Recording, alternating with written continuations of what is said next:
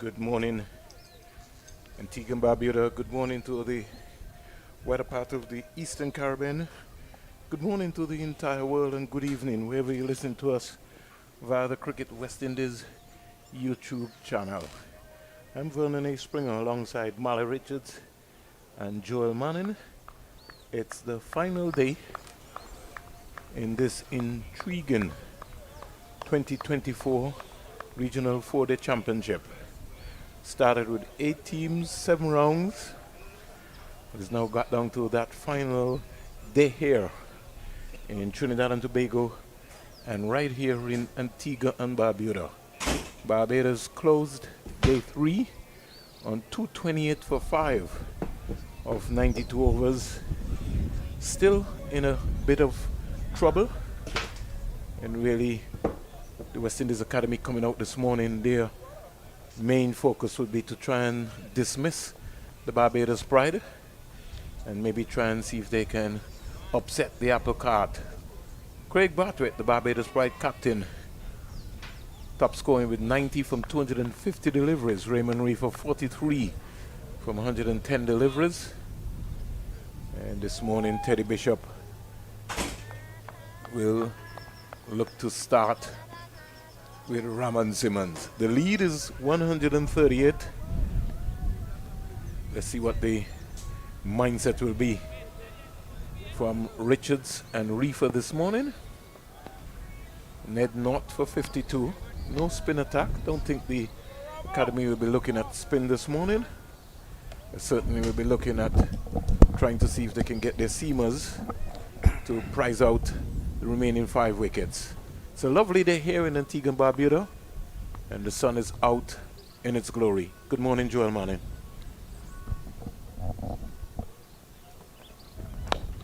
First delivery by Reifer, turn to Johnson at the short mid-wicket area. Good morning, Vernon.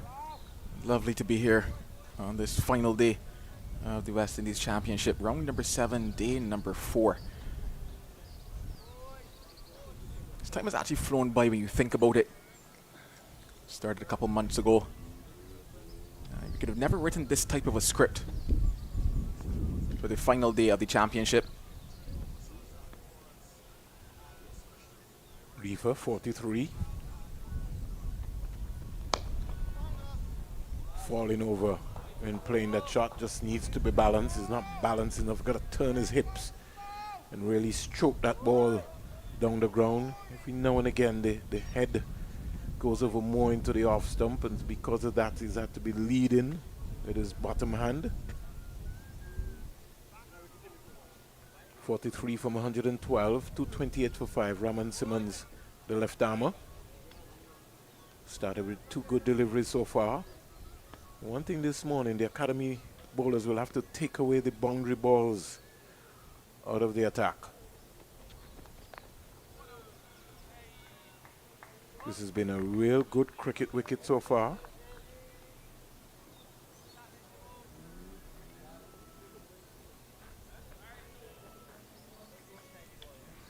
You probably might see a bit more intent naturally from Raymond Reifer today in comparison to what he did at the end of yesterday. Just looking at how things are shaping up, Barbados Pride might be looking probably to bat, let's say 15-20 overs or so today.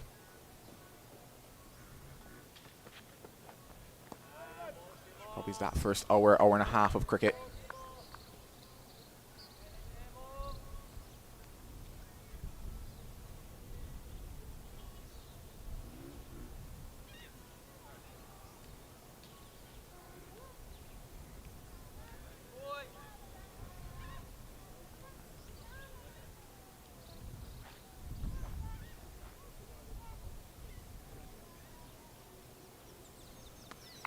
.28 for 5.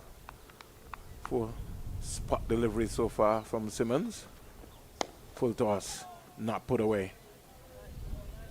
Reifer could have done a lot better with that. Needed to lean and climb into that and find the fence. Instead, he just found the fielder cover.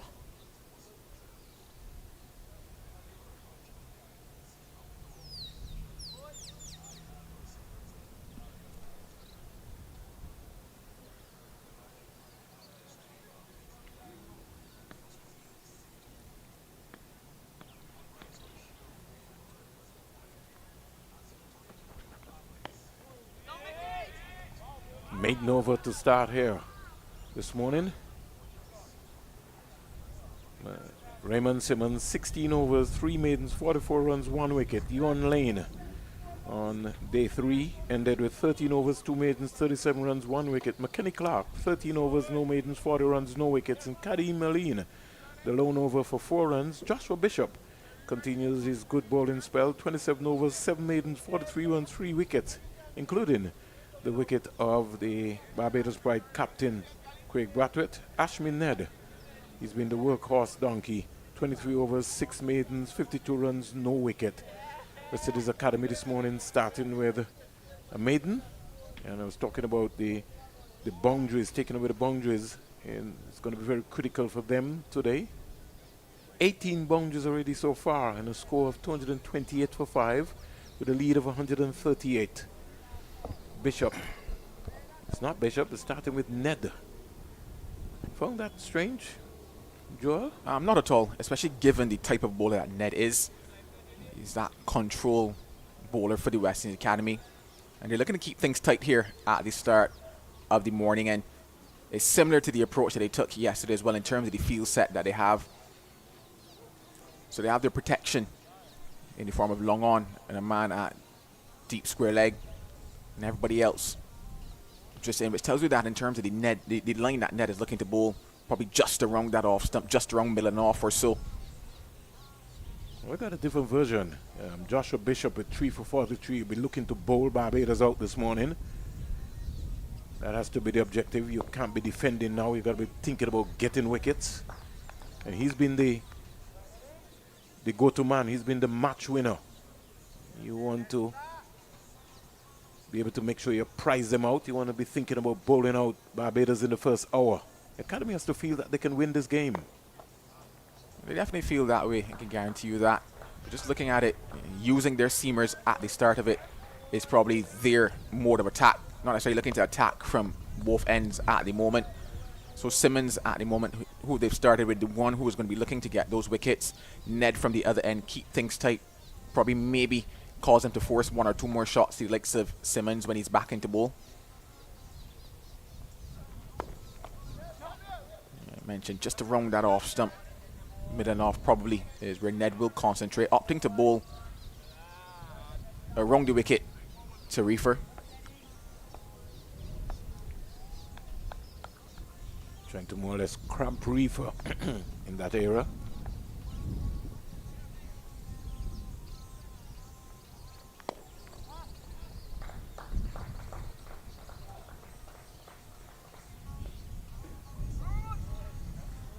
I think the West Indies Academy will have to lift their fielding standards today. Yesterday, they sort of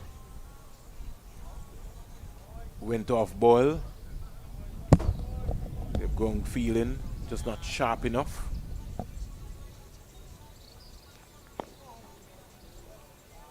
Couple of drop catches, misfields. Gonna have to set the bar very high today, especially in the first hour. Otherwise, this game can run away from them. Lead 140.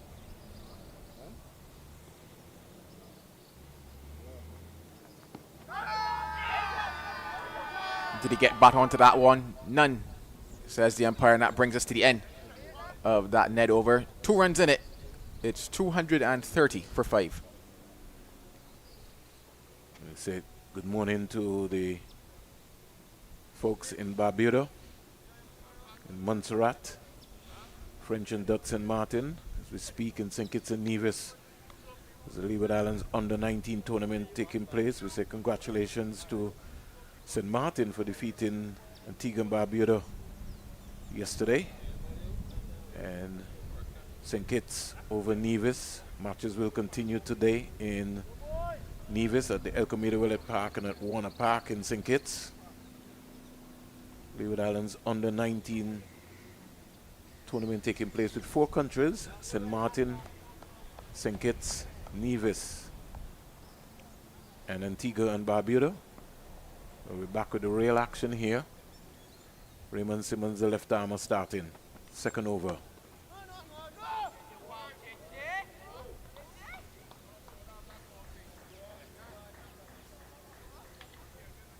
Reifer taking a long time to get into overdrive, into stride.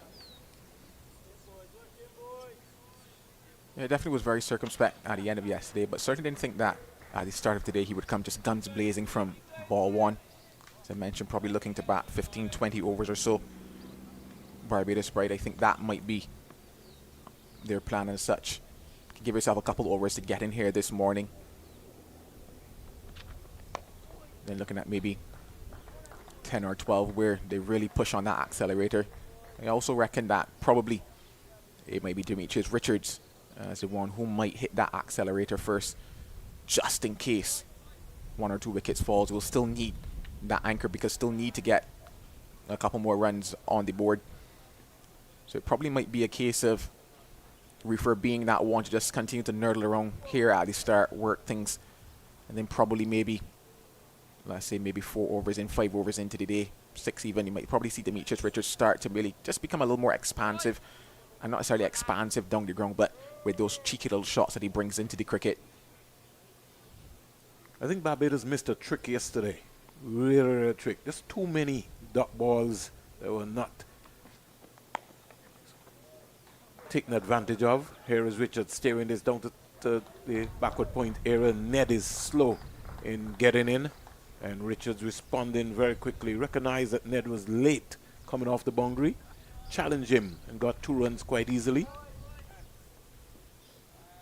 The sort of intent we're seeing from Richards and Reifer today, we didn't see that yesterday. What we saw was a more defensive mode from Brathwaite and Reifer.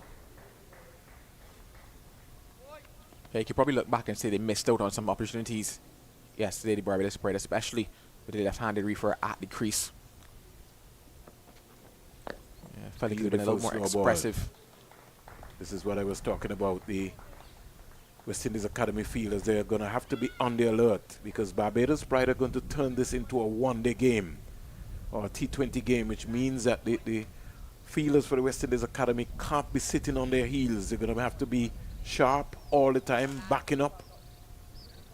And too many times I feel during this series they have just sort of just been laid back and just hoping that something is going to happen. Got to make something happen.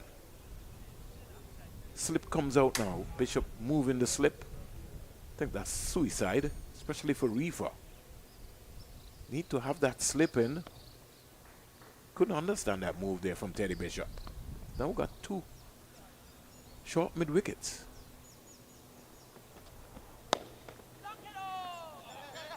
Gets it past McKenny at cover, but should probably just be 1. Yeah, the removal of that slip probably maybe tells he might start to get a little straighter here. Simmons probably telling himself, okay, not really getting what he might hope for with the ball. Obviously this ball 94.5 overs old, so it's definitely at the end of its life. So probably saying if he gets a little straighter, probably has a better chance of a drive on the up, possibly as his option.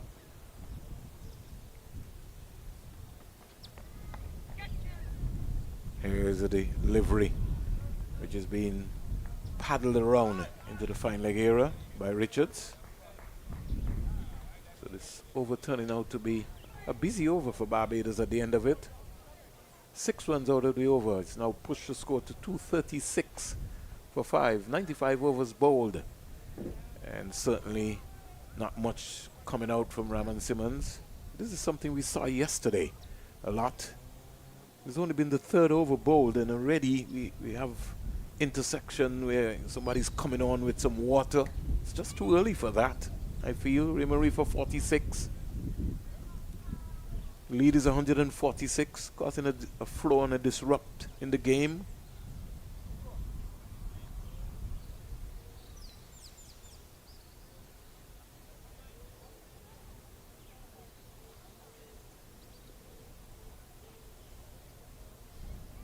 Ned continuing. It'll be interesting to see what will happen in the next over.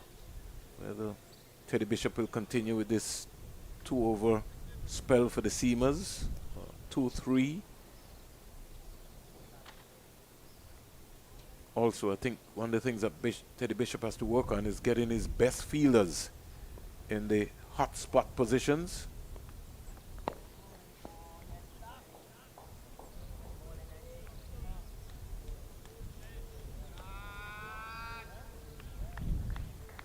The fielders themselves, they have to be knowledgeable to work out angles, where you are, where you're positioned, what's your strength, what's your weakness.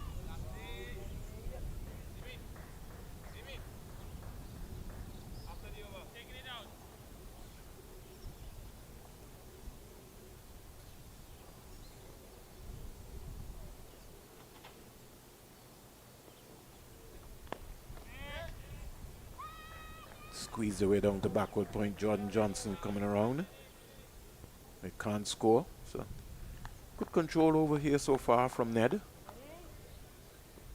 No protection on the offside. If the Richards paces the offside field. But Ned has been spot on with his control. Lead is 146. Sort of score Barbados will be looking at. Be very important.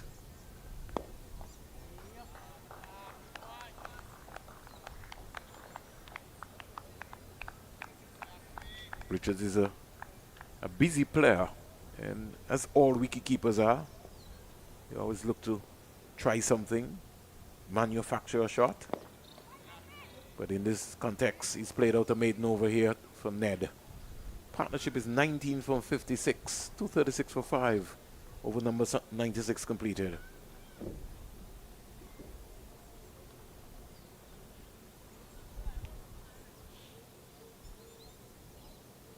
Today certainly will be a game of time when it comes to Barbados Pride. The official points haven't been released to my knowledge at the end of day 3, but I'm pretty sure that they, along with many others, have worked out what they need to do in order to take that title.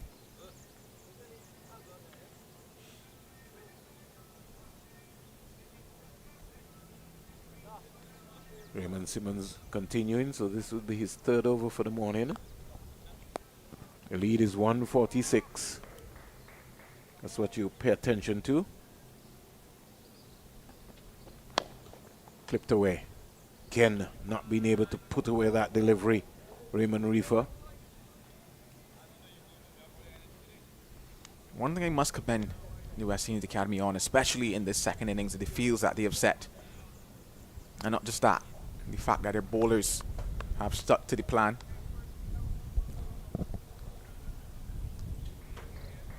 They really bowled well in this second innings and been controlled.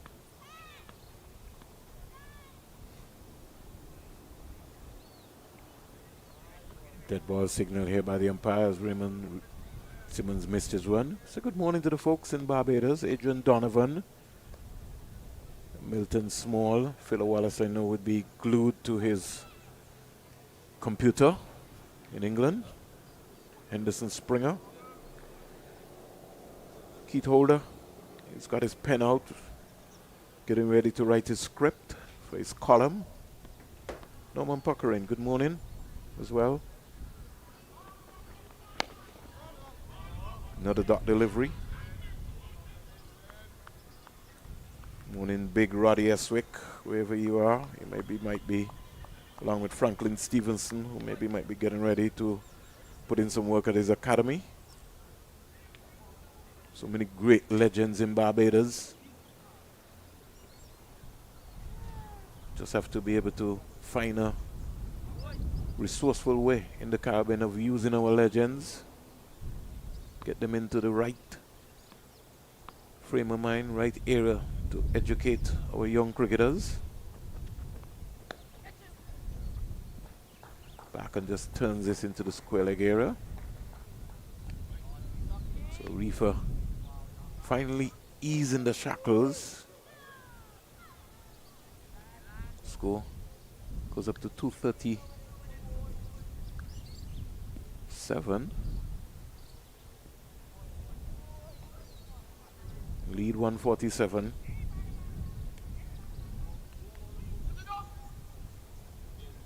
Academy could be put under some pressure either to win the game or save the game. Barbados is looking to maybe get 250, 275.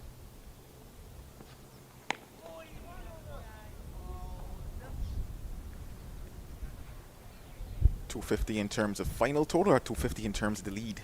250 in terms of maybe the final total. They need to give themselves at least 2 sessions to try and knock over this West Indies Academy team. I think they might go just a bit beyond that. Like I said, I think it's more so a case of time for them. For sure, I don't think. Rather, I'm pretty certain that they will not bat this entire session.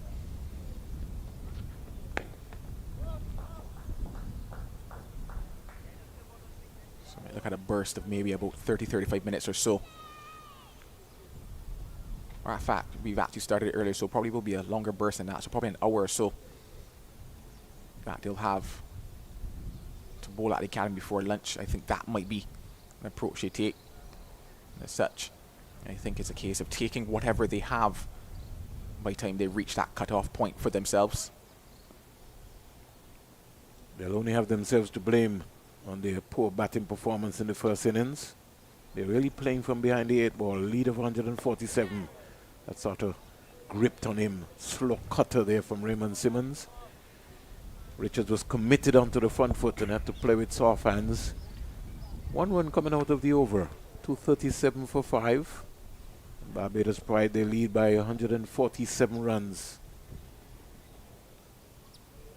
From a very neutral perspective, and I say that before I make my next comment, from a very neutral perspective, I have liked the fact that the batting failed for Barbados in the first innings. I'll explain. Because I also like the fact that Guyana's batting failed in their first innings, and I like the fact that Leewards were the only team to really secure those batting points, just simply from adding to the flavour of what has been the West Indies First Class Championship. Naturally, yes, you would have wanted that the batting stood the test of time in round number 6. You know, these teams put up big numbers. However, that was the expectation as well for round number 7. It simply did not pan out that way, especially given the oppositions that you're looking at. So Guyana playing CCC, Barbados playing West Indies Academy. Naturally, persons automatically allotted a minimum of 3-4 batting points to the likes of Guyana, to the likes of Barbados. But by both batting sides failing in their first innings, what it has done is bring the contest to a very interesting boiling point here on day number 4, where the points are merely a matter of 2 point this and 1 point this between them.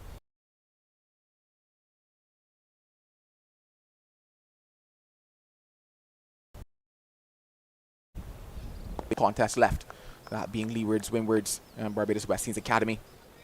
On drive from Raymond Reifer, misfield from Ashmin Ned, something we've been talking about all the time. Bowlers not looking to cut off or stop the ball when being hit back to them. It's an area that all of the spinners have been guilty on in this championship.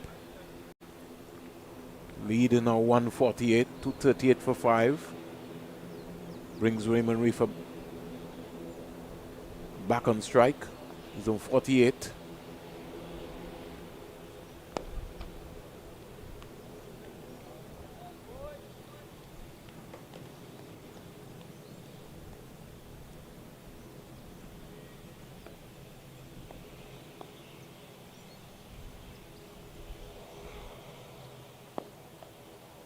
Can come quietly forward is Reifer. I think he can do a lot better. Those balls that Ned are flighting up there, there's no protection on the offside. It's good enough Reifer to come and hit those balls past Alleyne mid-off. Even if you have to just push them back, put some pressure back on Ned.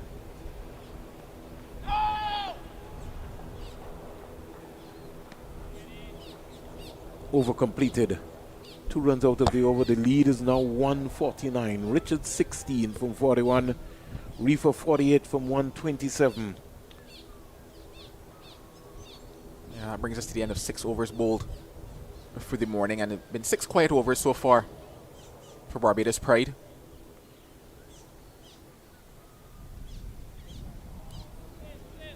Looking at how things could potentially shape up by the end of the day. That Leewards Windwards contest about to get underway in a few minutes. And Barbados will know that if Windward wins, based on the unofficial points that we have at the moment, then they be taking home what is their first title. If Leewards win though, and they take a minimum of 6 fast bowling wickets, they will go ahead of Barbados, and then Barbados in their second innings when they're bowling at the academy would then have to take a minimum of, I think, maybe 2 or 3 fast bowling wickets plus take the win to get themselves the championship. So Simmons is off and in comes Yon Lane. Simmons spell 18-3-51-1. Lane starting his 14th over, starts with the delivery down the onside. Alleyne, 13 overs overnight, 2 maidens, 37 runs, 1 wicket. McKinney Clark, who we have not seen as yet, 13 overs, no maidens, 40 runs, no wicket. And Ashmin Ned continues his good bowling form, 26 overs, 7 maidens, 56 runs, no wicket.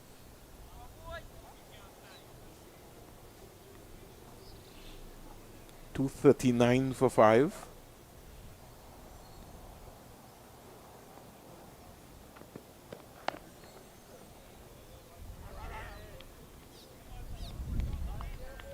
Richards has looked solid in defense. Something that you, as a cricket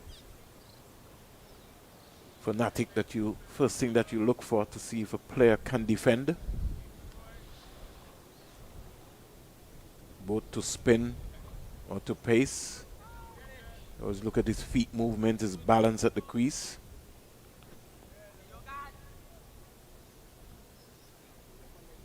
Barbados Pride, a lead of 149. Yon Lane. Driven. Ken. Got to get the right fielders in the right positions. I don't think that McKinney Clark is in will establish a cover position. He has to cut that ball off. It's just gone too square.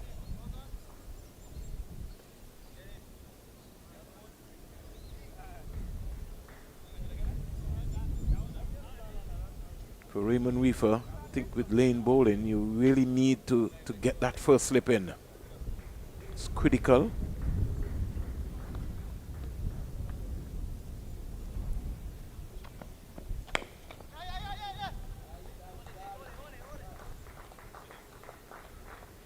It's just interesting the amount of times that we've seen them go for those pace-off deliveries here.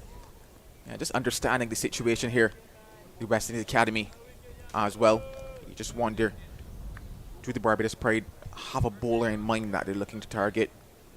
Or do they have a specific time in mind that they begin to target?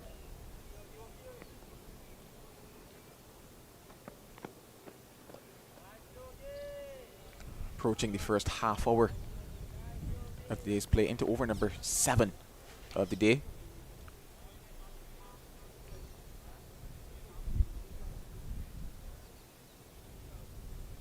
Lead for Barbados on the 51. It's great to see West Indies Academy captain Nine Young taking around the drinks, enjoying his spell, out injured for this game. Alleyne bustling away. Turned away down to the fine leg area. This partnership is 25 from 75, over completed. 3 runs out of the over. Raymond Reifer 49. It's been there for like a long time in the 40s.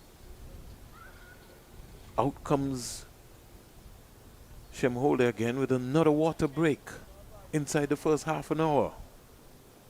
To be fair, I think I can understand, because I was out there for a little while during the warm-up drills.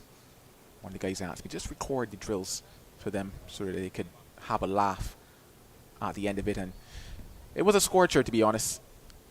Quite hotter than we've experienced across the 3 days that we've had at Coolidge previous to this. I don't think either side will mind, though, as it looks as if we're going to get a full day's play here at Coolidge. Don't talk too fast, Joel.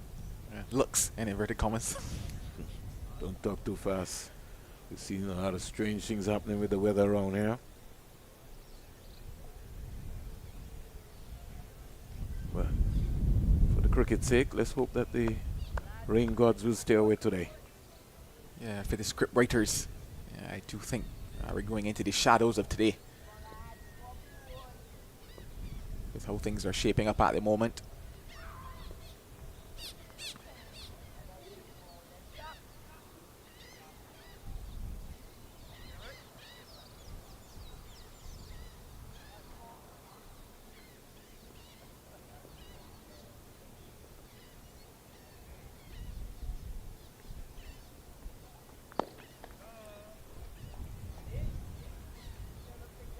Still content at the moment just to see things, play them as they are, not take any chances, Barbados Pride.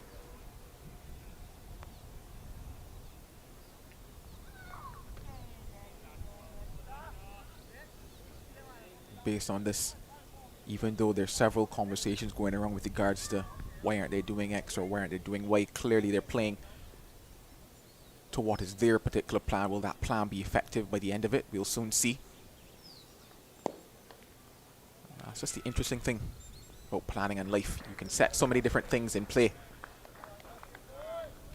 Morning to Andrew Mason in Barbados. And to all of the other fellow commentators.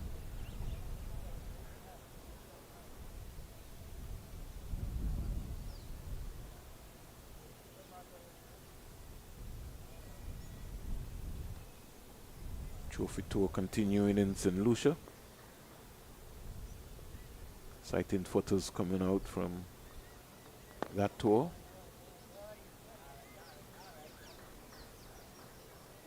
Remember the biggest T20 World Cup event, the 9th edition, coming to the West Indies and the United States of America. 20 teams, 55 matches. Starts on June 1st. Worked into the square leg era, getting a single. Richards just maneuvering the strike. Over completed. Partnership is now 26 from 81 deliveries. A lead of 153 in the context.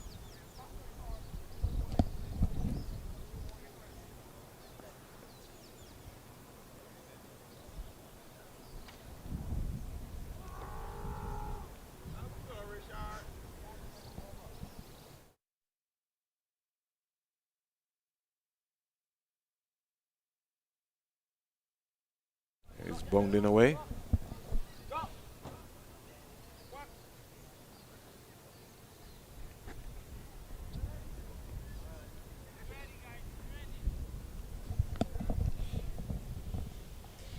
Barbados Pride leading by 153. Lane comes in to bowl to Richards. Richards is just playing this into the mid-on era. Teddy Bishop can't stop the single.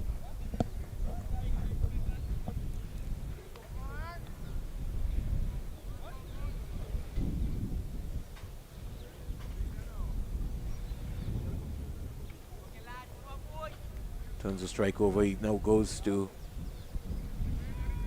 19, brings Raymond Reifer into the conversation. 243 for 5.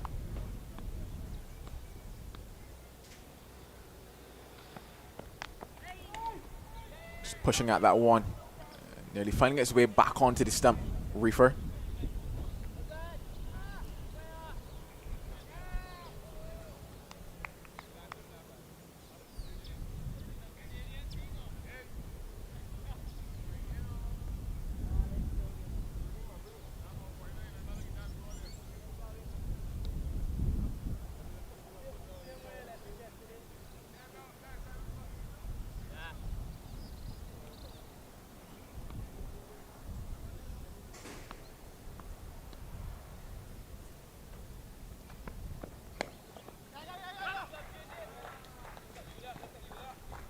$50 up for Raymond Reifer. Finally. Brings up his 50 here. Timely moment.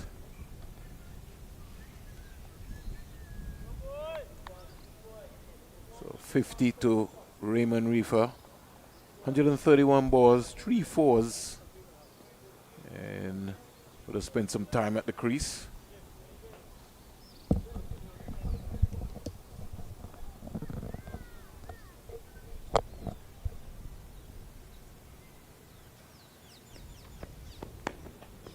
Here's Richards just squeezing this one out to the backward point fielder Ned. The lead is up to 155.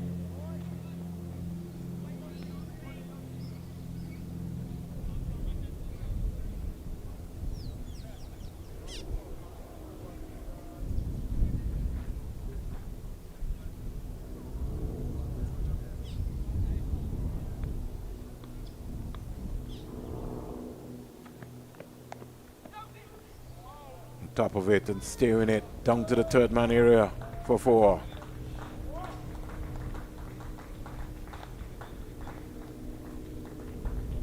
first boundary of the morning. Wit given by Alleyne.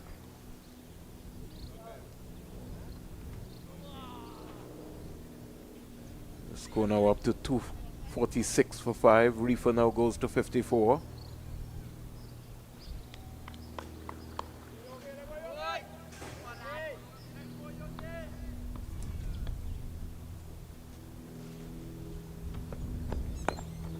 Slow delivery. Ken York almost nearly yorked himself. Reifer didn't lead with his head on his shoulders. End of the over. Partnership 33 from 86. Reifer is 50.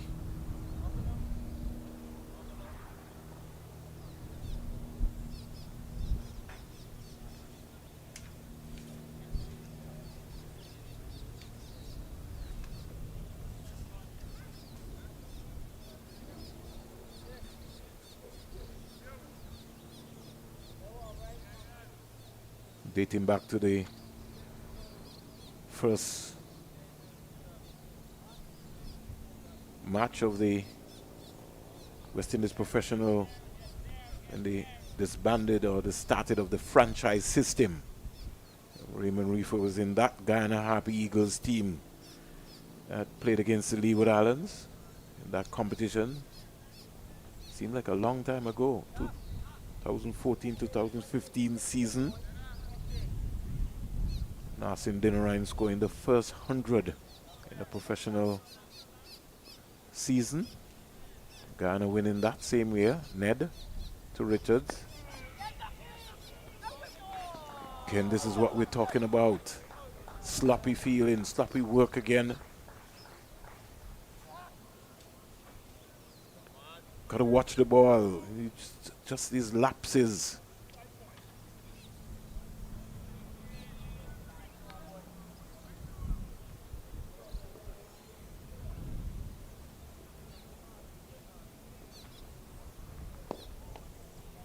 To let you know how far Reifer would have come in that team, which was captained by Leon Johnson, Shivnarine, Shandapal, Devendra Bishu, Ransford Beaton, Anthony Bramble, Chris Barnwell, Asad Footed including Dinarine. Reifer played as a left-arm fast bowler during that game. And the Leewards then was captained by Devon Thomas.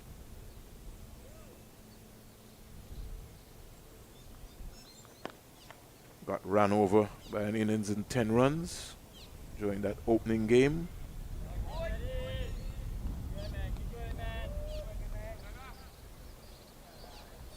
Guyana scoring some 343. Leeward was skittled out for 94.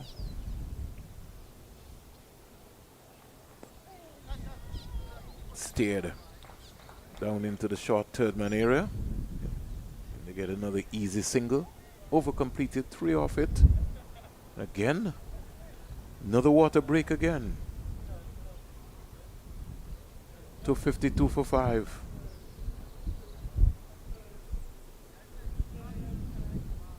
Jamal Hamilton in the second innings for the Leeward Islands were bowled for 239, 74. Gavin Tongue with a blinder, 49. Yeah. Gavin Tongue. In fact, in the game, Gavin picked up 4 for 60 from 23.5 overs.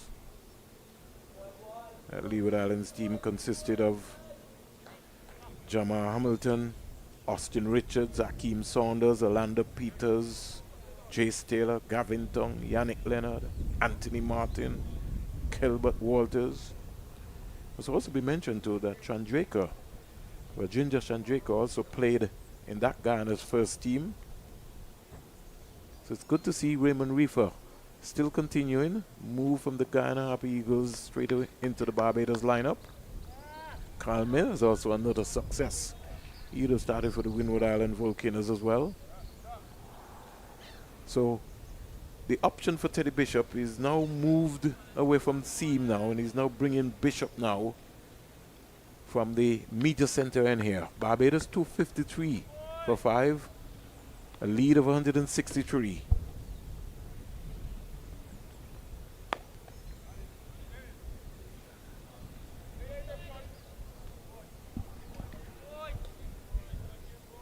No, he didn't. He didn't come through yet. Not that season. Yeah.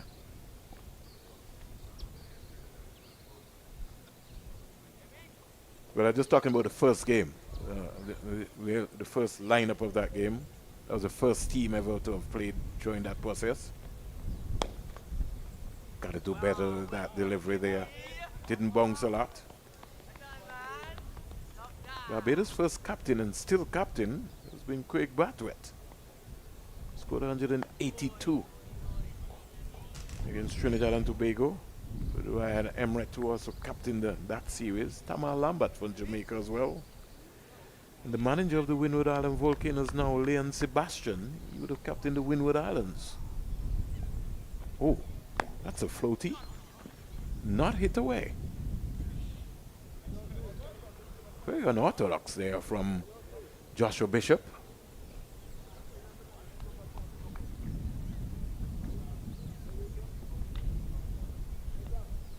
Partnership is 36 from 98. Maiden over by Joshua Bishop. Another water break again.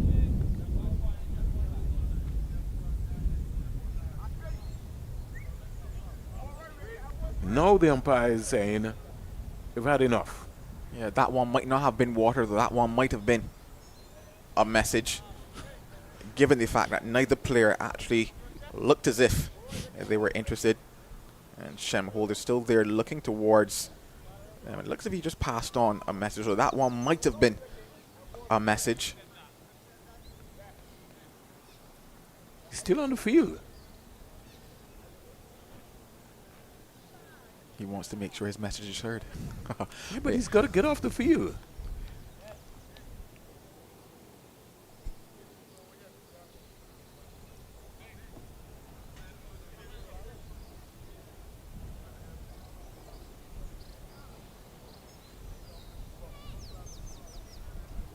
$253 for 5. Lead of 163.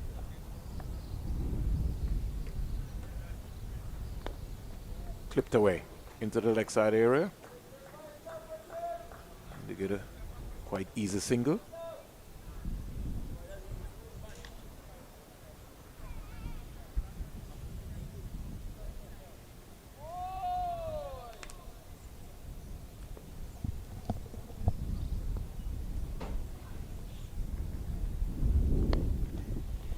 Punch down the offside. So maybe there's some urgency from Barbados now. 164 to maybe try and push on. Try and start to up the tempo some more. We've had 44 minutes of batting so far. Clipped away again. Another single. The academy seems to have gone flat. Bishop is reacting. He's moved out of first slip now. The line from Nedders maybe just varied. Prepare to see something special coming out from Richards. Lost his shape there. I say commentators, don't want to say commentators cursed.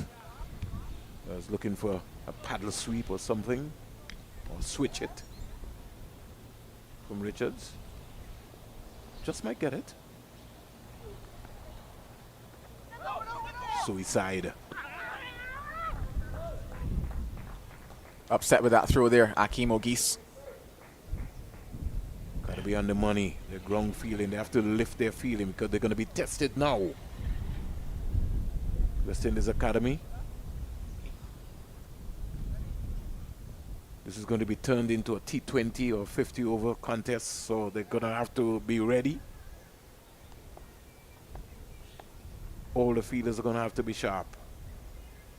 Going to get low to the ball. Tickle down the onside. Lane is after it.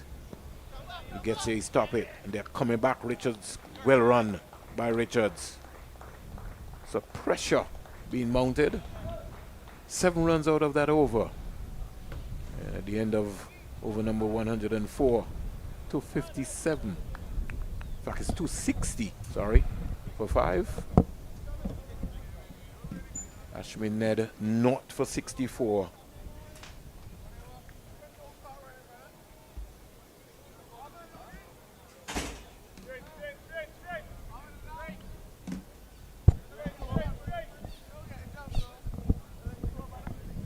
We now have a drinks break, the first of the morning.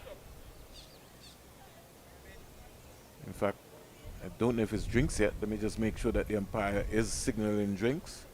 So he was right at the point in time. Reifer trying to make a point to saying, well, listen, but the umpires are in control of the game, and we had like 3 water breaks this morning, even before the first official drinks break. I know it's hot, but it also stops the flow of the game. So at the first break, 260 for 5, 104 overs bowled. Raymond Reifer not out. 59, Barbados Pride lead by 170.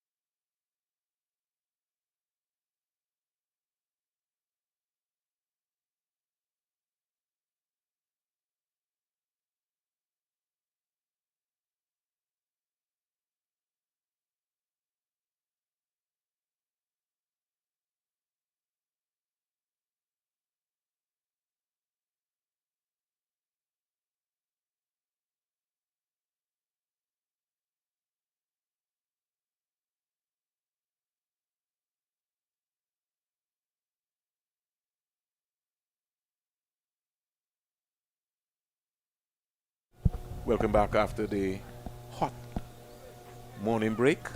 Barbados leading by 170 with Joshua Bishop starting from the media center end. Flighted delivery. Whip down to long on. Morning, Molly. Morning, Vernon. Morning To all the watchers and listeners, it's good to be here once again. Barbados leading by 170 at this point in time. Add one to that. 171. So, just having a chat with a few of the backroom staff. Based on how things would have looked yesterday evening, they would have been hoping to get at least 200 runs in the lead.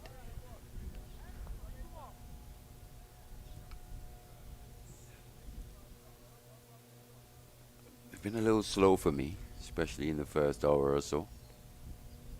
Now we're seeing the shots coming out. Out it Reverse comes. sweep, but can't find a gap. That's what I was talking about before. I know he's going to look to pull that out. Coach Richard Clark out of Barbados was just informing me more about the game of a Demetrius Richards, more known as a 360 type player in the limited overs format in Barbados. As we said yesterday, hits the ball in unusual areas, quite wristy. This time looks to go over the offside, but doesn't make good contact. Gets 2 runs in the end. So we're just seeing the increase in intent, well, that positive intent I think after the first hour. to support what you said, I think they missed a trick yesterday. Yeah, it's not like the bowling was, yes, it was good, but they could have really propelled and put some pressure back on the academy bowling yesterday afternoon. I think the captain will be ruining himself in the way he got out. He just built that pressure, and you got to be able to maneuver, especially off of the spinners. He just sort of went into a defensive frame of mind and didn't know where to score. Partnership is 46 from 110. Yeah, you're right. I think he started quite well. The tempo in which he would have come out with, thought was right. I think he just lost his rhythm slightly when the spinners came on. Something we spoke about yesterday, just scoring options. What exactly are his scoring options against spin? More often than not, he just sweats on something a little short. Maybe he can get back and cut, use the pace. But he doesn't really use his feet to advance to the spinners, and I think that's a big part of playing spin. But I think he's capable, Mally, because even yesterday when Bishop was bowling, Bishop got him out. Bishop looped up one, and you got to come and smack that. The mid-on and the mid-off was right inside the circle, and he got himself caught into a trap. He just defended rather than going through with a shot. And Craig Brathwaite has been around for some time. Gotta sometimes, especially when you come at this level, at the first class level, you just dominate and said, listen, I'm the West Indies test captain. You're not going to bamboozle me. I'm going to show my authority, not reckless, but authoritative. As we were saying, even at that age, you must be looking to get better. Highly motivated to work on your game, get better, increase your scoring options. We already know he's got his defense pretty much nailed. I don't know. We've covered a lot of games, Mally, right? Can you count 3 batsmen who we see have just used their feet, just left the crease and really dance and hit the ball? That's what we were saying yesterday. Not too many. Maybe 1, if that. Seen Sinclair look to advance at times against the spin. But generally, batsmen these days, especially in the West Indies, tend to stay home. The sweep shot is their scoring option more often than not. I think he's in trouble. Ooh. He's lucky to get away with that one, Richards. Let's see what the umpire signals here. I think he got something onto it. I think he did get something onto he that. must have. He did get something onto it. It's quite full. Or it's hit the arm, actually. But did it just evade the glove? If so, I think he would be dead. And when I say dead, I'm not meaning physical death. yeah, in that situation, the arm is just as legal as the pad. It is. In that situation, so It would have been a fine one for the umpire. it would have been. Yeah, we're looking at it here from our television monitors. Kevin doing an excellent job from Tobago. So too was the whiz, Jason. We see Ned in between wicket and wicket, so he's been good here this morning. Very economical. Scoring rate is hovered at 2.50. Yeah, it's almost like a drawn match that you're looking at. You would expect maybe Barbados to try and increase the tempo now. 51 partnership coming up off 116 deliveries.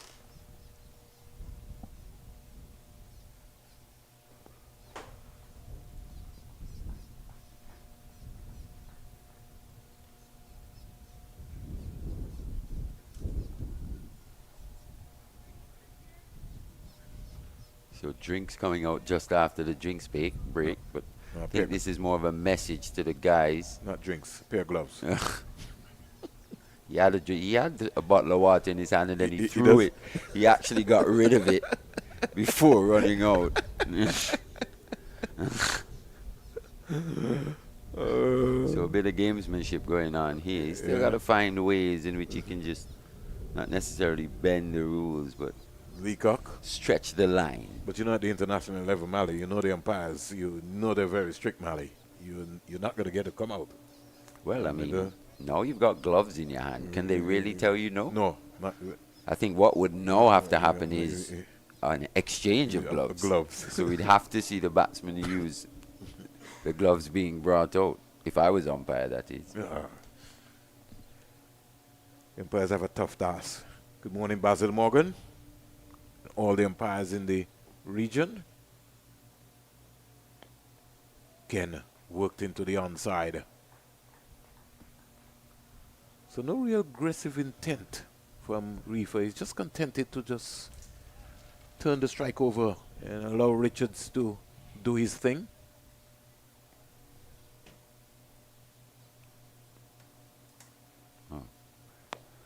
Richards goes big.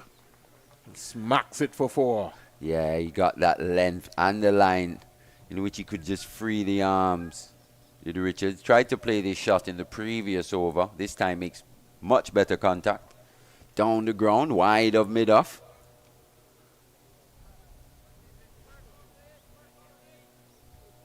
So, looks as if Barbados is on the charge. Richards goes big again, straight. Full into the rope, that would be 6. 6 runs to him. So 10 off 2 deliveries. So he's taking a liking. This is what I was talking about yesterday. Somebody to be able to propel and move on the attack of Ned or Joshua Bishop. Richards has now provided that impetus here. He goes to 40 of 78. The lead now goes to 189. Yeah, no real field restrictions here. So West Indies Academy can just afford to drop these fielders back onto the boundary. I think boundaries are a premium, you were saying this morning. Yeah. We've had 2 so far and a maximum. I think now they've just got to go into defense mode. Reifer missed out. Missed out completely. Got to just get back onto that. Just needed to make some sort of contact. Partnership is 63 from 122. Make it 64. I wonder if Reifer is 100% fit, Mali. And I said that in the context. Is anyone, you know? No, I was talking about the water break this morning in terms of how he's feeling. Oh, Yeah, because he kept calling for fluids as if maybe ill, you never know. Yeah, he maybe got a flu bug or something bugging him. That's what I meant in that area. Okay. Not in terms of a cricketer, because a cricketer always have niggles. Definitely, especially round 7, long season. They're going to need an ice bath and be off for about maybe 2 weeks, 3 weeks. Well, actually, they've had quite a few breaks in between. But it's still been a long season because has. even though you've had a break, you still got to Mentally. put in the work. In between. Now, just keep that fitness and sharpness. Yeah, you still have to meet your fitness requirements, beat the yo-yo tests, whatever. Got certain standards that you have to meet as a professional cricketer. Barbados lead by 191 runs. So saying this year is slightly different for these players. The amount of breaks they would have had. It's almost easier just playing the games back to back to back. If that happens, Mali, then the squad list will have to be increased. Because if you have a thin line where you just have somebody in so that the squads can balance out there. Yeah, it's a lot easier to maintain your match fitness that way, though, Yeah. as opposed to, having 2 weeks off and then coming back. Thank God it's only 7. You had 7 rounds as compared to when the season started. You had 10 matches. So we all understand what the challenge is. This season is the World Cup year. I also anticipate maybe they'll have another Headley Weeks tri-series at some point. Bump up that to maybe 10 games with those players that were selected also. I don't think based on the window. Not enough time? Not enough time because you remember you have the World Cup. So that's another scenario they got to look. You got so much cricket activities coming up, Mali, that they're just going fast and furious. They're going to England most likely. The squad. That squad is just going to be going off anytime, or will be on the minds of the selectors to know. You also have a tour to Nepal. That's unnecessary there for Mogis. Callum Boyne Tuckett had to scurry out of the way there. He'll be fine. He's got pads on. What about his boot?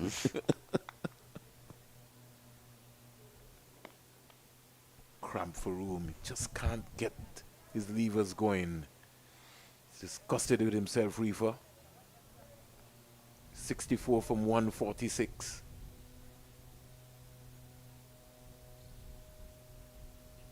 Think he feels he's in the conversation for a test record?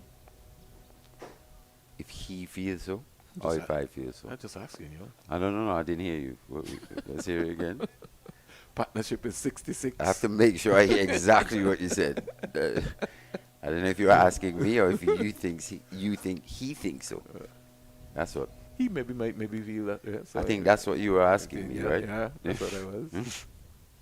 283 for 5. I know. I think cricketers are quite honest as well, to be fair, and I think maybe he just hasn't scored the weight of runs to demand a recall just yet. Right. And it also depends on the selectors as well to manage, Mali. Because one selection panel might decide it's time for us to move on, and then another panel might just decide, well, listen, it's time to call Mali Richards back. Depending on the context and what's available. Is there a new panel since then? Well, the issue, I think you only have, I think we only have Daisy. I haven't heard any other names or seen any other names in the media. So I just have to respect it as that. So out comes Joshua Bishop, who's been the leading wicket taker so far. McKinney Clark coming for the first time this morning.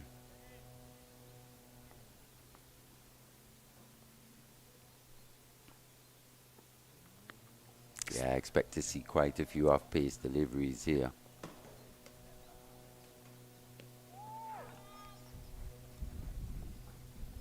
It's craziness going on in the IPL. 133 for 2. Sunrisers Hyderabad, they keep bettering themselves almost match after match. Travis Head, 85 of what? 27 deliveries. Oh my gosh. Really wouldn't like to be on that field. What's that, 133 off 7? Oh, gosh. Ridiculous hitting going on. That's going to be a back-to-back 100 if he gets there. He's in the form of his life. This new rule now of impact player, you can understand what is going to be happening. Some players warming up nicely for this World Cup. Yeah. At the Low on IPL. confidence was Glenn Maxwell, who decided to maybe take a break. He says, let me go back to Australia and recharge my mind. Dropped himself, basically. Yeah. Well, was asked to be dropped. And that's the point that you were just talking about, so with cricketers being honest with themselves. You have some folks who just hang around.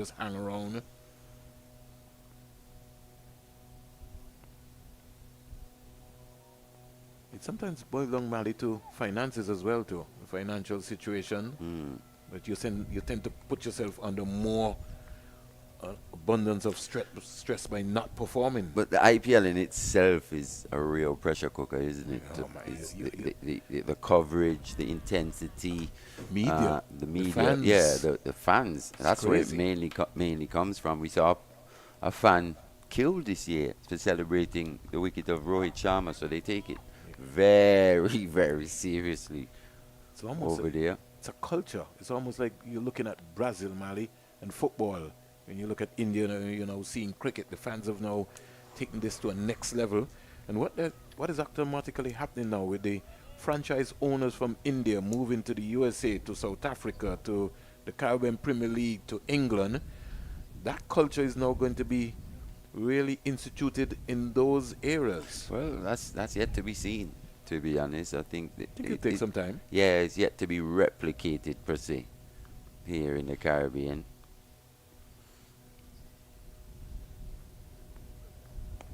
And around the world, regardless of the ownership, and you still need that same engagement.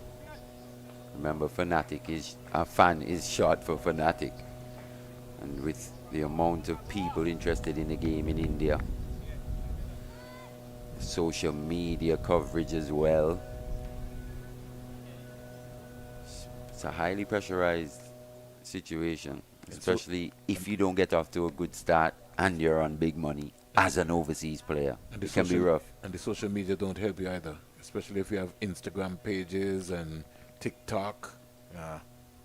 You're so right, Mali. You have to perform, or you should perform. Somebody could be in trouble. Oh, no. Just needed to hit. Oh, that's what I was talking about. One stump to aim at, though. Yeah. Teddy Bishop in that extra cover position, short extra cover. Just had the one stump to aim at. Took his time, settled. Richards nowhere in the picture. I think he could have even underarmed Mali. He had so much time. He did have a lot of time, and that's another thing we said yesterday. He came from here ranging up. He could have maybe just stayed low. You sometimes have a lot more time than you think. Just run in, pick up, stay low, hit the base. So this lead now, just 2 away from 200. It's 198. 198. 10:38 here in Antigua and Barbuda on a hot morning. Play starting at 9:30. So just over an hour. Barbados would actually be quite happy with the fact that they brought up this 200. The time in which they did. They haven't really pressed the issue per se. It's just been normal batting. Bowled him through the gate. Looking to be risky once again and maneuver the ball through this offside. This time undone by Ashmead Ned. So Richards has to go. This partnership comes to an end. Reminds me a lot of a Rishabh Pant in the way he plays his strokes. Yes. Demetrius Richards, very risky. It'd be interesting to find out if that's his mentor. But he provided some impetus, Mali, that what the innings really needed. Yeah, just falling short of a half century there. Yeah. Well played, young man. And be looking to see some more of you. I know Philip Spooner, Mali, did mention Richards. We were talking about Rivaldo Clark. So the future is bright for Barbados with all this talent. Yeah, sometimes I think maybe he'll learn in this format of the game. He can just look to present a full face a lot more often. Just there. A lot of the young Barbadian batsmen too. That's something they're gonna have to work on him, Nashai and Brathwaite. But generally most of the Barbadian players tend to go square. But yeah, he already shown an ability to hit down the ground off the spinners. Yeah. So they would have been pushed back already. Just needed to knock that one down the ground rather than looking to maneuver something that wasn't there. Because in doing so, he's presenting more of a half of the bat face, trying to open it up to find the gap through the offside. And it would be easy for him to hit the ball where there are only 2 fielders down the ground. You always hear hit the ball up the V. So Mali, promotion for Shakil Cumberbatch. Right, he's quite a burly dude. He's been sent. He's been sent to do some hitting, I anticipate. So maybe this could be a T20 game. Let's see what his approach would be. Let's see what line Ned will bowl to him. Yeah. Ooh. He's been sent to hit. He's got to watch the ball, though. Yeah, he didn't look at that at all. Still got to give himself an opportunity. Not because you've been sent to get on with things. Still got to have a look for a few deliveries. Work out the pace bounce of this pitch. Looks like he doesn't even want to defend. So he was sort of surprised they were still looking to go big. And as you rightly said, just have a look. Just come out of the dugout. The lead is 198. I think deep mid-wicket could be in play here. Somebody, academy fielders, they're going to have to be sharp because they're going to be challenged here with a Cumberbatch coming out. Let me see what the approach will be from Raymond Reifer. Ashmead Ned not tossing up too many. Not at all. I wouldn't be either, Mali. Not at this stage. Into the pitch. 200 lead for Barbados. Yeah, that single brings up the 200 lead. Once again, Ashmead Ned almost did this earlier in the day as well. Just lackadaisical in terms of not only receiving throws but fielding off his own bowling. And as much as we've spoken about his improvements this season, that's an area I think he definitely needs to improve, and fast. It's not good enough.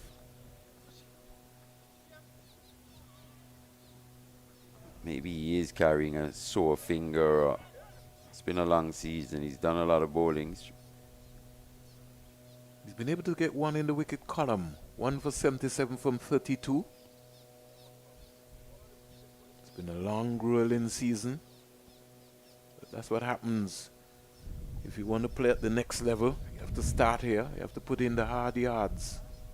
292 for 6.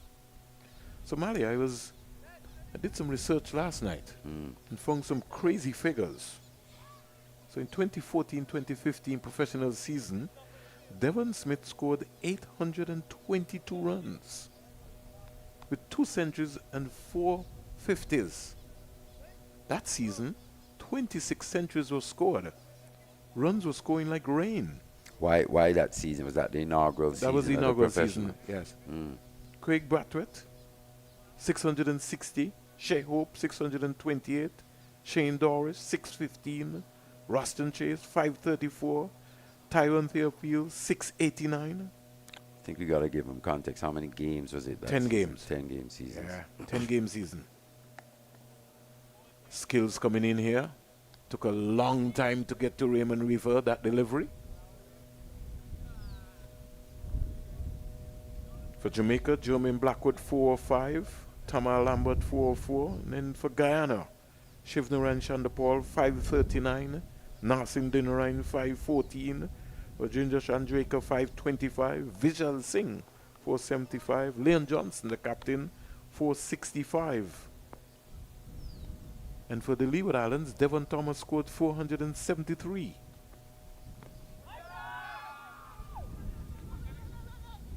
In that same season we were talking about, Gavin Tongue picked up 30 wickets. With Rakeem Cornwall also playing in that season, he also picked up 29 wickets. But I'm going to give you a story and you're going to laugh, Mali. Guess who the bowling was led by in the entire season? Let me see if you take a guess. In 2014? Yeah. Led by in terms of what? Wickets? Overall, yeah.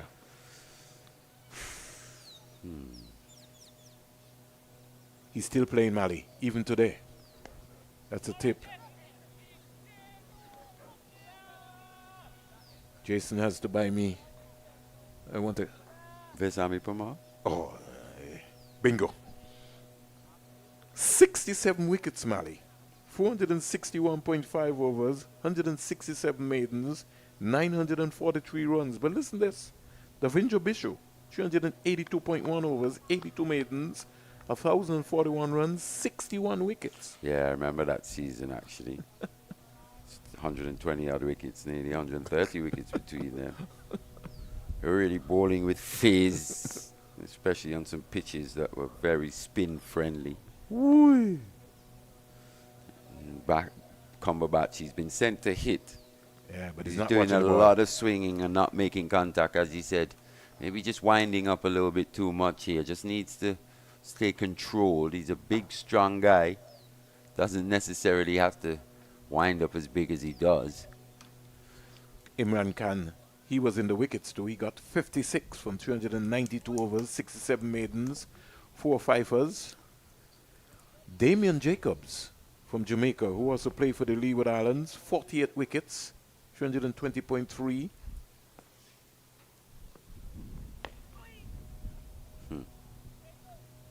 Jamel Warrican, 49 wickets that season, 298.4 overs, 87 maidens, 734 runs. And like I said, Gavin Tong with 30, Cornwall with 29, Jeremiah Louis playing that same year. He took 9 wickets as well. Anthony Martin ended with 14, and Quinton Boatswain from Montserrat 11. But it was a season filled with Kenway Peters. He got 37 wickets as well, Kenway. Packham. To the gate, almost bowled off the pads, through the legs. What big swing once again. We were just saying he's been sent out to have a bit of a hit. But he hasn't done much hitting here this morning. Once again, we've seen these white ball skills by this West Indies Academy team. Looking for a big heave through the onside. Never looked at the ball. Took the inner half of that pad onto the stumps. So Cumberbatch goes for 2 from 6. And interesting enough that Jason Mohammed would have started in that series, that 2014-2015 series, scored 587 runs and is still playing today when he's got an opportunity. Well, he would have been in his 20s then. Yeah. But it's good that he's still giving back to the game, really, when he gets an opportunity, even though there have been some calls for his head. You say you call that giving back? Well, when I say giving back, based on the what you would say the context of the politics, because sometimes the social media can run you in Mali. You can just decide that, hey, I had enough of this. He still wants to earn a good living playing cricket. And rightly so, and he's still one of the better players in Trinidad cricket. Right? Easily. Better batters, so I think he's shown that once again this season. It was a bit of controversy, but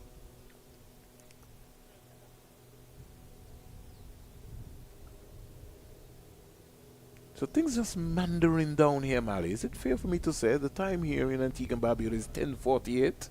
It's 205 the lead. I think the question now is how much is enough? How much is it? In Barbados' eyes. That's the problem. 250, 275, Mali. As Joe was saying, they're going to have to seek bowling points as well. Let's see what's happening in that Windward-Leeward's game, actually. That's going to be interesting. That's going to be a big axe. Yeah, they made a hell of a start, though. Yeah. Windward Islands were overnight 112 for one, chasing 415. So Pascal getting a good start there, too. Yeah, came into the final. They needed 303 more runs to win that match. That's a record chase if they get there. Against the Leeward attack without the Raheem Cornwall. And you just mentioned Stefan Pascal. He's gone. He's out. Windward Volcanoes, 134 for 2.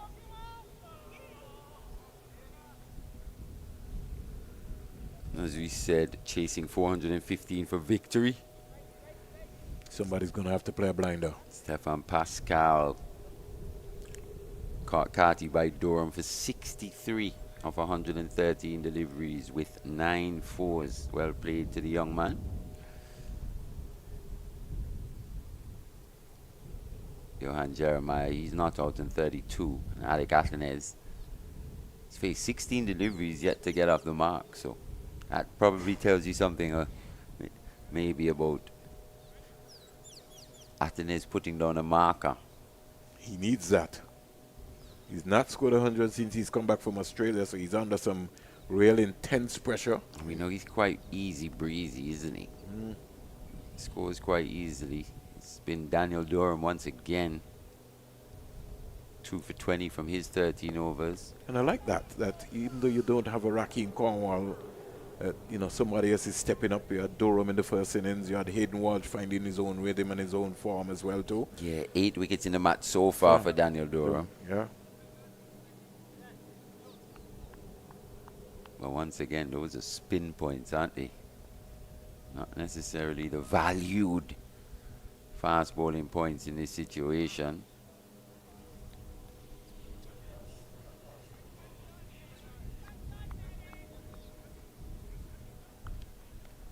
That's been a long time. The spinners are always going to dominate because normally too, the spinners tend to they tend to bowl more overs anyhow. I think the wickets have just gotten slightly better for fast bowling, though. Yeah.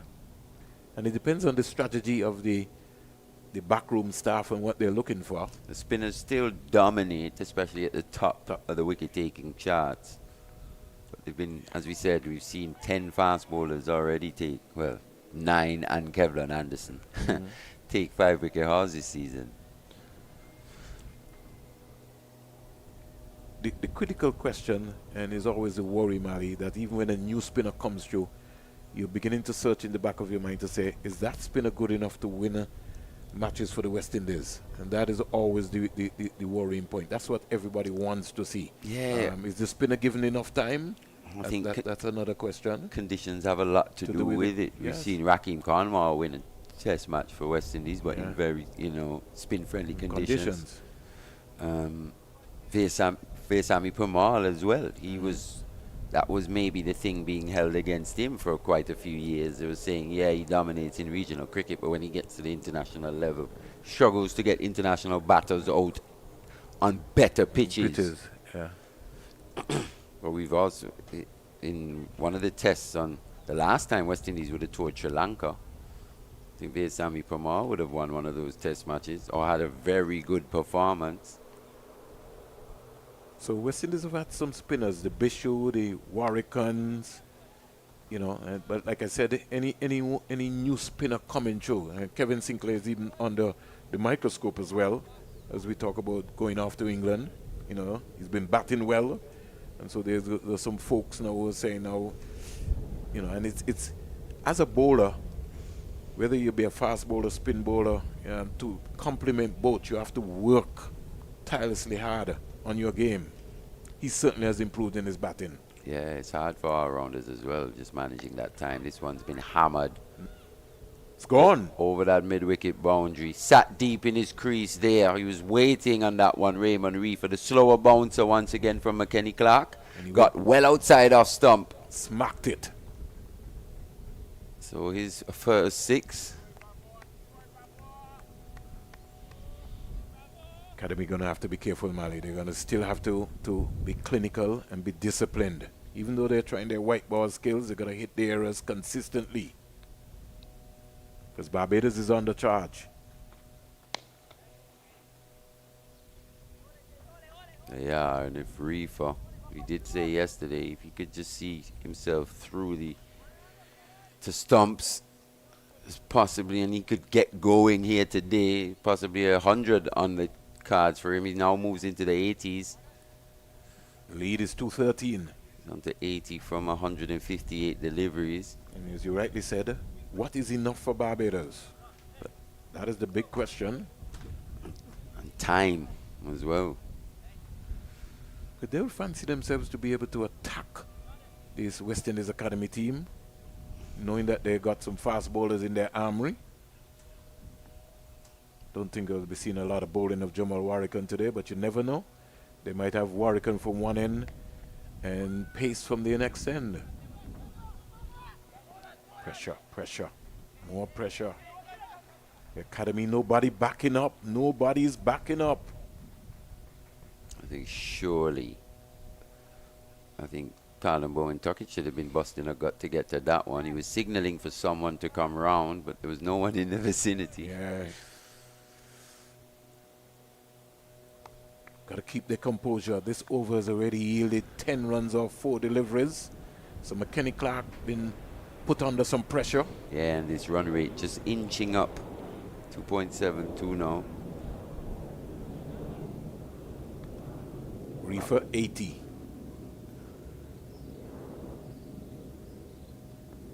Slow ball. Glided away down to third man. Waited on it. Because there was no pace, really. Had to make his own pace out of that delivery.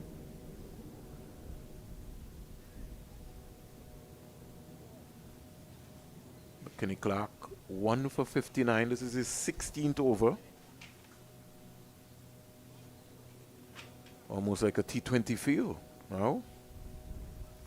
Well, yeah, no fielding restrictions. So 1, 2, 3, 4, 5, 6, 7. He's gone across the line this time. He's been given, it was full. So Hakeem Jordan departs, went for the massive slug sweep. McKenny Clark nailing the full length delivery. Yeah, that was hitting middle and leg. So Hakeem Jordan has to go. McKenny Clark picks up his second. Barbados just losing a couple quick wickets here. 307 for 8. This lead 217. Very interesting proceedings. I'm not even sure whether the academy will be confident to chase this down based on how they would have batted in the previous match. Wow. I think we've got an exciting finish on the cards. Yeah, we certainly do have an exciting finish on the cards. Coming up on an hour and a half in the days played thus far. I was hedging my bets that probably Barbados might be aiming to bat that hour and a half or so. Currently about, just about 21 overs now into the day's play. And certainly looking at that number, I don't think at any stage, unless the likes of maybe a Kadeem Alleyne gets going, that the Western Academy will even attempt to chase down that number. I always figured it was just a matter of time for Barbados Parade, and what was the allotment of time that they said, okay, this is what we were giving ourselves to bowl out the academy in. So we'll see how much longer past that hour and a half in the day they will bat. And it's interesting because I actually expected Jamel Warrican to come up the order. I expected him to come before Hakeem Jordan. Certainly I expect him to come before Cumberbatch as well, just because of what he can occasionally do with that long handle. Jamel Warrican and the situation that Barbados Parade are in at the moment. Very much been a passenger in this match so far, Jamel Warrican, just because of the different permutations. Maybe that bonus point system. Just bowled a 1 over in the first innings. Yeah, Barbados Parade were certainly aiming for those maximum bowling points in the first innings. And I do expect, though, that Jamel Warrican will play a major part in the second innings based on the calculations at the moment. Yeah, they don't need to get the full complement of fast bowling points, the Barbados Parade, and as such, you would definitely, I definitely do believe that Warrican will become a major part of their conversation come the second innings. Yeah, probably fair to be said that he'll have a bit more batting pedigree than a Cumberbatch. You know, Cumberbatch quite a burly guy. Sent out to do some hitting. He's gone reverse sweep this time. Given first delivery. So all of a sudden, Barbados losing 3 quick wickets. 9 down now. And I was just going to say maybe they were going to bat for this first session or so. But will they make it through this first session? Jaya McAllister, the final batter, comes out. Ashmead Ned picks up his second. Just like that. Well, the interesting thing about it is that decision then becomes made for them should they be bowled out. It's one of those situations. Let's say, you head to the toss, you're not sure what you want to do. You hope the other captain wins the toss, so hey, okay, this is what we have, no choice. Yeah, you make that decision for me. Yeah. Regardless, they were always going to try and bowl out this West Indies Academy team for roughly 200, 220. If they were to get more, under that score actually, if they were to get more, I think that would be a bonus considering the time available to them. Yeah, in terms of numbers that I was throwing up since yesterday, I said, okay, at 190 you tell yourself, okay, enough runs on the board if we put in what is a fantastic bowling effort.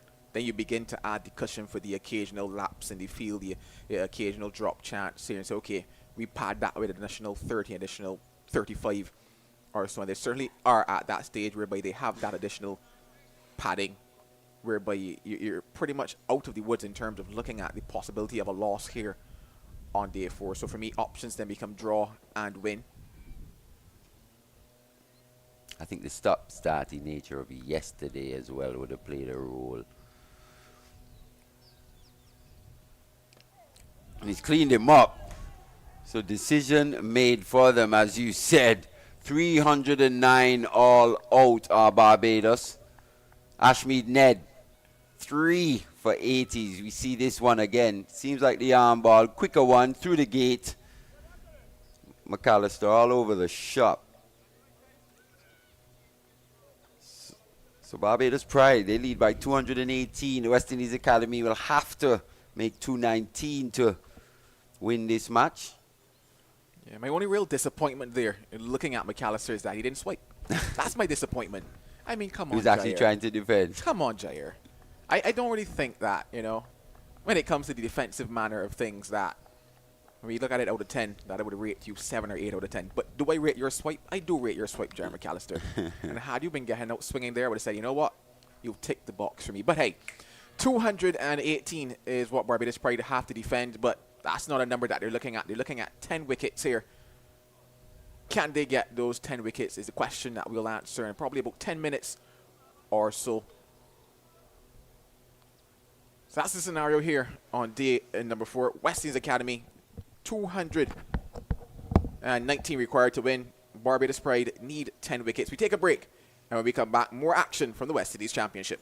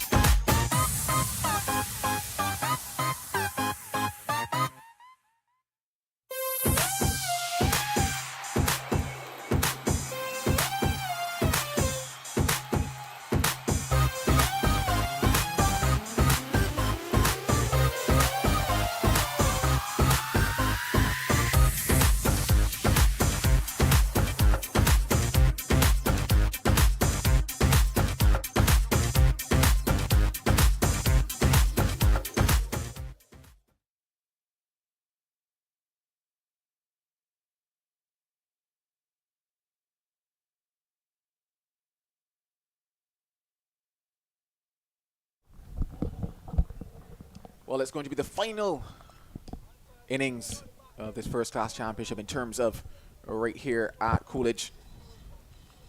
West Indies Academy, they need 219 runs. Barbados Pride, they'll be hunting for 10 wickets. It's going to get very interesting here. My prediction is we head into the shadows of today to see what is possible.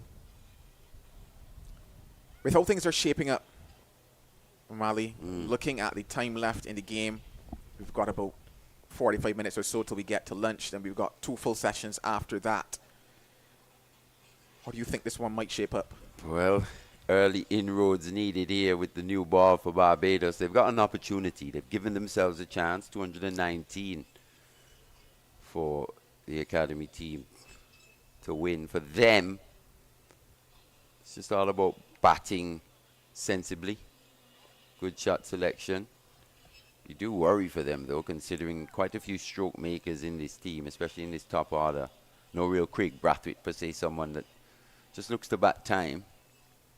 That will provide opportunities for Barbados. But this new ball, key. It's been a good pitch. We haven't seen too much inconsistent bounce. So for the academy, it'll just take, for me, one decent session of batting. They don't lose too many wickets, but early wickets here for Barbados, and they're right in the hunt.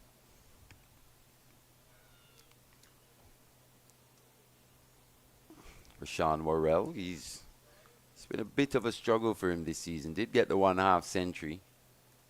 But since then, he's really struggled for runs. He's been out the team, came back into the team for this match, failed in the first innings as well. He starts with a delivery down the leg side.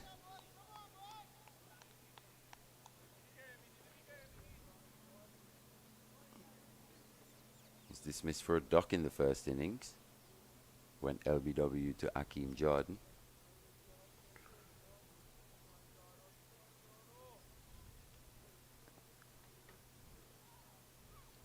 It's good that the sun's come out here, day 4.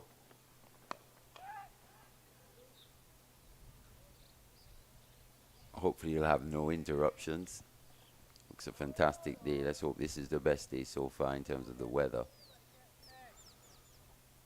3 slips for Barbados, hunting wickets, that mid-wicket in position as well. Looks like Cheyenne Brathwaite got mid-on, mid-off. Point on the boundary. Looks like the sub-fielder in Laycock. Oh, that's a poor delivery. Richards has done very well to get something on that one, saving 4 wides at least. That signal by umpire Butler. So just struggling for his radar early here, especially to the left-hander from around the wicket, Jordan. Yeah, he actually struggled in the first innings as well, did Akeem Jordan, and I think his preference actually is to bowl to the right-handed batters, just because naturally he gets that ball to come back in nicely. Usually goes between bat and pad. So he probably will favour things here with Kadeem Alleyne on strike. 3 slips in play for him.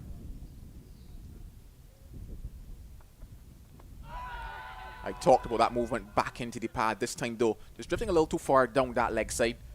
But that's what he's hoping for, Akeem Jordan. Probably just start it outside that off stump. Invite the drive gap between bat and pad. Head into those stumps or hit onto those pads. And that delivery there from over the wicket. It's a very good delivery to the left-hander as well.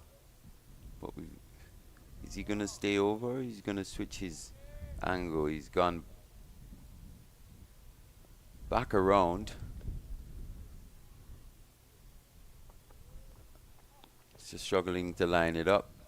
From over the wicket, you could really threaten, especially with the new ball, that outside edge. Especially a tentative batter in Worrell, not at his most confident. It's just a case of just settling in here and not necessarily going hunting too early, going searching too early, but trying to find that rhythm for yourself. Yeah, finding that balance. Yeah, he picked up wickets in the first inning, but he mentioned the fact that his first spell, he definitely would like to subtract that from the work that he did in the first innings here. He was off the mark in that one. second, third spells came back well. Bull, you would say, within himself on that occasion. It just has to go back to that type of a scenario here, Akeem Jordan. So we're seeing the intentions here from Kadeem Alleyne. We did say this top order likes to play shots. And that, for me, it's a very rash stroke. Joe, he's just come to the crease he was just facing his second delivery. We know he's quite aggressive, looks to attack more often than not, but he's got to give himself a chance. Control and application. He definitely has to give himself a chance, but at the moment, that shot definitely does not surprise me from Kadeem Alleyne. Yeah, he operates on that see ball, hit ball more often than not seeing it's the best approach for him. The end, though, of that first over, it's... Learn from the past. Yeah, you definitely do. I remember having a conversation with him in the nets prior to this game, and I was asking him about the shot that he played to get out in that match versus the Windwards, because he was looking set, he was spending time, and then all of a sudden short balls began to bowl at him. He capitalized on 2 or 3 of them. Another short ball bowl, skied it, and I was just trying to get into his head to understand why, you know, he continued in that fashion. He said, honestly, it's a case of see ball, hit ball for him, and that's why he continued in that fashion. And I was saying, well, hey, why not consider, you know, spending maybe a moment or 2 more? Because I asked him, how many times have you batted 15 overs, how many times have you batted 20 overs? Because in Caribbean we talk about your head being hard. I'm not saying that's what the scenario is for him, but it seems as if that is the mode that he's banking himself on at the moment. See ball, hit ball, and if it pays off for him, it pays off. And I'm not sure if maybe the coaches are encouraging him to go in that fashion as well. Yeah, interesting stuff. The mindset of young players. Glad that you could get a insight into the mind of just how he's looking to go about it, even in the longer format of the game.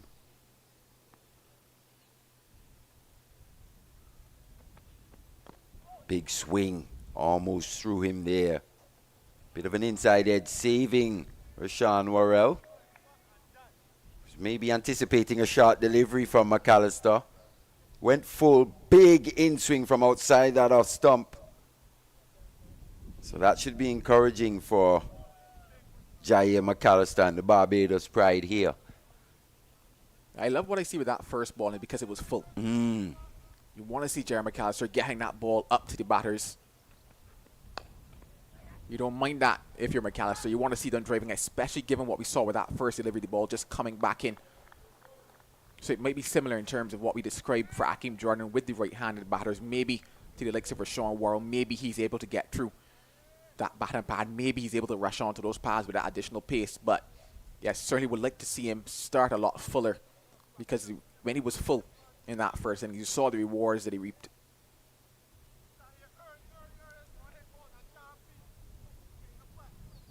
Yeah, it's a real risk reward, isn't it? Driven there on this occasion from McAllister, but the risk of being driven, 2 slips and a gully, still giving yourself a best opportunity, which to take that outside edge.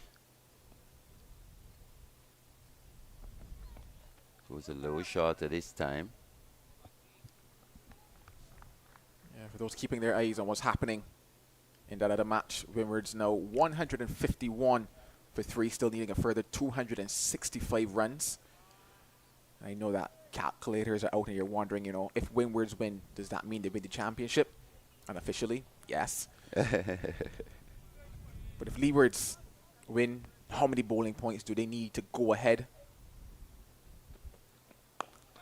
There's what I'm talking about with McAllister. That's a good line. That's a good line from him. That's one that's going to challenge Rashawn Worrell. Yeah, and with that movement in, you can tell Worrell really worried about getting that front pad in the way. As he said, he was dismissed LBW in that first innings. That one maybe just bouncing slightly, hit that hard length. It's been a good start this from McAllister. It's a bit shorter this time, extra pace.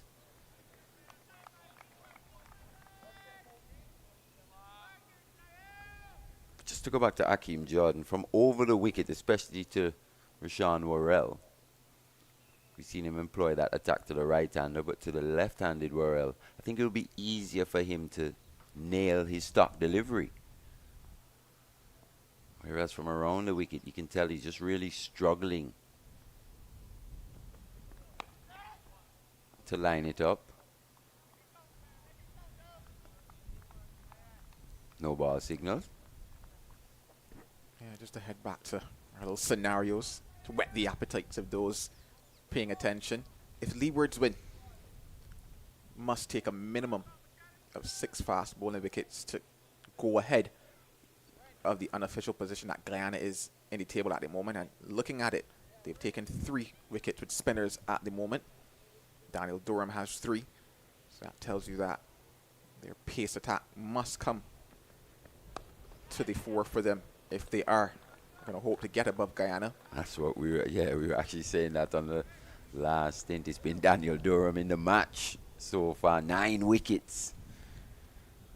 And then from a Barbados Pride perspective, depending on how many fast bowling wickets Leewards takes, and they might need to just have a minimum of 2 fast bowling points, 3 fast bowling points, and a win to secure that title. And that's only if Leewards wins. Yeah, still quite a few scenarios around, quite a few possibilities, and still all to play for $250,000 in this championship. Can you envision a scenario, though, where maybe the spinner is the best option for you to take a wicket, but because of where you stand in the table, and maybe you need a 0.2 points in which to win, where you choose going for the fast bowler over the spinner? Interesting stuff for me.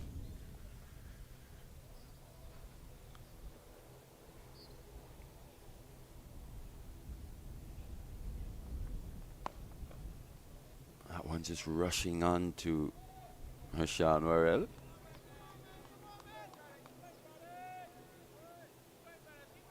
So better delivery this time from Jordan from around the wicket.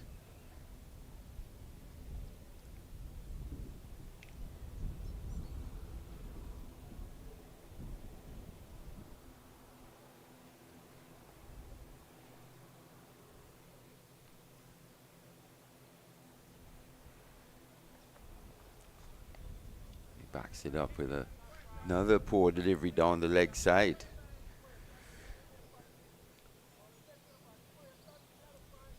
Okay, so I can officially say what the official points at the end of day 3 are now, given that I've seen the post go up on the West Indies page. So at the end of day number 3, and I think I have some time. Yeah, so at the end of day number 3, Guyana ended on 103.8 points, and their match is finished.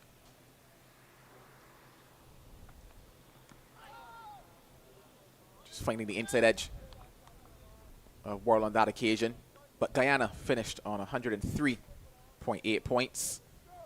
Windward's Volcanoes 95.2, and as you know, their game is currently ongoing. Barbados Pride 92.6, and Leewards Hurricanes, they are 90.8. Those are the 4 teams in contention for what is that title.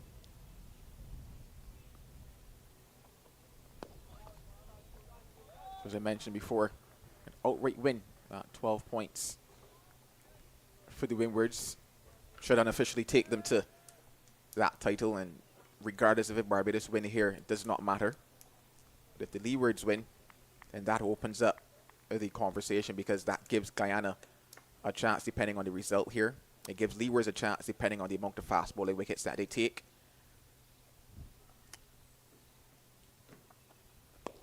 This one's clipped quite nicely, but it was aerial for a bit of time.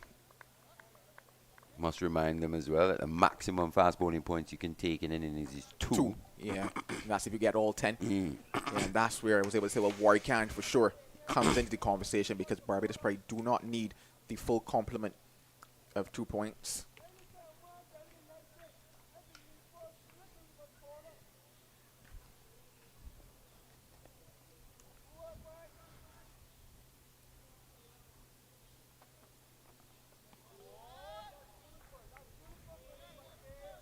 Better finish from Jordan, maiden over. West Indies Academy are 8 without loss.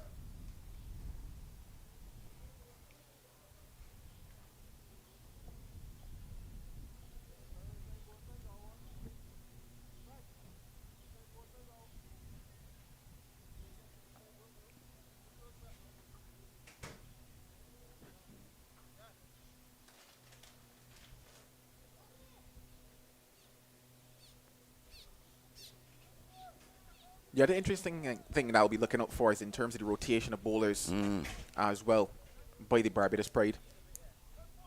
Whether or not they opt for shorter spells from their seamers, get that rotation going.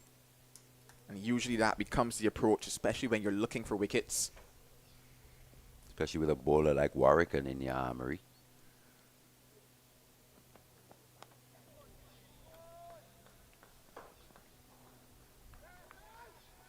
So intense running here. West Indies Academy, Kadeem Alleyne doing very well to come back for 2. It's played quite fine. There is a man at fine leg.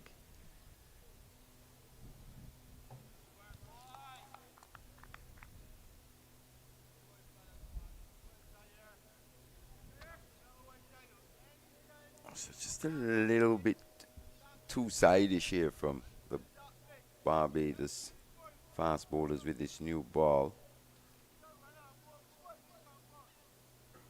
Just need to hone in on that line outside the off stump.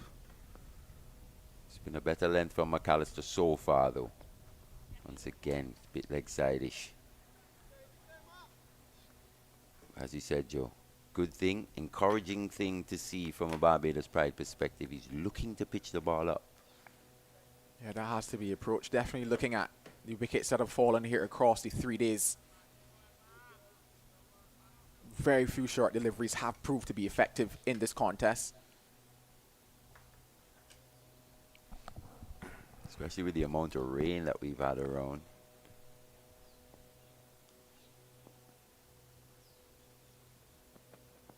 It's gone full. That was a very good Yorker from McAllister. Alleyne just chopping down on that one. It was quick. It was full.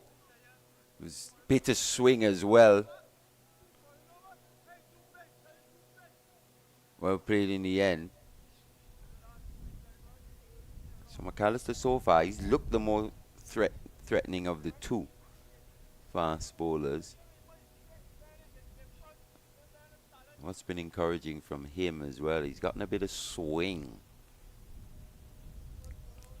Big inward movement to the left-hander. If you can just find that right length, that corridor. He's staying over the wicket. That's well played. He's got on top of that one, Rashawn Worrell. He's on to 4. So important little innings this for him. Like to finish on a high note.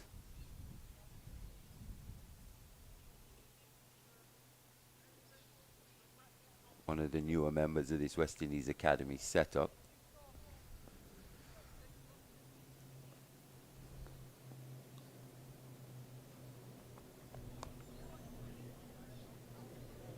I'll be looking for 2 here, and the way they've run, they'll come back for it. Should be quite comfortable in the end. Not the strongest arm, Jamel Warrican. And the no ball signaled. Yeah, so a couple of no balls so far from McAllister in this innings. I know it's a problem that he struggled with last season, certainly. But this season he certainly improved on that no ball problem that he's had.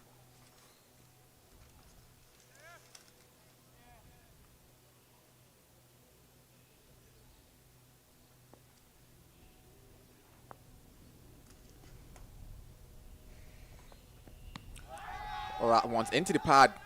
You just wonder if there was an inside edge onto that one. Sounded as if there was a second noise there. We did hear 2 sounds. Let's have a look at this one again. Full in length once again from McAllister. That one just going on. Not actually sure. We did hear 2 sounds. It was certainly full enough to go on to hit the stumps. He's been on the money here, McAllister. Yeah, you instantly saw umpire Duguid though shake that head. He just wondered if it was because of that. Couldn't tell on the replay whether or not truly was an inside edge, but I must say it was very close.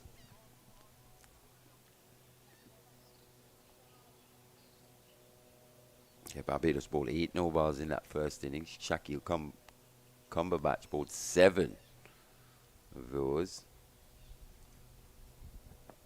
So he'll be hoping when he gets his chance, he'll just stay behind the line. End of pretty decent over from Jaya McAllister. West Indies Academy have made a pretty good start though, 15 without loss. We'll have a commentary change. Vernon Springer will replace me, and he'll go to lunch.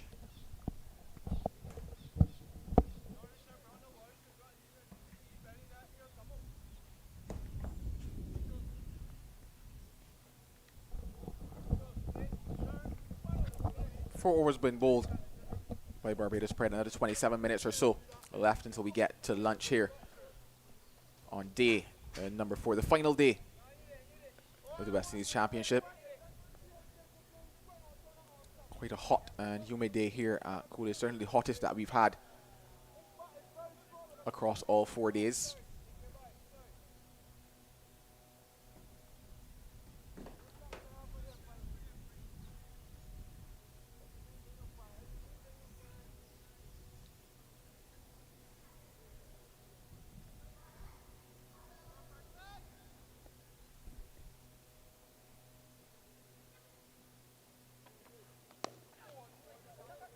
Drives it nicely into the offside. He's looked nice so far. Sean Worrell. Outside of the lofty heave that we saw from Alleyne, he's looked nice as well at the top. He got a start in the first innings and then played that one outside the off stump, thickest outside edge. And it's an area that I think he can certainly improve on, especially at the top of the order. Alleyne, the amount of balls he plays extremely wide of that off stump, often finds himself just getting caught in that gully quite regularly. I think back as well to the Ireland series that he would have played with the academy. That was certainly an issue for him then.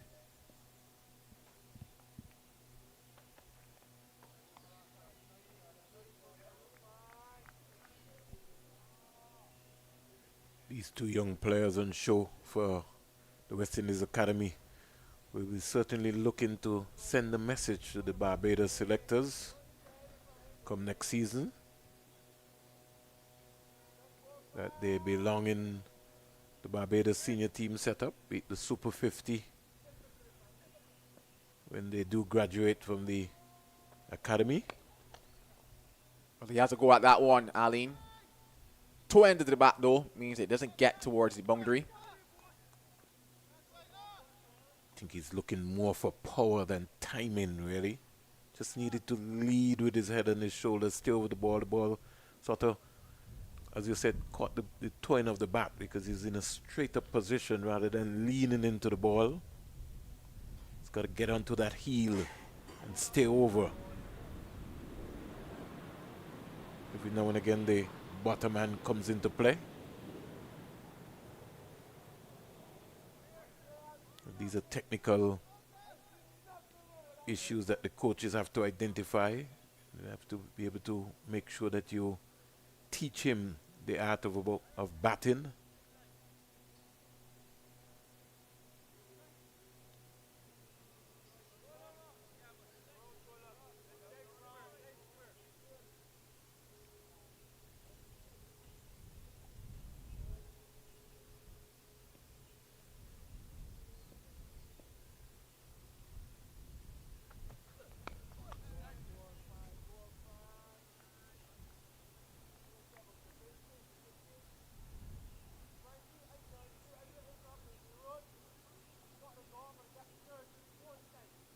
Cheerleader Kevin Wickham at first slip.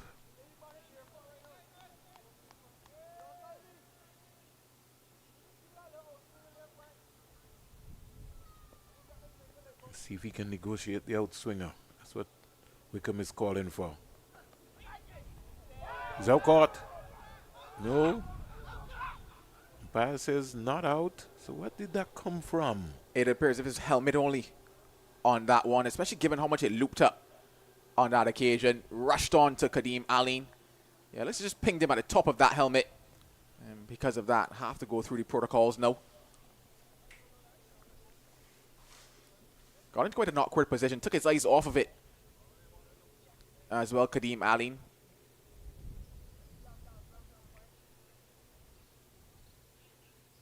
It was close to that glove, but appeared as if it was just that helmet alone. He just saw it just spoon into the air, and that's that confirmation there. Nice work by Kevin, our cameraman.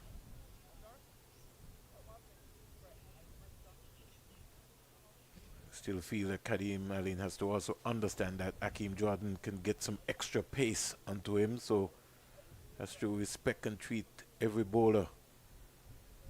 Keep his eyes on the ball. Don't think he looked at that long enough, really.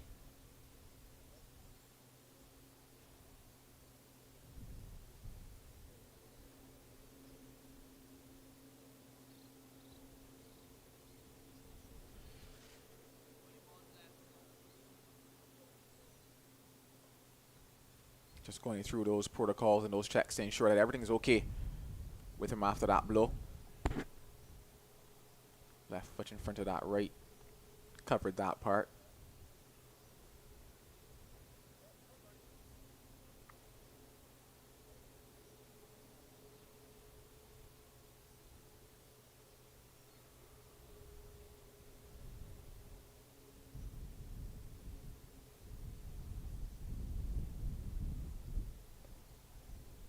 So interesting. You know, things have changed as time has gone on in cricket.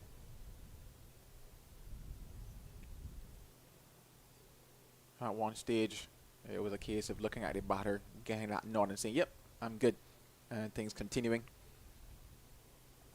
However, as greater safety, or rather greater emphasis is placed on safety in the game, not necessarily taking the batter's word for it, but ensuring that the physio also confirms the ability to continue.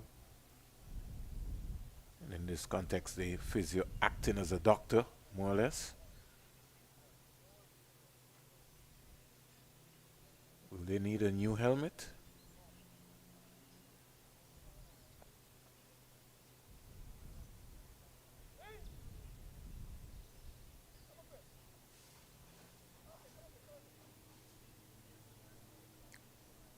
This check just appears to be a little longer than the usual. Yeah, still will be days, more or less. Think he's good now? Think he's fine? I expect him that helmet as well.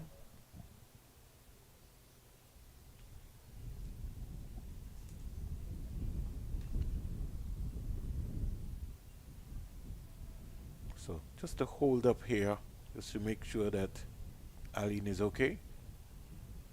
Think they might have to replace.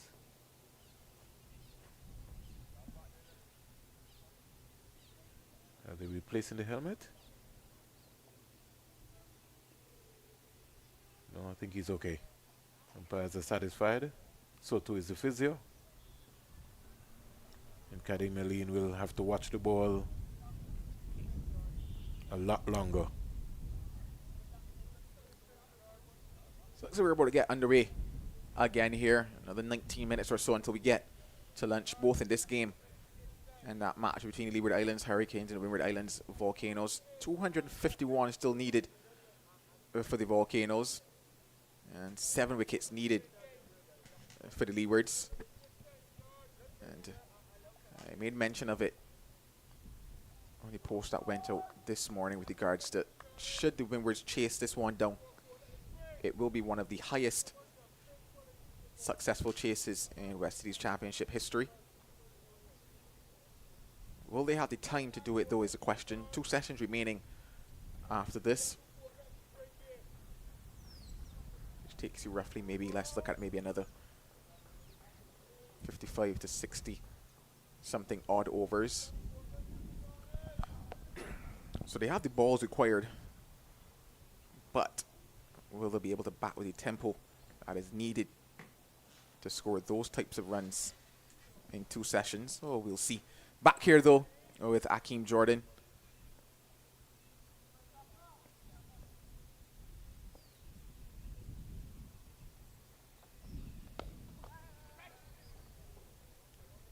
Single. Much better shot. At least he got a positive stride out to the delivery. Ends the over. Sorry, Joel. Yeah, I was going to say exactly what you're saying. That completes what was a very lengthy over there. It's now 19 without loss. I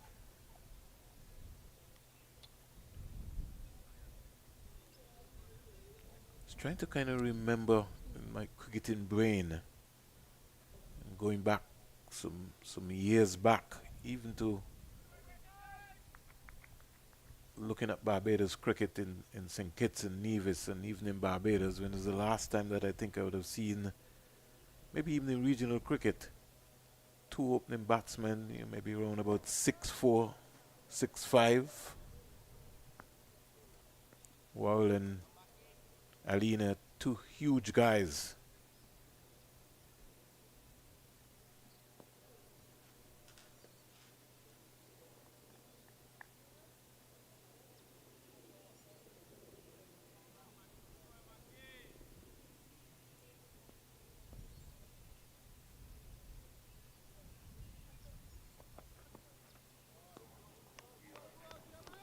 Just keeping it a little low on that occasion.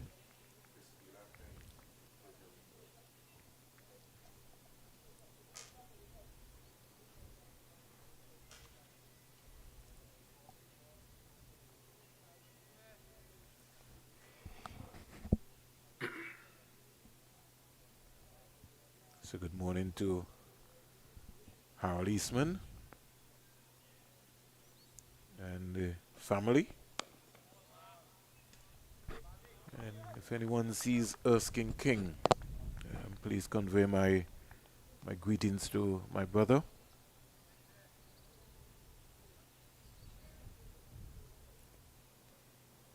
Barry Wilkerson, Andrew Seeley, Barry Richards himself too. All of the noted journalists in Barbados.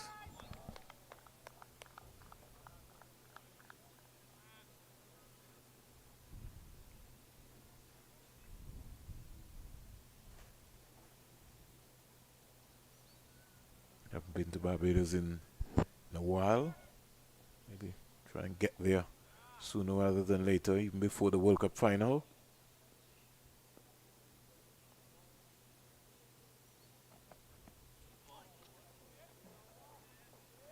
And that one no kicked. So it's very interesting that one, the previous delivery kept low. Yes, a different length. But that one kicked. Actually caught Richards in what was a very uncomfortable and awkward position, just around that shoulder height area. Because he was trying, he didn't have the reverse cup. Instead, caught him while he's still going. And bounced on him really as well too. Yeah, I never really expected it to get that type of height. It's a brand new ball. So he's got to make sure that he's keeping his eyes also on the ball as well too. Smack to cover for 4. And with shots like that, who wouldn't pay to look at cricket? I mentioned the fact that he enjoys when there's room outside that off stump, Kadeem Alleyne. Yes, it gets him into problems on occasion, but when he gets it stays hit. And that's an example of that. Packs a lot of power, does Alleyne. And you've certainly seen that, especially in the shorter formats of the game.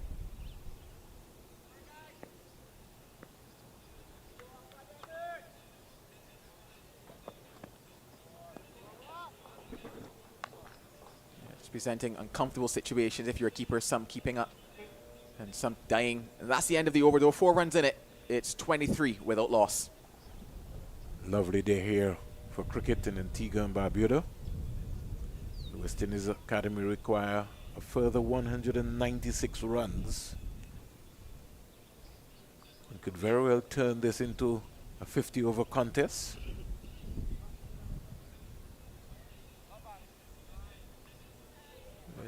can back themselves to know that if they get a solid start before lunch, and these two are still batting after an hour, that anything is possible.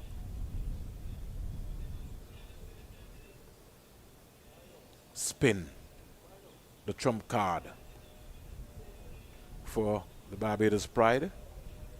His first season for Barbados would have picked up some 49 wickets, and this is like way back in 2014, 2015, and continues to take wickets, Warrican. I mentioned the fact that they certainly don't need all the fast bowling points, and because of that, Jamel Warrican into the piece quite early. Going to their trump card to get them that breakthrough. Would love if they could pick up 1 or 2 here before that lunch break.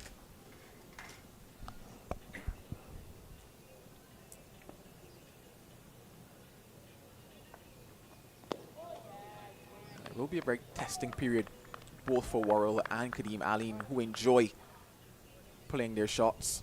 At some stage might feel a little tempted to go after Warrican.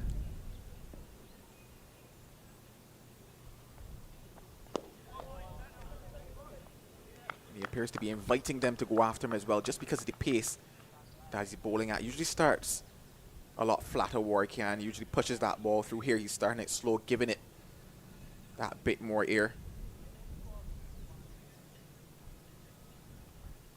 I think Worrell is going to have to be very circumspect now because they have put in more pressure on him. Worrell can bowl into a 6-3 field with a slip.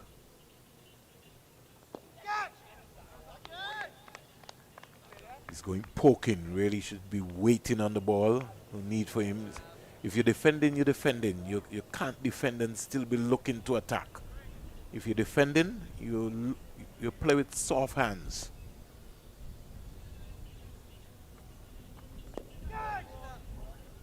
Still going hard at the ball. He has to kill the ball in front of him.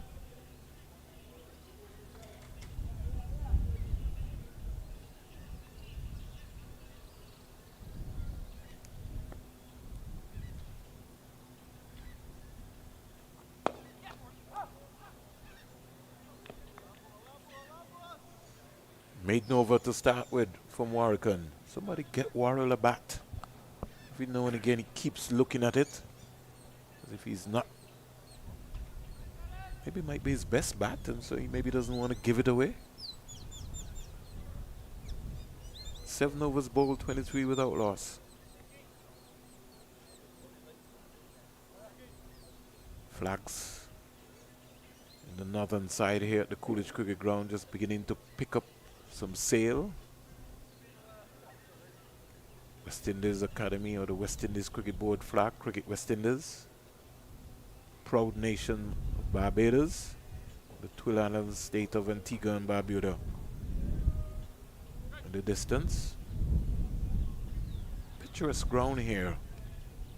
Cricket West Indies, originally the Stanford Cricket Ground. Well, almost caught napping there, but very early call from Alleyne. He had to get onto his bike very quickly.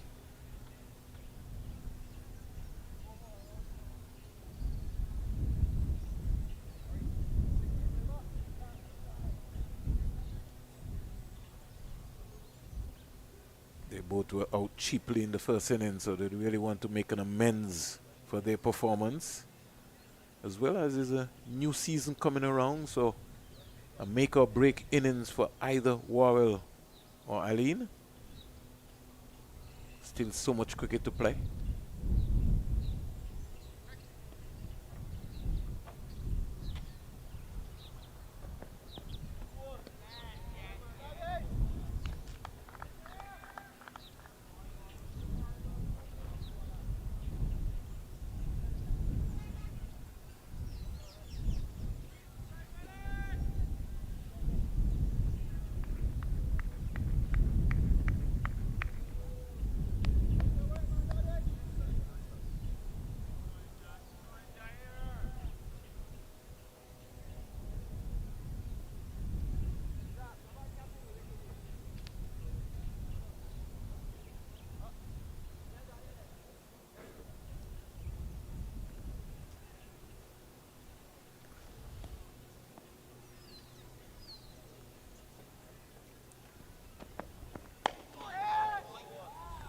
Still hitting very good areas, Jared McAllister. And yet to see that short ball. And I'm just liking that. I'm liking the discipline that he's executing at the moment. He actually has that protection. Should he opt to bowl the short delivery, has a man back at deep square leg.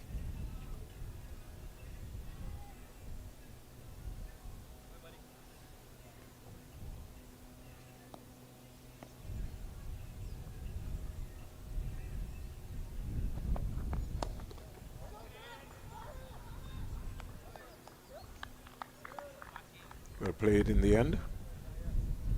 Just more or less drop and run. Getting an easy single. Good rotation of the strike by Worrell and Alleyne.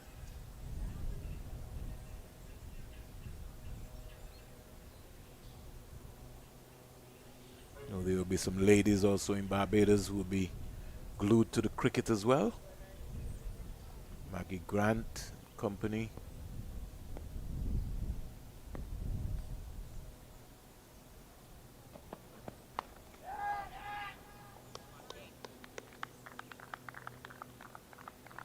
Good thing about Barbados is that you know for sure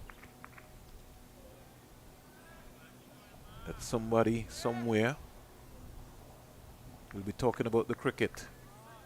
They'll be watching it on their phone, their iPads, have it beaming into their televisions, to the radio. Proud nation.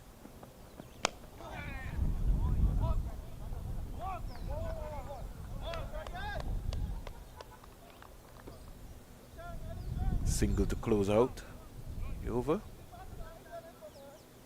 So the score goes up to 26 without loss.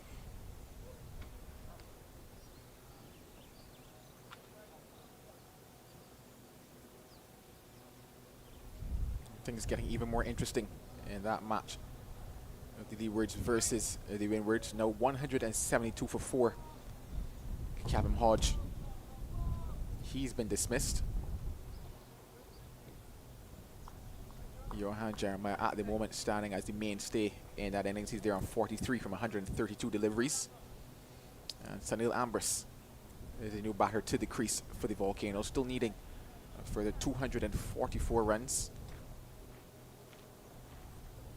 It's a big axe. It's going to be a big ask, especially on a Queen's Park track that is wearing.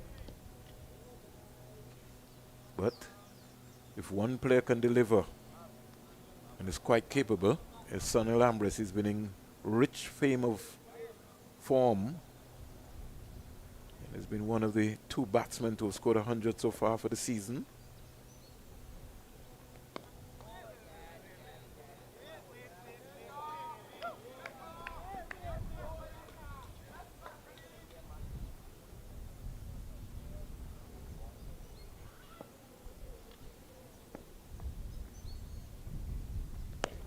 Well, I questioned, would he go after him? He does. It goes high.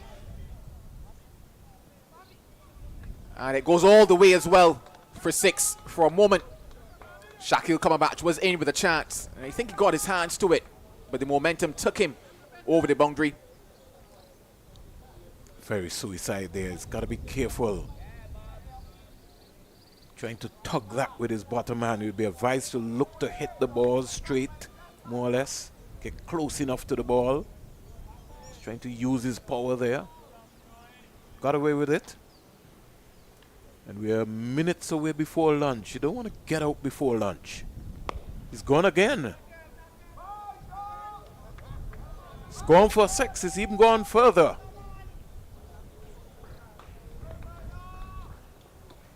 So back-to-back 6s.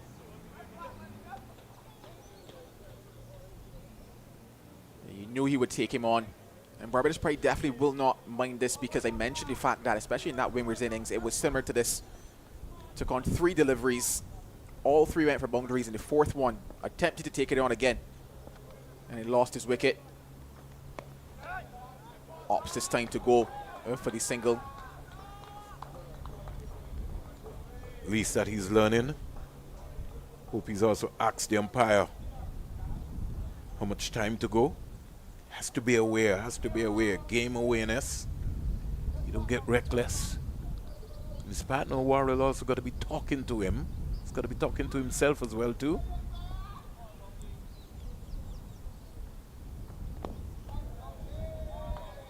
He's going too hard at the ball. He just needs to kill the ball in front of him.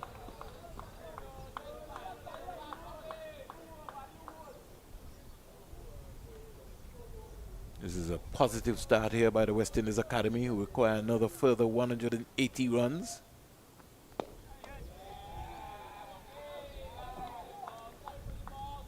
And so we have one more over to go before lunch. 9 overs bowled. Message coming out. Towel break. Glove break. All the breaks.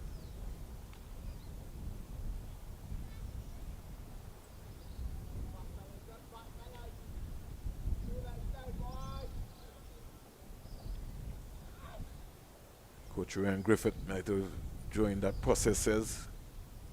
Tell them to just make this the last over before lunch. And the target is no loss of wickets.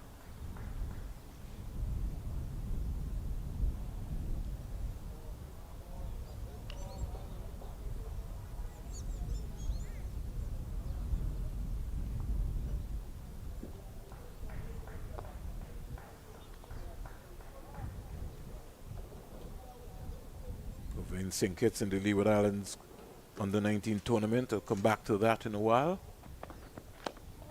Clipped away into the square leg area.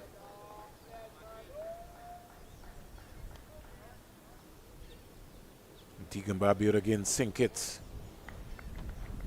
Antigua and Barbuda 110 for 6 in 26 overs. Jacquan Athens, Leeward Islands under-15 captain, playing for Antigua and Barbuda. He's on 50. No, he's on 36 not out. Brent Joseph scored naught. Jose Roberts 24, Toppin naught. Pereira 17, Francis 2, Cornwall 9.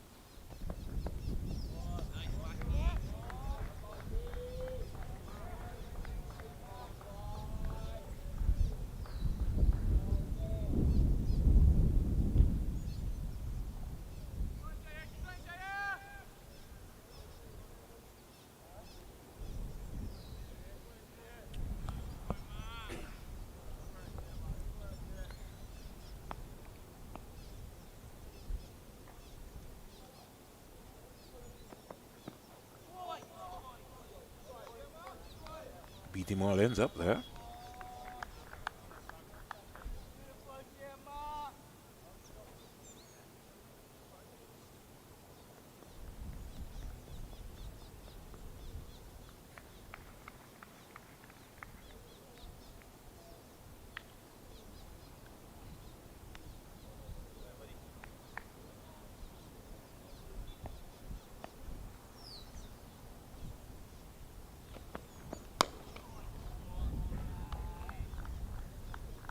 Stride out there.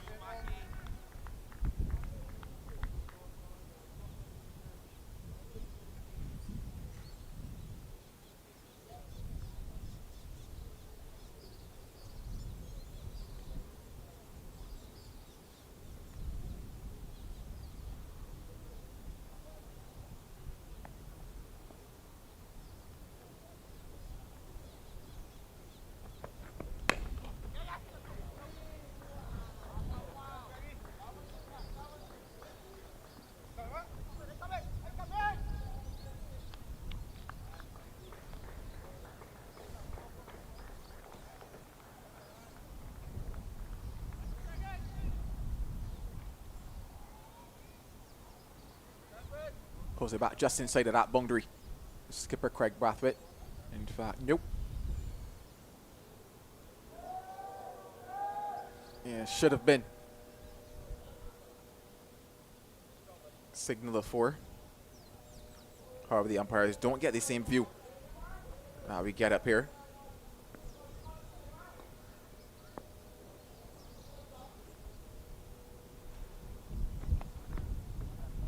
Goes short and wide for the last delivery before we get to the lunch break. 43 without loss to West Indies Academy. And that's how things stand, with them needing a further 176 runs for victory. And 2 sessions remaining. Barbados Pride in the hunt of 10 wickets. We take a break here for lunch. And when we come back, the final sessions of play in the West Indies First Class Championship.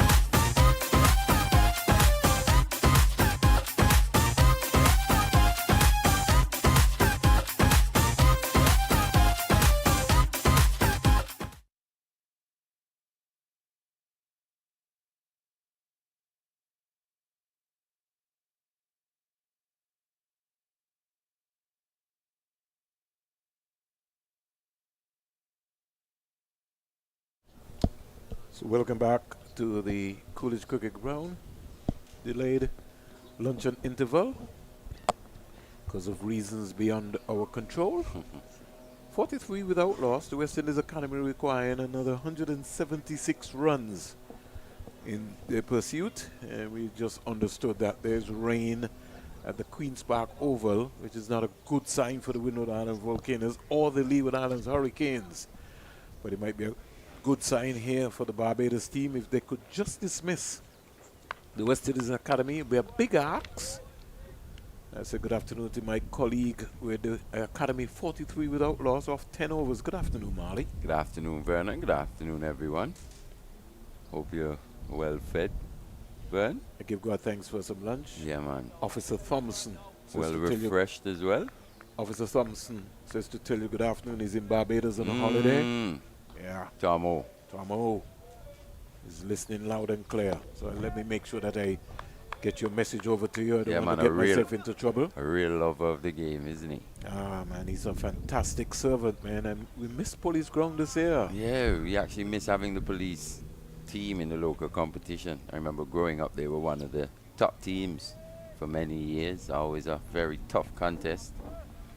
Dominated Parish League for the last couple of years, 2-3 years, but not having any ground this year. They weren't able to play in the Parish League. Yeah, so there's a big dent. Had a good showing in the Police T20 tournament in Barbados last season as well too. So you can say they even produced the West Indian fast bowler out of that system in Adam Stanford. Yes. And have, in fact, as you would have to consider it, still two policemen. Yeah. Anthony Martin and Austin Richards. Though they would have had a different start in the game. Yeah. That's why I didn't mention them, to be fair. But they've been representing the police over the years. Yeah. The likes of Malik Gerald, Derek Mawilan, Vincent Shadrack Jr., Bertel Baltimore, Vincent Shadrack Sr. as well, but they've been around. So they've got some good players. I just hope that, somewhere along the line, Mali, that somebody could do something about the police ground, because it's really certainly missed. After being used as one of the ICC practice venues in the last couple of tournaments that came to Antigua and Barbuda, that is now null and void. And a real bad miss. The only thing available is the nets, which we used for under 15 camp, but we really need the outfield space. Mentioned Vincent Shadrack Jr. I actually saw him yesterday. Says to give you his regards as well. He's a keen listener. I'm sure he's listening right now. Maybe tuned into the Windwards game, but since they're on, there's been a bit of a rain delay over here. I'm sure he's switched back over here.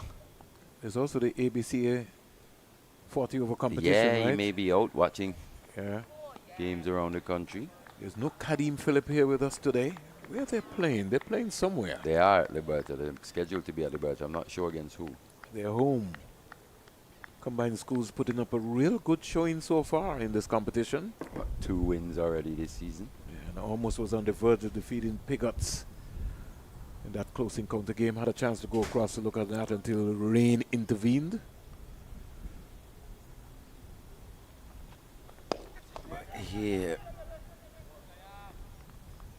Here at the CCG though, Cumberbatch thought he bowled quite well in the first innings, bar those no balls, or that no ball issue. 7 of them, right? Yeah. Just seemed to every minute just lose his strike pattern and overbalance, going for that extra pace, more or less there. But he's a big, young, bulky guy with some pace. Just looking at Rashawn Worrell though, just seems to be getting slightly out, too far out in front of himself. That contact point, just a bit too far ahead of him. I think he could just allow the ball to come in a little bit, play it a little later. You saw on that drive, there's a man positioned at that short extra cover. There's a thing about batting, Mali. If you're defending, you're defending. So you can't be attacking and defending at the same time. And the point that I was talking before you came on is that even when the spinner Warrican came on to bowl to Worrell, even though he's coming forward, he's still looking to with power. You come and you kill the balls, and the ball stays there. It's a sharp decision, isn't it? Obviously, you're looking to play stroke, so you're looking to score first. That should be the first intention. But then if that ball isn't in your area, you just cover up. And also playing that way puts you in the best position as well to make a decision such as that. That was a good delivery just outside the off stump, but he allowed it to come in. Just opened the face at the last second. Switch of ends here for Jordan. Yeah, I thought his first spell, he just looked like he was trying to bowl express fast and was pushing the ball instead. He's normally a guy who tends to swing the ball around. I just like to see him, especially to the left-hander, bowl from over the wicket. We haven't seen too much of that from him. He tends to bowl some very good deliveries to the right-hander from over the wicket. Deliveries that would be just as dangerous. This one's smoked through the onside though. Got the length that he would have wanted, Kadeem Alleyne. So he's come out in a similar vein to what we saw just prior to the lunch break. Full on leg stump, just whipped away. Sweet timing from him. Bottom coming into play there, and all he had to do was just make proper contact with that one. 50 comes up here for the West Indies Academy. They're off and running. They're 51 without loss.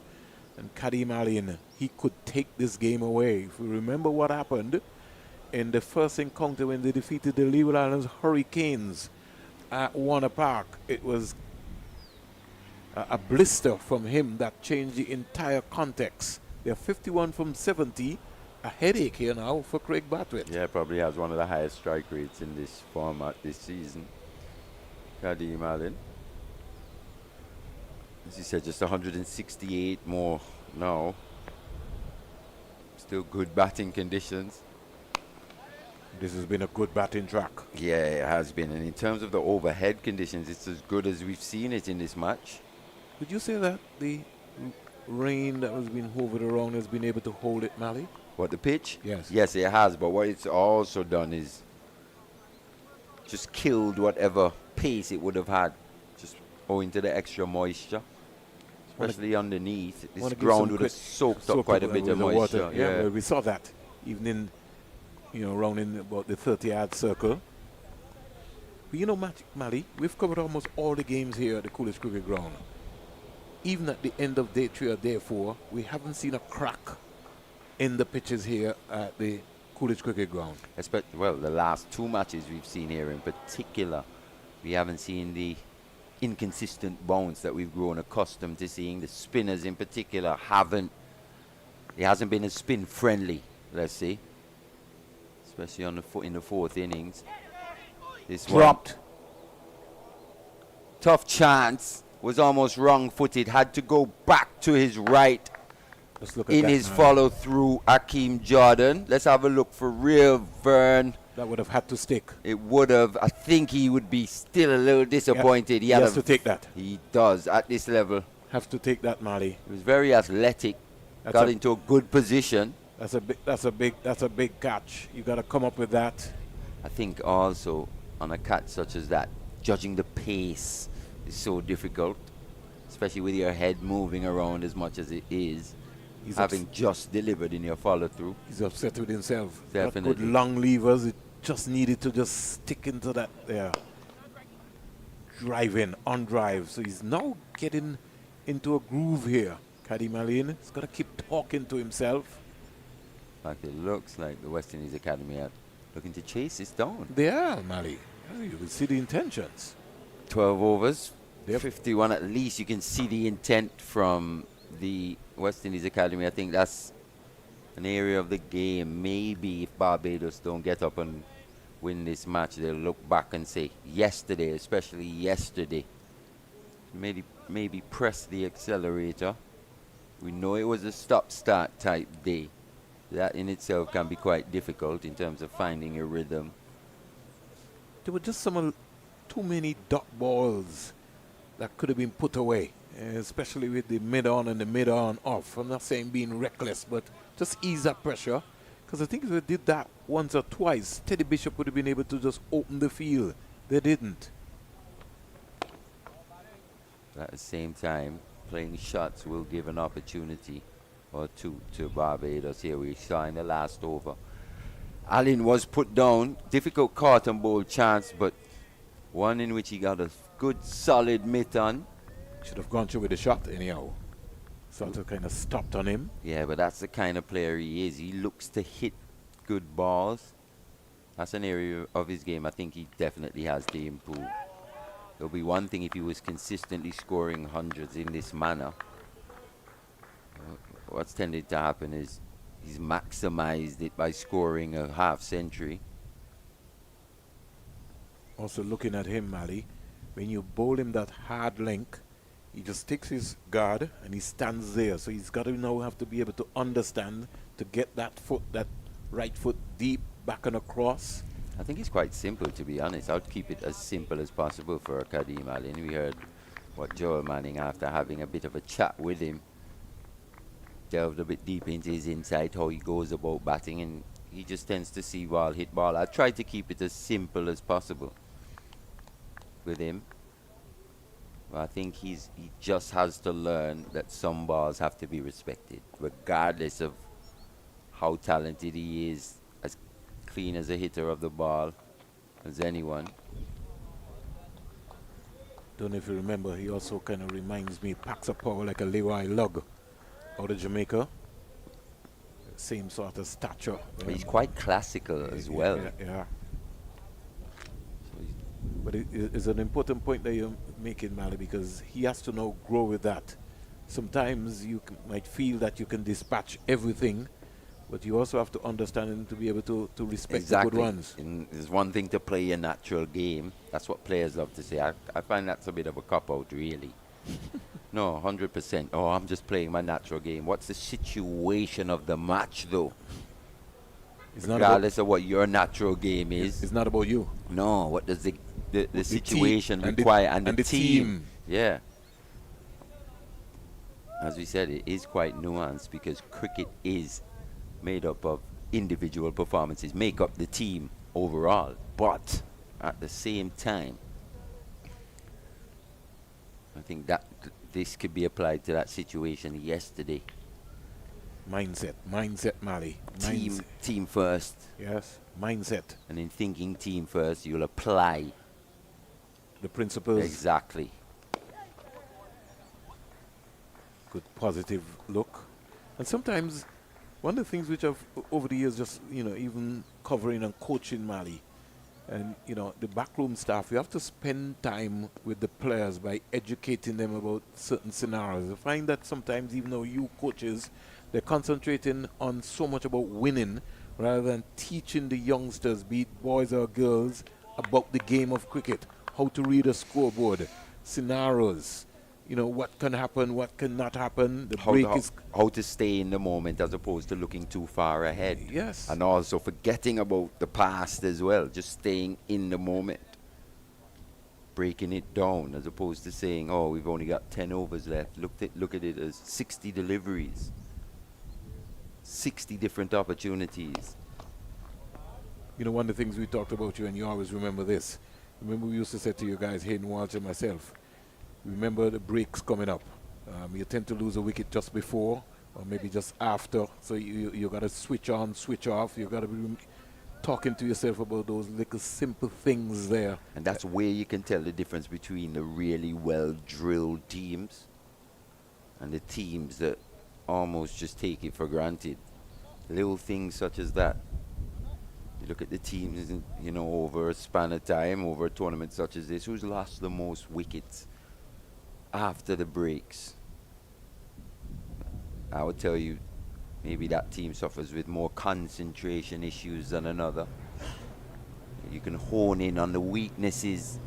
Gotta really break it down. Ryan Hines, assistant coach, looks like a worried man. He's taking his, what we will consider to be his afternoon stroll in front of the scoreboard. And Kadeem Alleyne has decided to send for some new spikes. Some new footwear. Yeah. Maybe size 13s, maybe squeezing him, so he sent for the 14s. A lot of cricket taking place in Barbados. There's club cricket in Barbados, club cricket in Antigua and Barbuda, Leeward Islands under 19 cricket in St. Kitts and Nevis. Sent your scoreboard, Mally. You saw that last night. This morning, right? I did. But you know what I'm going to say about that, especially with the Yeah. Antigua team in particular. No preparation. No preparation. You can't do youngsters that. It's rough. Even the format of the tournament. I mean, you have those youngsters flying today and playing, you the know. same day. Yeah. Then leaving on a boat the Boat next morning to play on the same day. You're asking a lot. We have to prepare, and we keep talking about money, Mally. Mally, even if you came and you gave them 20 million, they would still waste that 20 million without understanding what's happening. We see that all the time. Good example is like a lot of these artists that you see where they speak about all they need is a break, all they would need is an opportunity. You see them start earning the money, and they almost get worse. It's like the money brings out the real monster. Well, talking about that, Mally, Charles Barkley and those guys have been hammering around all the time. These folks talking about they're taking a break, and, that sort of stuff. They're talking about the big fans who are paying all this money to go and see the Stars, and then you hear, Mally Richards is taking a break this game, so he won't be playing. Well, a lot of that's coming from the team. It's not even the players. Yeah. A lot of that sports science and sports analytics really gone a bit mad. bonkers, yeah. We're back with the cricket action. And he's hoisting that onto the roof. I hope Kevin is okay. Yeah, you can tell he was really sweating on that one. Kevin's fine, it looks like. Landed on the top of a shed here. Yeah, you can tell he's just sweating on anything just remotely full that he could play through the line. So he executed on that shot. He did. It was in the slot. He's a tall guy as well, long reach. Maybe he doesn't have the biggest stride, but he's got a fantastic eye, hand-eye coordination. Look out for this young man. Can get somebody around him. Gentle push up to mid-on. Can't be Brathwaite, who's pretty close. So for someone who could play shots such as those, that's why it will start to become frustrating if he continues to get out in the same manner over and over. Obviously in his debut first-class season. Sort of operates sometimes and he gets into a T20 mood where he just keeps going. That's beautiful shot. Timed sweetly. The fielder there They comes around, does good work. They should have got two there. Was that Wickham? Yes, it is. It's gone out into the deep now.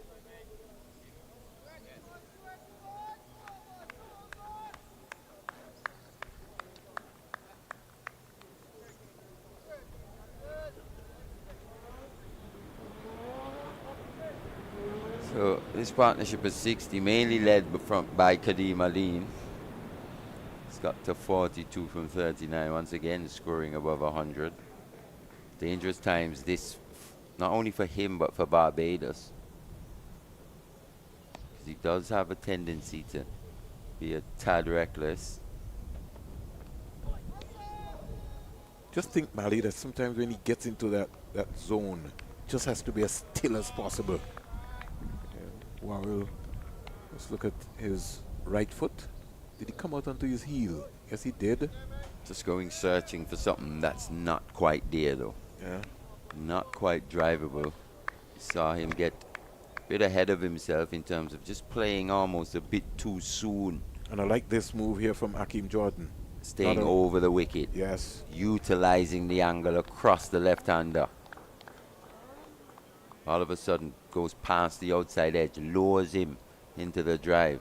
And they've got the support system now with two slips on a gully, as compared to when Teddy Bishop and the West Indies Academy were fielding. Didn't apply that pressure long enough to Raymond Reifer. And Hakeem John's a very smart cricketer as well, you know. Would have played quite a bit of cricket in England as well.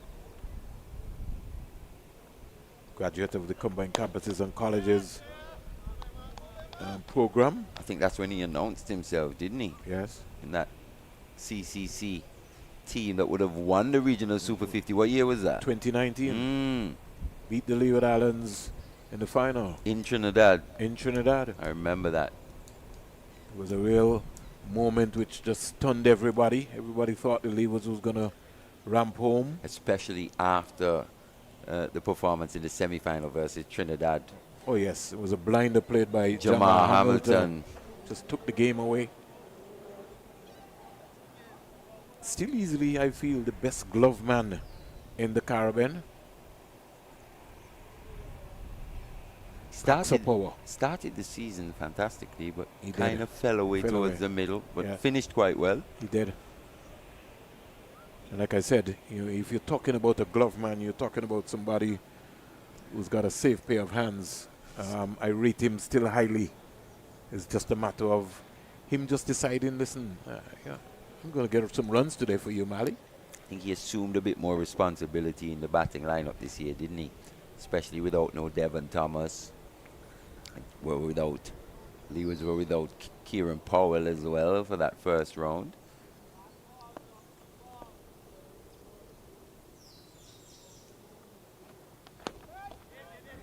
Feet moving, feet moving. This is what confidence brings to you. Maybe got the right shoes now, so he's just deciding now to move into overdrive. When he hits the ball, he's like a Andrew the Giant. He's like a beast. You know, he announces himself, and he's not going to be sidetracked by all of the chatter that is taking place from behind him. Run short. Yeah. There's no response out of the pitch there. Yeah. Forcing Cumberbatch now to try something different now. He doesn't want to get up into that half. But you know, like sometimes the ESPN, we saw like in the women's college final or the men's basketball college final, the second that finishes, they're already looking forward to next season. Oh, yes. And they're putting rankings out, preseason number ones, all this sort of stuff. We're not quite there yet, but I was just doing a little projecting in my mind and seeing young Richards here come into this game for Barbados. Shane Dorridge was playing cricket in England, I think, at the moment. He's gone to England. Yeah. It'll be interesting to see, especially with him announcing his international retirement. You see, the flip side to that now is the selection panel for the Barbados. That's where I'm going. One sec. That's where I'm going. So it'll be interesting to see whether he would be in the next round of Barbados Pride contractees. Yeah. Considered for Super 50? Or at least for another contract. Or for another contract. Interesting times ahead. Hammered. Slapped away. Down to the boundary for 4. Yeah, bat speed once again from Kadeem Alleyne on show. Wide delivery from Cumberbatch. Asked to be hit. But look at the hands through this one. Quick hands. Got right on top of that one. Very Barbadian indeed. Want to talk to Philo Wallace, and I know you're watching, Philo. Get this young man a contract in England so he can get a season in England, develop himself. I think it's all about decision making for him now. Shot selection. First innings, we spoke at length. Control and application. You don't see too many technical issues. Someone such as him with the ability to be as free, to play as freely as he does. Mainly just has to keep out the good deliveries. And let me explain this, Mali, because sometimes people have to understand. When you're in that sort of vein, like someone like a Kadeem Alleyne, you have to expect that he's going to fail once or twice. But when he tees off, you know that he's going to tee off very big. Well, what you want is batsmen that can play in any situation. Batsmen for all seasons almost. All conditions. As he said, can adapt to whatever the game demands. The end of that Cumberbatch over. That's the aim. You're looking to be as complete as possible. That means being a multi-format player. Also begins with preparation. And the foundation. Yeah, the preparation of how we practice in the Caribbean, Mali. We're still trying to get Mali Richards to bat for 10, 15 minutes. That's not going to work in the professional level going up to the next level. So it means that Kadim Alleyne has to go to the nets and bat for about an hour, hour and a half, take a break, come back, go back, bat again, you get into that frame of mind, just hitting balls, understanding what's happening. So when he gets into a game scenario, in a game situation, he's already prepared mentally from practice. That's where environments are so important. You need to create the environments where players feel free to do such. So you think of the stadium, it's got lights even in the evening, had bowling machines at one point, could even be another form of income for the stadium, be it what, 50 an hour, 100 an hour. Then it's incumbent upon the players now to work out, okay, do 3-4 hours in the next 2 weeks, however, based on their budget, based on what they can afford. And the scenario that you're drawing up there, Mali, you also have to take into consideration that sometimes most of the cricketers, be it male or female, they work in the hotel industry. So they maybe finish work maybe at about 6, maybe 7, affording them that opportunity to go to the nets at the Sir Vivian Richards Stadium is a chance for them to enhance their own game. But we have an attitude in Antigua, to be honest, and I can say this because I've seen it for year after year, where we wait for the player to actually be successful, to be the finished product, to get to the international level, and then we start doing things, as opposed to helping players get to the international level. There's not one Antigua player now that can just go to the stadium and say he wants to practice. That's a problem. Major problem. Edge through the gap. It's gone quite wide there. Almost had a second slip, left the open space. Squared him up. Turned him right around. Would you say he played with soft hands, Mali? Well, sort of did. It did go all along the ground.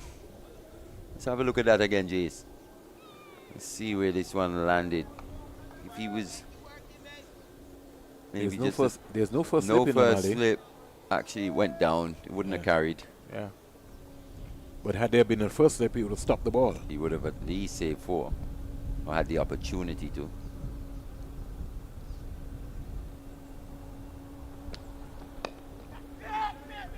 That's a good call. Very, very good call.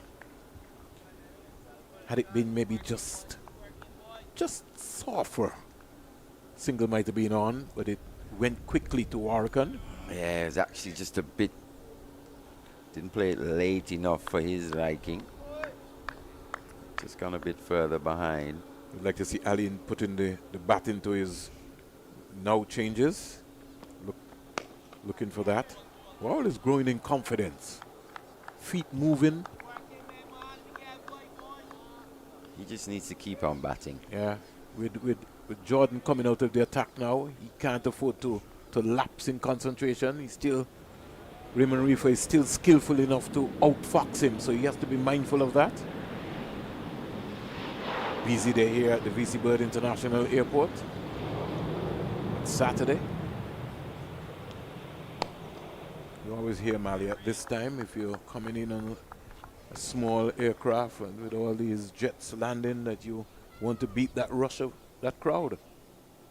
1:27 in Antigua and Barbados. Yeah, high traffic time here at the airport. So the VC Bird International.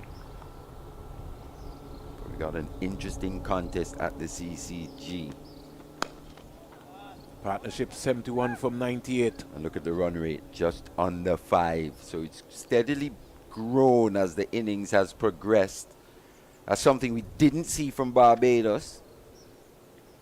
We didn't see a lot of things from Barbados. Didn't really stamp home their authority per se when they had the opportunity to do so. Set batters, almost a flat West Indies Academy bowling lineup. And even the approach this morning, Mali, they just lost wickets, just got bowled out. Yeah, lost those 5 wickets relatively cheaply.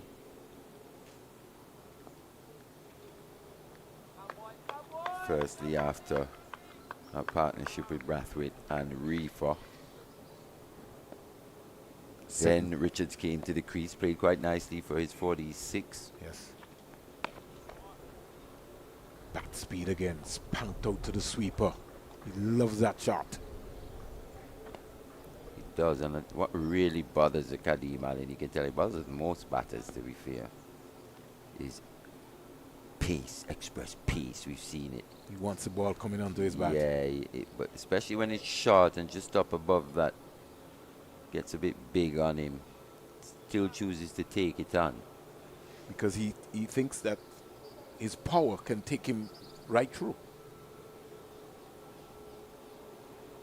Cumberbatch trying to find something spectacular.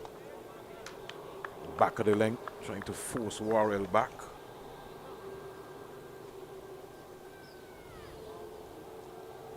I can remember, Mali, I always used to be thinking about myself, right? And saying sometimes when you see the players from Pakistan and India, I'm saying somebody would have broken their wrist pretty early. That's the way how they'll be able to maneuver the ball behind square and point. Compared to the West Indians, whose wrists are almost just there. I'm just saying, I think it's important for Worrell to continue looking to present a full face, looking to hit as straight as possible. It's okay, don't get too frustrated if you pick the fielders out a couple of times, especially with this ball, only 16 overs old, 2 slips still in. Just want to give yourself the best chance. And it's about understanding batting to keep looking up the V. You've always been told that, keep looking up the V. There are only 2 fielders there. So you just keep looking up that V, leading with your head and your shoulders. That's what you were talking about, Mali.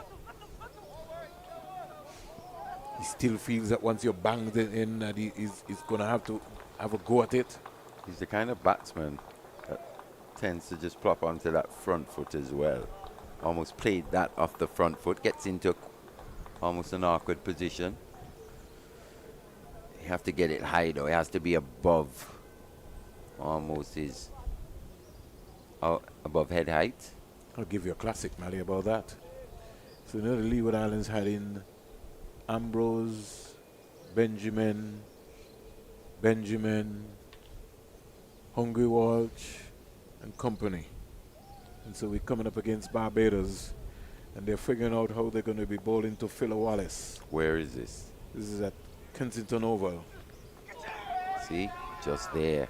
Once again, going searching, just a bit too far out ahead of himself. For Sean Worrell from over the wicket, Cumberbatch. Got to recognize the angle, recognize how he's looking to get you out. That one's pitched on the off stump. But his foot was locked, Mali, because he was on his toes and not on his heels. So he was already locked, his right knee was already locked there. So the hands just went. Yeah, it's pitched on off and it's continued going across him. That's the way, that separates the really top openers.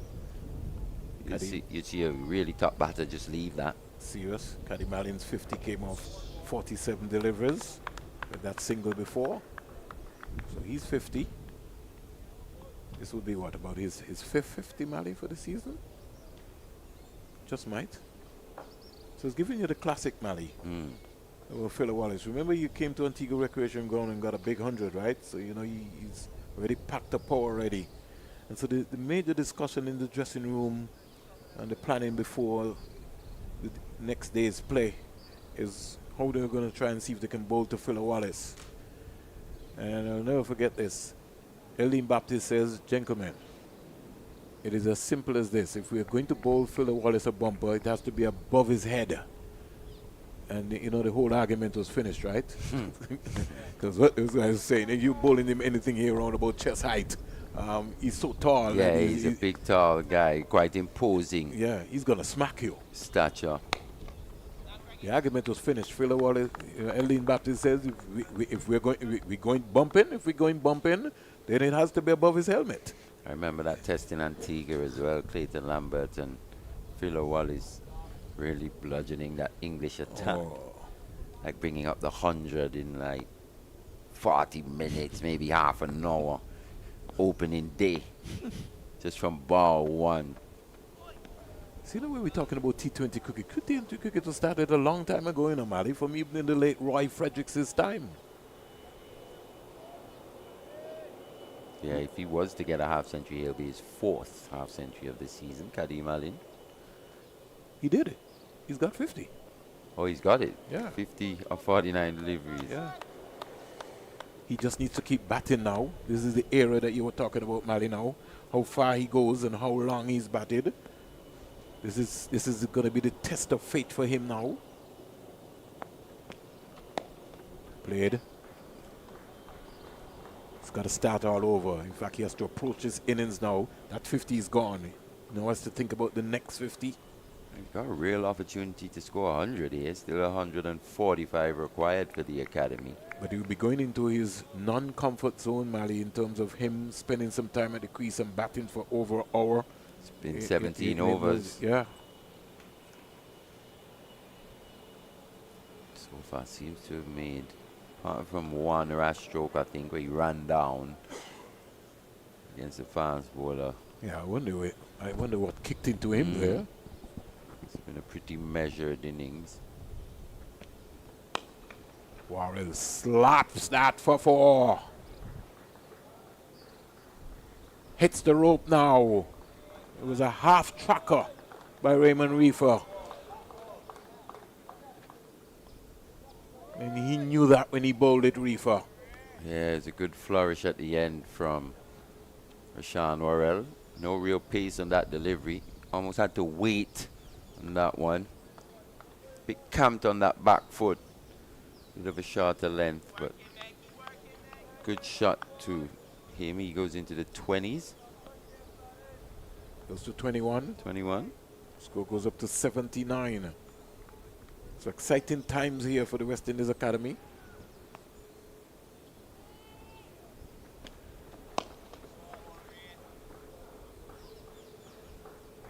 Lot of banter going on out here. Reifer trying to intimidate Worrell. But he has been quite chirpy in this match, hasn't he? He has. I think it's the most I've ever. He's normally a conservative guy. You know, he stays within his limitations, but this game, I don't know if it's the amount of Barbadian players that are playing against him and he's trying to maybe psych them out.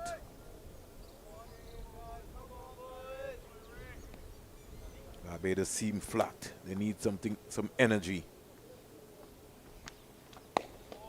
Compact in defense. That was well played. Looked like he was going to go through with the drive. In the end, just stopped. And never good over that for the West Indies Academy. 79 without loss. 18 overs gone. 5 bowlers used so far. Yeah, and if they can just keep batting here, good run rate, 4.39, they can get to 100, still with the 10 wickets in hand. And you realize what has happened, right? Warrican, as soon as he came on, Mali, they decided, well, Kadeem Alleyne decided, listen, let me have a go at you first. I'm not going to allow you to settle. And these are some of the calculated risks players have to take. Because he knows that Jamal Warrican has been the banker for Barbados this season. He's been the top wicket taker. He's bowled the most overs as well. He knows if he could put pressure on Warrican, especially early in his spell. Remember, he only bowled a 1 over in this match. Oh, yes. Prior. Could really throw the Barbados bowling plans into disarray. They've mainly had the intention of Warrican playing that holding role from one end and rotating the strikers, the seamers from the other. Straight, like an arrow. That's what you want to do. Keep looking up the V. It's going to be important for him.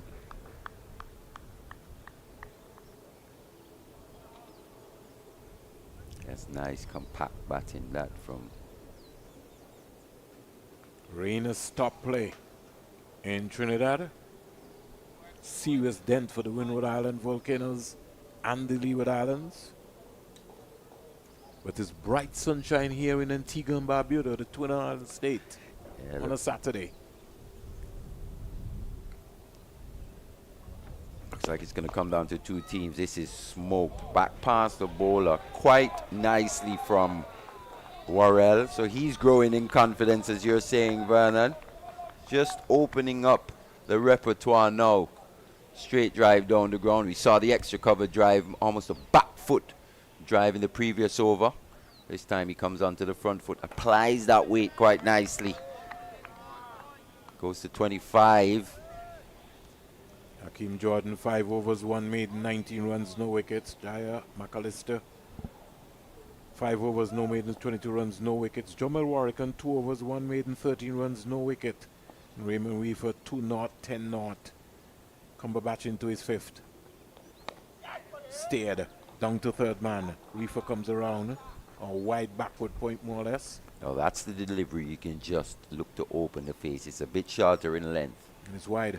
It's a bit wide as well, which means it's not going to do too much. Doesn't give him the ball every opportunity to move in the air. It gives you a longer time to see it as well. And you just allowed him to open the face. Good batting. 85 without loss. The West Indies Academy require 134 more runs. Barbados Pride needs 10 wickets. Brilliant catch. If it touched, he's out caught behind. That is a magnificent catch. Some fans are complaining that he maybe didn't nick this one. Let's look at the television screen and see if he got something onto it. Have a look at the reaction of the non-striker here. Have a look. It was a long appeal, vociferous appeal. Everyone went up. Look at the non-striker. He drops his bat. He can't believe it. Kadeem Alleyne as well. He stood there for a second. You could tell. Very dejected indeed. So the first wicket comes up for, well, the Academy lose their first wicket. The dangerous Kadeem Alleyne. He was the one that was really putting pressure on these Barbados Pride bowlers. They'd be glad to see the back of him, Vernon. It's a sort of dismissal that could have gone either way. Let's look back at it again, Jason. Mali, let's look at it. Jason has broken it down for us. I'm not sure there's too much contact there. Let's have a look again. Yeah. Wondering whether it brushed something. Did it touch the glove? But it was an excellent diving take. It was a fantastic catch indeed from Let's look at it. Demetrius Richards. Let's look at it, Mali. Short in length. Looked like he was going for the bouncer once again. Didn't quite get up. Where's the ball? It's gone. Hasn't touched anything. Wow. It's gone straight through. It's a fantastic take. It did swing a bit after going past the batter. Yes. So, Kadeem Alleyne, well played, young man. See you next season. Ends with a half century. He does. But I'm sure he was looking for a bit more. You can tell by the way he walked off. It was a long, slow walk. Slow, painful walk, but it's part of life. That's the name of cricket. Some you get, some you don't. Almost looked like a man that was walking the green mile, as they say. Yeah. Even stopped and had a conversation with O'Geese. Maybe it was just to calm his composure. Oh, he's nicked that. He's nicked that. Is it back-to-back wickets? I thought I heard a sound there, Vernon. No, I think it passed. Oh, we're going to have to see this one again, Jace. Yeah, squared him up. Didn't touch it. Don't think the keeper was that confident, Mali. Look at it. It's gone wide of the crease. Yeah. Hammered in. Makes a bit of... Oh, I'm not so sure. Didn't play that. Oh. Whew. We would have seen a little deviation. Oh. Well, we saw a bit of deviation on that previous one of Alleyne. But we didn't see on this one. Not So- sure if Jace is going to magnify this one for us. It's all happening. He's going to break it down for us, man. And I will tell you something. Why I judge it from that way, Richards is normally buoyant, and he wasn't as exuberant as the one he took before. Let's have a look. Hakeem O'Geese facing his first delivery. Played beautifully in the first innings. Oh, that's so close to the outside edge. Vernon, I thought I heard a sound, a little thin, woody sound. Was a good delivery. Certainly good delivery. Not good enough to get the wicket anyhow. Oof, I think we're going to have to agree to disagree there. Jordan is back. So 2 left-handers now in the conversation. And this might be comfortable for Hakeem Jordan, who's now moving into his own rhythm here from the major center end. It would have been a huge wicket in the context of things, as we were saying. Hakeem Ogis played so well in that first innings for his 76. Barbados opting to bat. Batted poorly in the first innings. Now finds himself behind the 8 ball. So you can just expect now that this run rate will just start to decrease slightly. I'm not too sure about that. I'm telling you. Worrell is showing some signs. Yeah, but They'll Kadeem Alleyne is different. They'll maybe have a plan. Alleyne is different. Ogis has looked good when he started in the Yeah, first innings. early in his innings here. He's not going to take the same chances. We'll see. 134 required. Compact in defense here. But he's maybe made his mind up, Worrell, that he's going to bat all the overs. Exactly. He was playing that anchor role in that partnership with Alleyne. The banter starts. Craig Brathwaite wants to know if the academy is playing for a draw. So I guess he's trying to get mind games into Worrell's head to get him to expand. He's not interested.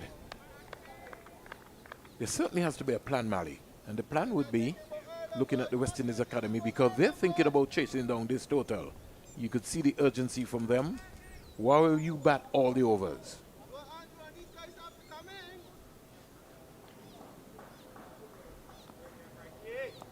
I think that run chase is just a slight spanner been thrown in the works with that wicket of Alleyne, to be fair, yeah. His destructive nature. This one's just landed short. It hasn't quite carried. Good take though. That second slip position. Sharp chance. Is that Wickham? Once again, reaching out a bit too far ahead. Yeah, every now and again he comes on his toes rather than on his heel. Yeah, and those hands just get away from the body. He's got to stay compact here, Worrell. And still as possible. And if he's leading, he's got to lead with his head on his shoulders. And why I said that earlier is they're not quite the same level of stroke play in terms of their destructive nature. No, Caddy Alleyne is a different human being when he's hitting the ball. There's no comparison, and I won't even try to. Maiden over here by Hakeem Jordan. So Barbados just sensing that something could be around the corner. They've got one, they're looking for two, looking for three. You just never know. Rain has stopped play at Queen's Park Oval.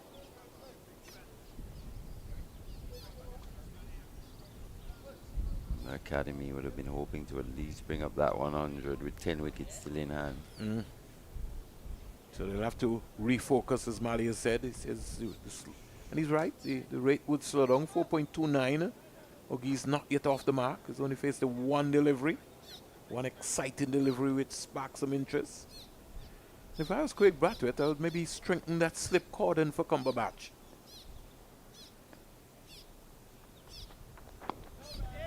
It's important that he starts again though, Hakeem Ogis. Sometimes young players can think, oh, I'm in form, I got 76 in the first innings, I can just come out and start playing as freely as I would have in that first, but no, you still got to assess conditions once again. And just remember that 76 is only a half century. Yeah, work out what the bowlers are trying to do. Really scan the field. I like the start. Like the start by Cumberbatch, forcing him midland leg. And then maybe he's just going to get that one to just go across him. Ogis just has to keep leading with that head and shoulder. He's got to look to get onto that front foot early o'clock and not try to get turned around. He squares him up completely. Worked beautifully. Off and running.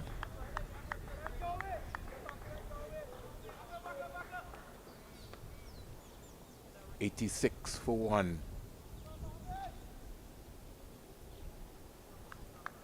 The rhythm has been right so far from Cumberbatch in this spell. Yeah, it has. He's created a few opportunities. So he's picked up the lone wicket. Probably should have had two. You disagree? No comments. So short here. That had some gas on it. Skiddy type. Short delivery. I'm still Well trying, watched though. I'm still trying to figure out. I knew he looked like somebody, Mali. He obviously looks like somebody, but who? Yeah, I'm wrapping my mind around it. I think with his broad shoulders, that is what is What just from kind what of baffling. field? Yeah, From a bowling, different field? yeah, from the medium pacer. Yeah. Oh, he looks Yeah. like a cricketer. Yeah, you know. That is Reminds just. you of a cricketer. Yeah, I was trying to remember. Got the build of a boxer though, Yeah, isn't he?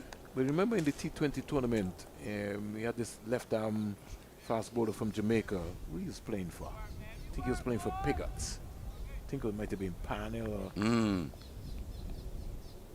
Yeah, he was left arm. Not but Wayne Parnell, but I think it was Parnell, you're right. Yeah. He's like a boxer, but he's really hitting the straps. He bowled a real heavy ball. That's what Shaquille he hit Cup a is long like. ball as well. Yes, he did. Yes, he did. In fact, he was invited to the St. Kitts and Nevis Patriots trial camp. Yeah, he was. Alongside O'Shane Thomas as Yeah, well. yes. I think that was O'Shane Thomas's almost comeback into cricket. Breakthrough. Yeah. And he broke the wrist of, who it was? The Irish international. Scottish international. Scottish wasn't it? international. George Munsey. George Munson, yeah. So, over comes to an end. It's 21 overs bowled. We will take a break, and when we come back, we'll be hearing the voice of Joel Manning. Book, but I might get that next year.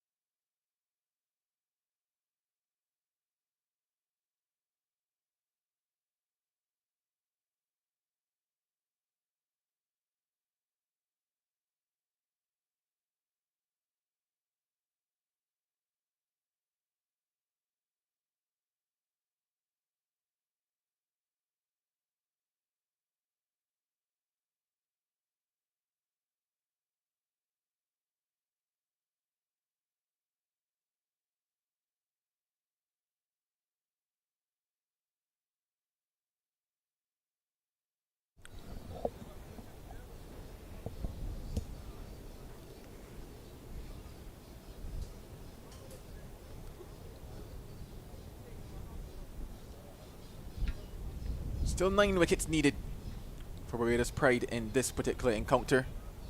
Western Academy, though, you would say well on course to what could also be a massive upset here in round number 7. Akeem Jordan will continue after the break.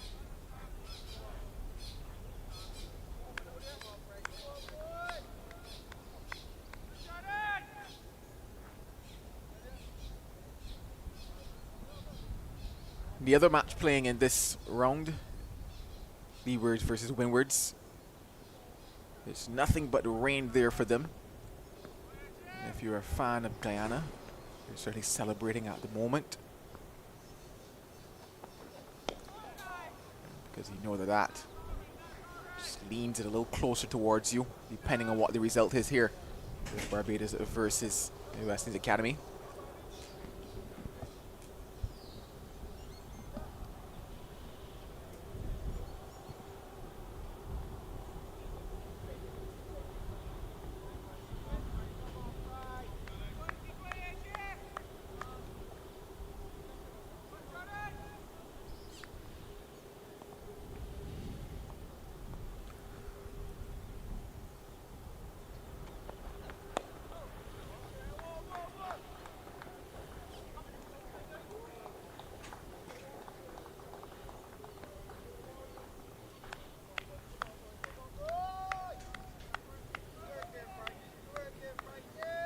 Work very easily into the onside, picking up a 2 here wall.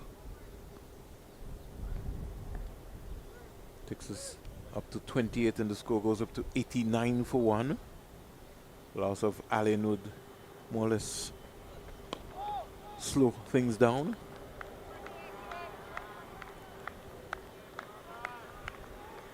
They require 130 runs. So anything's still possible. Yeah, definitely not beyond them, the West Indies Academy, in terms of the runs required.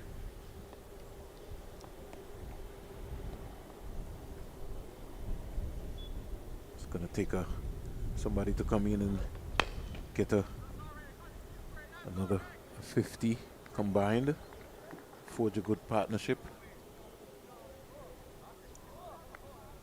With the amount of time left in the game, it simply would take what we consider to be that just logical cricket. I think you need to break that one down. I was going to continue. Well. They're just taking things on their merit at the moment. You can continue to collect the 1s and 2s. Bad balls will occasionally be bowled as well. Yeah, it's nothing that requires them to just go helter-skelter. You look at what's required in terms of the equation. His rehearsal of that shot indicated that he wanted to hit that one over mid-wicket for 6. So that's why I asked you to break that one down, Joel, because Warren will be thinking about still striking. Maybe looking to hit the Virgin jet that has just touched down at the VC Bird International Airport here. He's got to keep batting. He's got to keep batting. He's already faced 75 balls.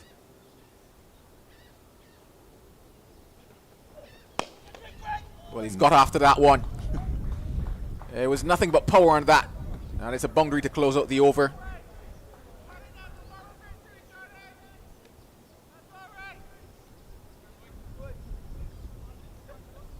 There was intent in that shot from the very beginning. Takes the score now to 93 for 1. 22 overs have been bowled in this contest, and rather in this innings. Just wonder now at what stage. You saw them go to Warwick before we went to lunch. Wonder at what stage do they turn to Warwick here? Or was this session before the tea break?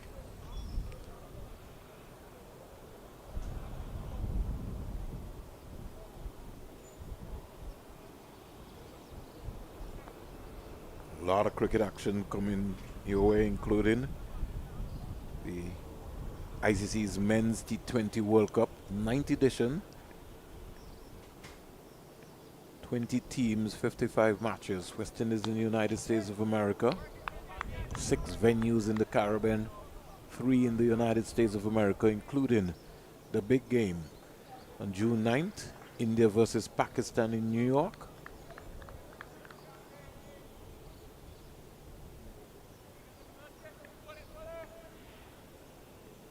The final at Kensington Oval in Barbados on June 29th. Semi-final in Trinidad, semi-final in Guyana. Antigua and Barbuda hosting 8 matches out of the 55 matches.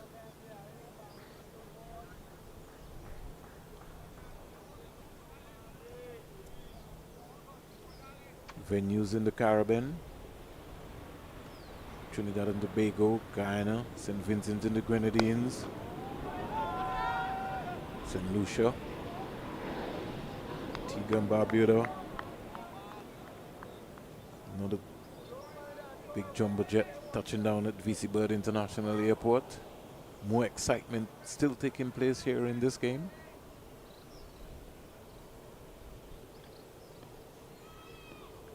Cumberbatch into his 7th over. It's been a real hostile and decent spell so far from him. He's certainly been threatening. Both pads and outside edge has been Cumberbatch. When you look at it, and you look at the situation of the game, it will take something inspired from somebody out there. This is from a Barbados Pride perspective. At the start of the game, I was having a conversation with the coach of Asper Drakes. He said, you know, these are the situations that you live for, in the moments that you ask your players to step up in. He'll be hoping that somebody can step up in this encounter. Bowling figures so far for Barbados Pride. In the second innings, Akeem Jordan, 7 overs, 2 maidens, 26 runs, no wickets.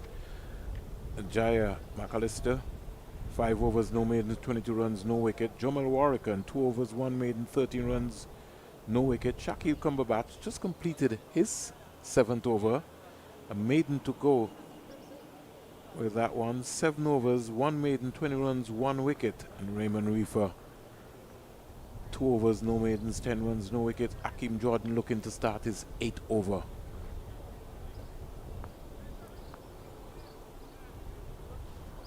No Craig Brathwaite as yet.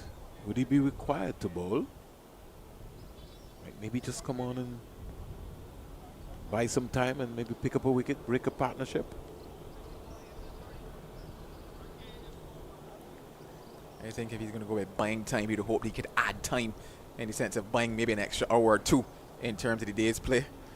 That's the only time I think he might want to buy. 1 delivery left, I believe, in the Shakil Cumberbatch over. I thought so myself, but they're the best ones in position. Somebody finally got it right.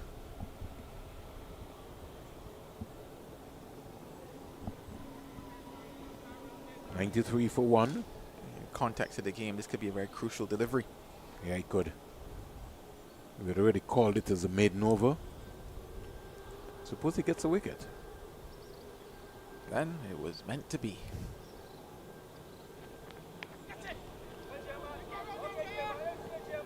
Instead, they get a single, so just 1 run in that over, which now comes to an end. And it's 94 for 1 here at Coolidge. So Shakil Cumberbatch's 7th over finally comes to an end. He's now 1 for 21.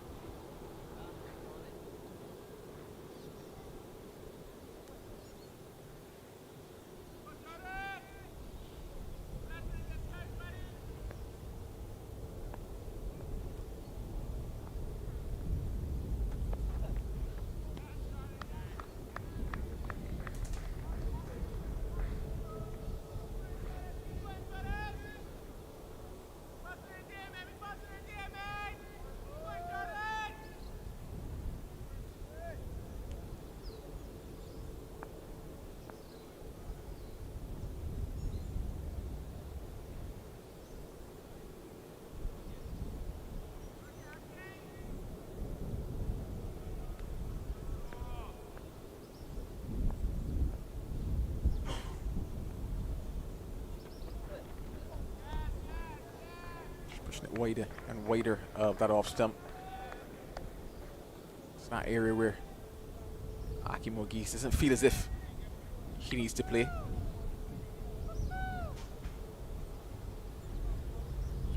Just see signals there, Zachary McCaskey asking for pads and helmets, and that probably gives you the indication that Jamal Warrican could be introduced very soon into the attack.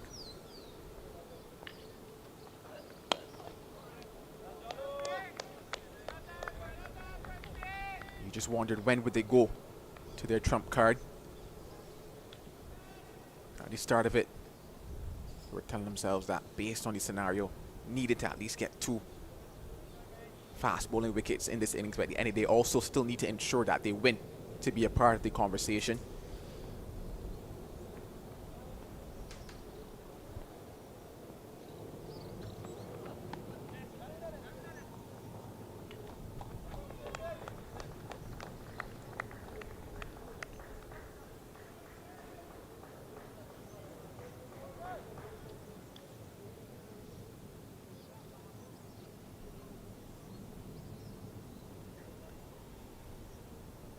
Academy require 125 more runs.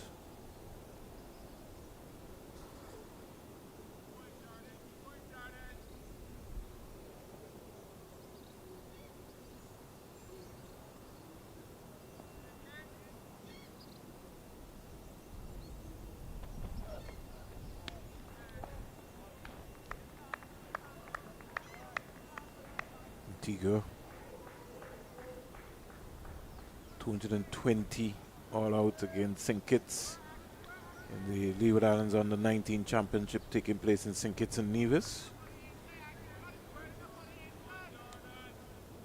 Yannick Watley top scoring for Antigua and Barbuda with 39, Athenes 36. Come back to that. Michael McKenzie 36 and Tyree Moore 32.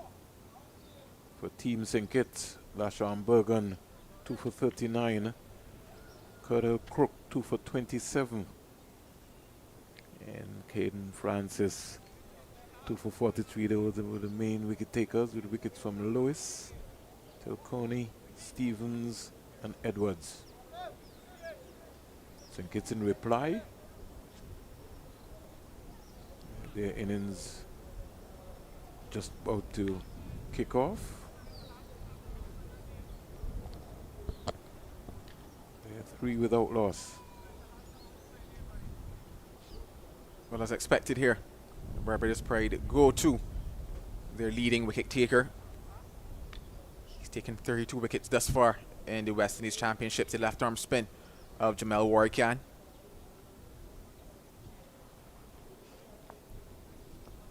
He nearly outfoxed Kareem Alleyne in that session before lunch. One that just fell just beyond the boundary. A different proposition here for him with the 2 left-handers at the crease in Worrell and Auguste.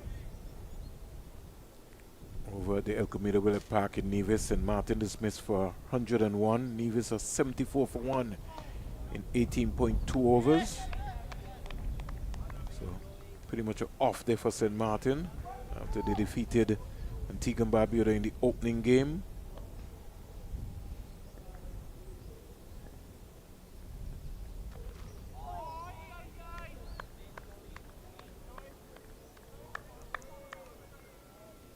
Kenway Freeman picking up 4 for 15 for Nevis. Delroy Prentice 2 for 9. Like I said, Nevis look like they might just win out this one. As we speak, they're 74 for 1. Light Brown is on 28 and Carlton Pluck is on 7. So just giving you some updates of some scores that are taking place in the Leeward Islands Under 19 tournament in St. Kitts and Nevis. 74 for 1 Nevis. St. Martin being dismissed for 101.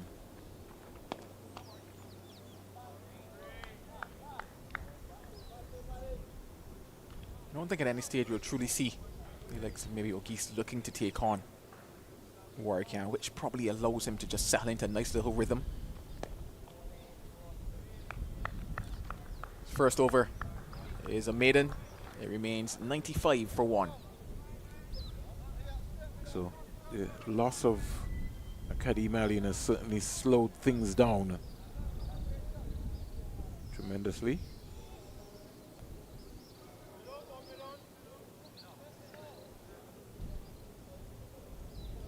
The Antigua and Barbuda Cricket Association Super 40 competition. Combined schools at 28 against All Saints. Jennings against Pickett Squashers. Jennings finished on 170 for 9 off their 40 overs. Caribbean Union Bank Bethesda, they were bowled out for 115 by the PIC Liberta Blackhawks. New Winchup, delivery by Warrell, turned to the fine leg area for a quiet single.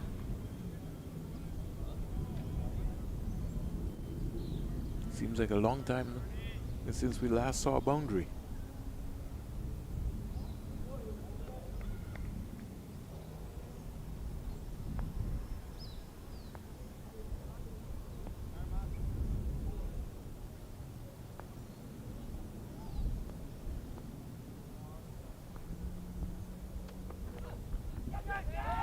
Well, did that get some bat on it? They think. Not out though, says umpire Duguid.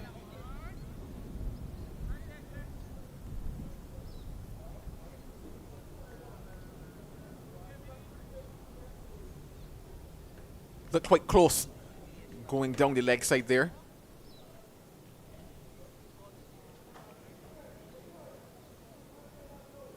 They seem convinced, the Barbados Pride. Umpire's decision is final.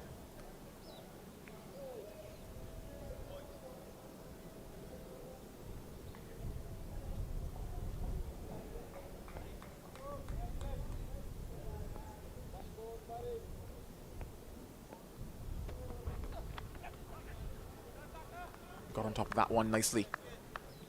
Did O'Geese. Seems to be running in with a bit more here. Akeem Jordan, but that one down the leg side, having a go at it was O'Geese. Probably was just looking to get some bat on it. Get it towards fine leg.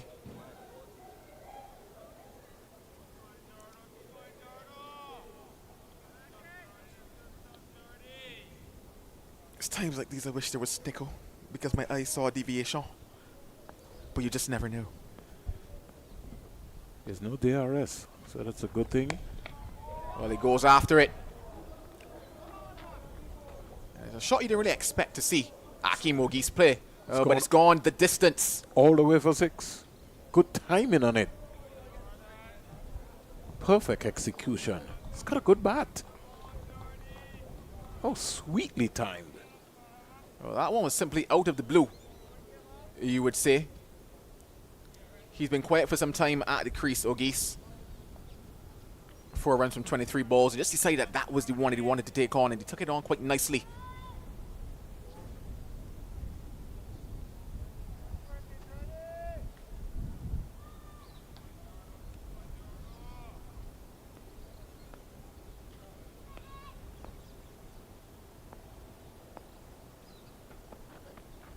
Good leave. That 6 brought up the 100 for the West Indies Academy.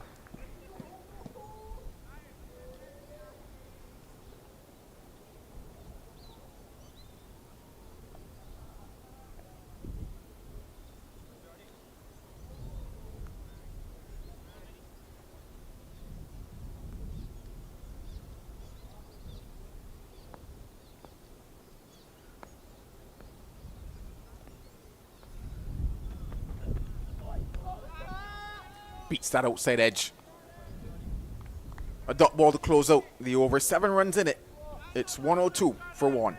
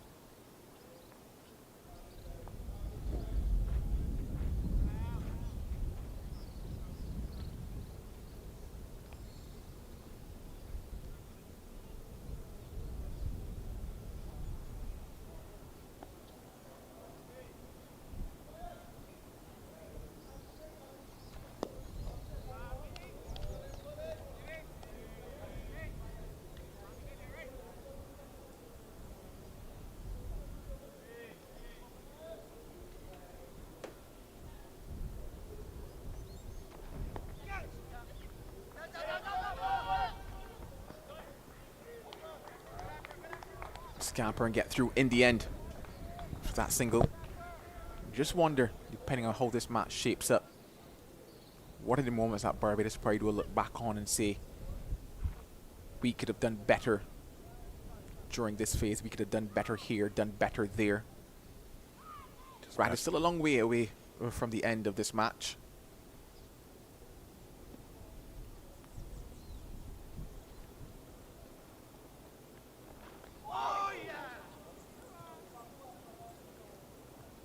And he's sneaking that one through Warwican. He would have seen what Bishop was able to do with the ball, the type of purchase that he was able to get. Bishop picked up 3 wickets, I think, in the second innings and 2 in the first. Oh, this one, is that gone? No, it's not, says the umpire. Did it strike him outside off? Was it going down leg? What was the question on this occasion? Looked dead in front to me.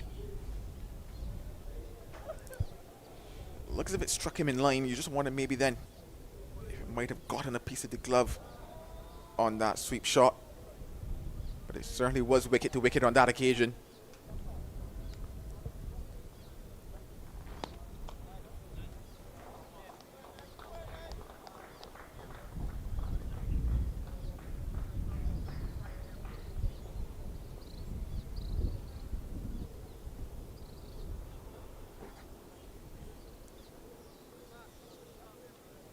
Just sweeping the wrong length on that occasion, Auguste. And just maybe getting away with one there.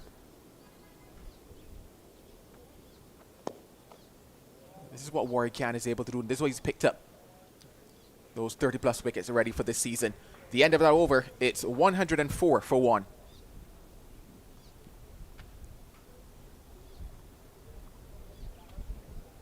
Academies. West Indies Academy still require another 115 more runs to win this.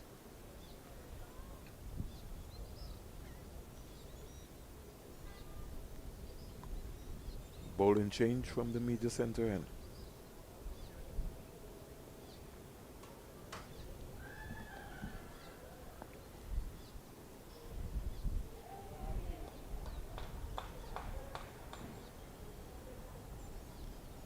Yeah, it's going to be Jerry McAllister to come back from another spell from this media center end. Started quite well today. It was a lot fuller than we've seen him in this match. He picked up rewards in the first innings. And oftentimes, actually bowls a lot better, you would say, with the older ball. This ball now 27 overs old. I think in this game he's a lot more threatening when pitching up the ball.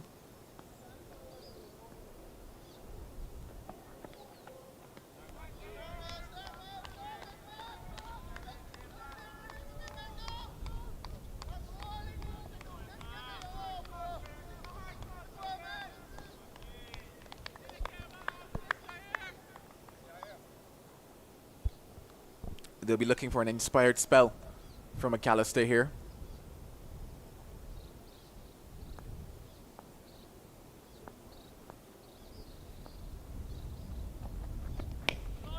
Can he dig deep and produce the goods for them? He certainly has the pace.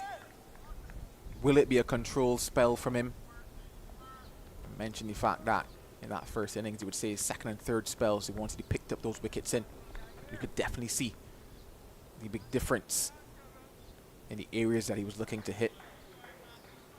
He was also a lot more patient as well.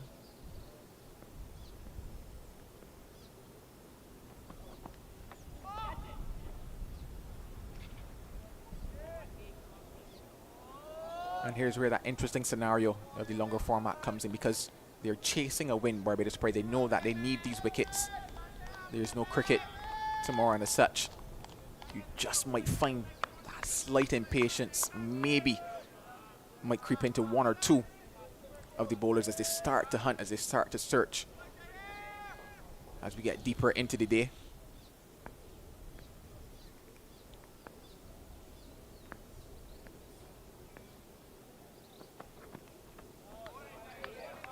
Good areas though from McAllister, and also good pace as well. nice to see still on day 4. These are the speeds that he's hitting. So that's a long way to go in terms of his career, you would say. He's still a young man as it pertains to his cricket and his cricket experience. What he's done thus far, you would say, for Barbados Parade across these 2 seasons, last season and this. He certainly has something to offer the cricket.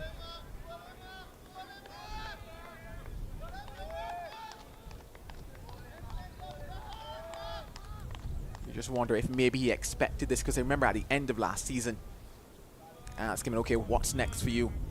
Jaya, he was talking about, you know, the job that he was going to look to go into after the cricket season. But the way things have gone for him, he's made cricket his job.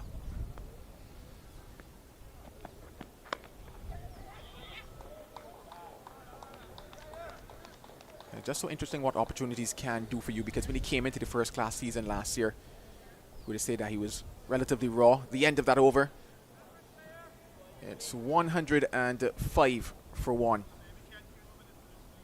So looking at his season so far, 3 for 69 and 1 for 57 versus Jamaica. 1 for 76 and 2 for 21 versus Guyana. 0 for 32 and 0 for 19 versus Trinidad and Tobago, and against the Leeward Islands 1 for 41 and 0 for 34. So by his context, got some 46 first class wickets, only just from 15 first class matches. So as you rightly said, a young man still searching around.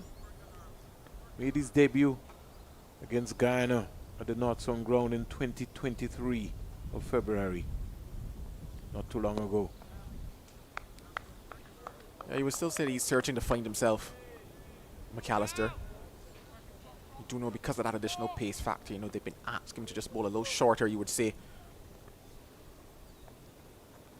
This was both last season and at stages in this season. He would say definitely that this season, in comparison to last season, it's a little down on those wickets, on those returns for him. 27 years of age, so considered still to be a young man, but in the circles of fast bowling in the Caribbean, you maybe want to be coming in about 22, 23. But bright future ahead of him. Continue. Catches the cry, but it finds some space on that leg side. You just start to see moments where Akeem Ogis is looking to take on the bowling. You saw the shot that he played off of Akeem Jordan. Now you're seeing the intent versus Warri Khan.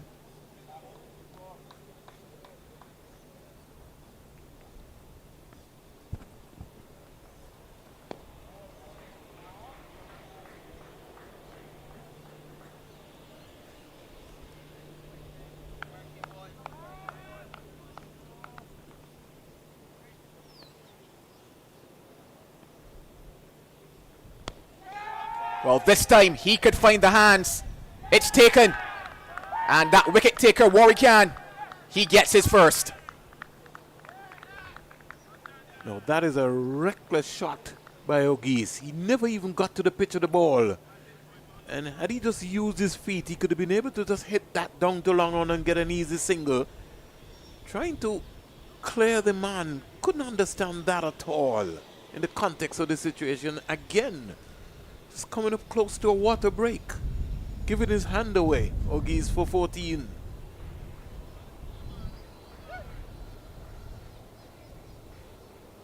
Well, he is their trump card, Jamel Warri Khan. And he comes up trumps on this occasion. Second wicket goes down for the academy. And it brings the skipper and Teddy Bishop to the crease.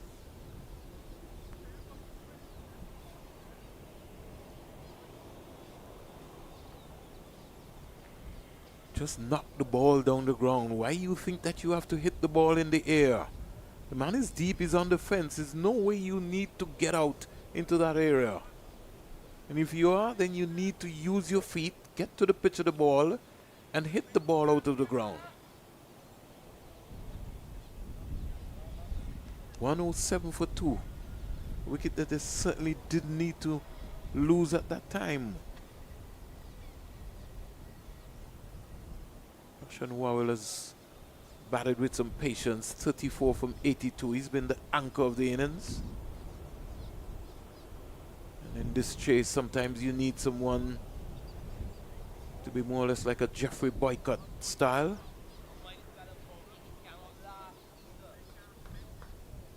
If he can just sneak out another 30, 40 runs, the Citizens Academy can get close to their target.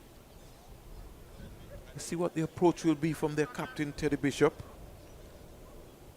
who really also played an irresponsible shot in the first innings as well.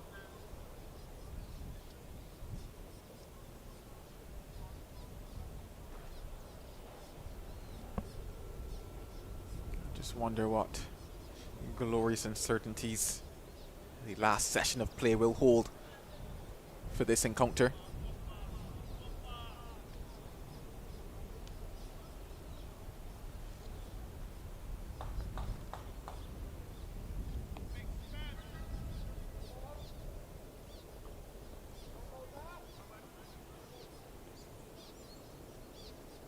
Having to reset and reload that one.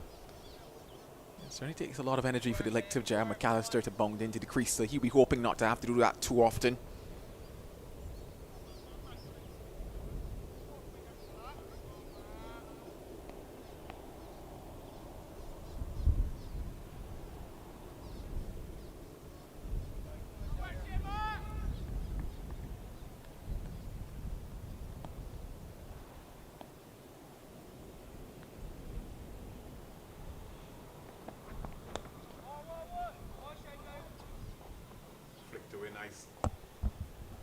Flicked away nicely. Getting an easy single. So he's contented, Warrell, to just rotate strike.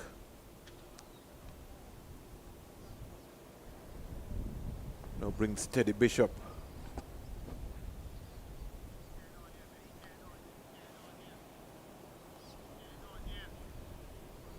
The 8 wickets required for Barbados Pride. Should they take those 8, I guarantee you will see absolute pandemonium out there in terms of their celebrations. And it's been interesting from a Barbados Pride perspective, given the amount of changes that they've had in their team across all of the rounds. Quite a few teams in this first class championship, you would say, have been settled across, you would say maybe 9 or so players in their side throughout the entire tournament. With several chops and changes, you would say. Experienced guys coming in and going out, playing one game, playing 2 games and leaving. So it's been an interesting season for Barbados Pride as well.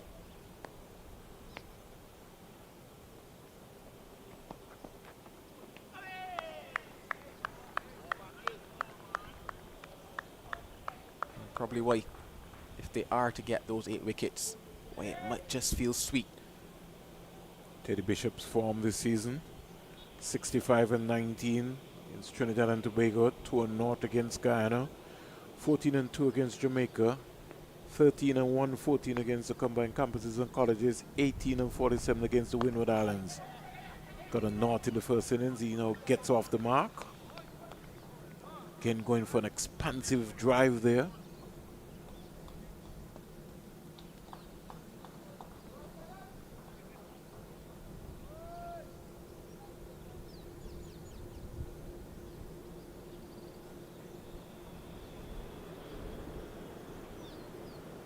Made his ODI debut for the West Indies against Australia on February 6, 2024. Didn't trouble the scorers from the Spice Isle of Grenada. He'll be looking to build on that.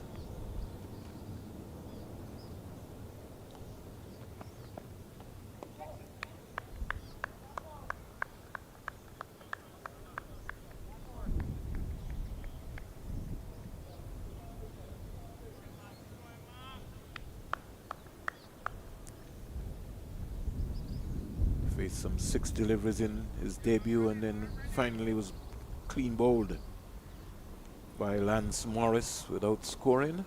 So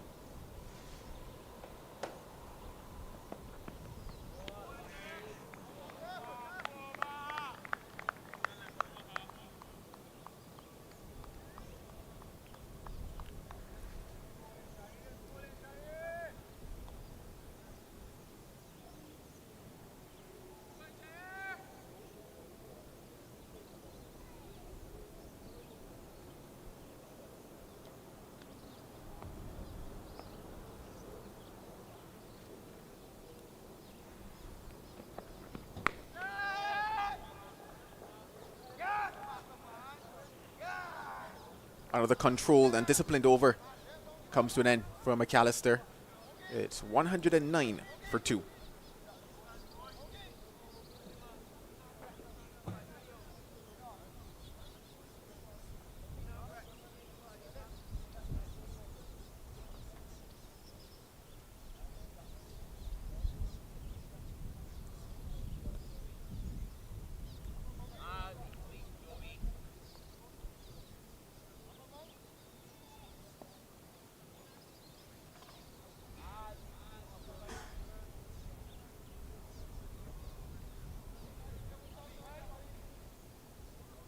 Teddy Bishop, from 532 first-class runs so far, with 2 half-centuries and 1 first-class century this season. They'll be looking to try and build on that.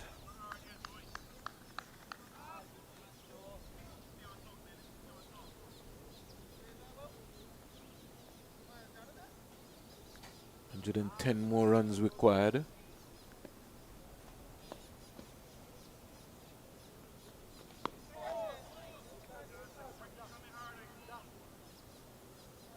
Tends to go hard at the ball, Teddy Bishop.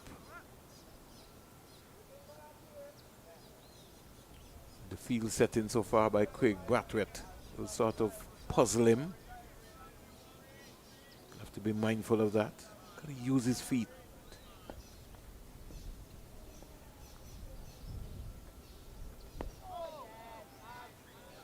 After that first delivery.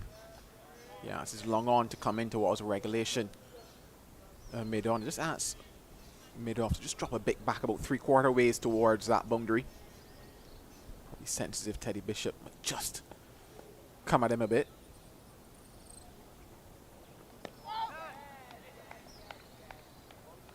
What I've loved though since Warwick has come on is that pace that he's bowled at.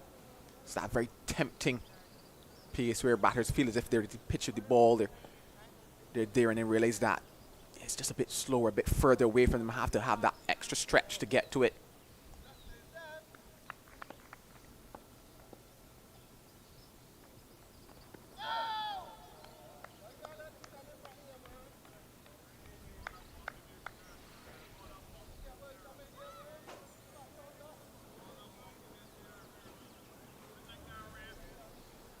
More pressure. Reifer now comes to silly point. This is what we were talking about even when Barbados was batting. Craig Brathwaite piling on the pressure here. Short leg, silly point, slip. Brathwaite himself, a very short, extra cover catching. He's not comfortable feeling for that one. Talking about a man who's been around. Jamal Warrican, 338 first-class wickets. 46 test wickets to go with that as well too.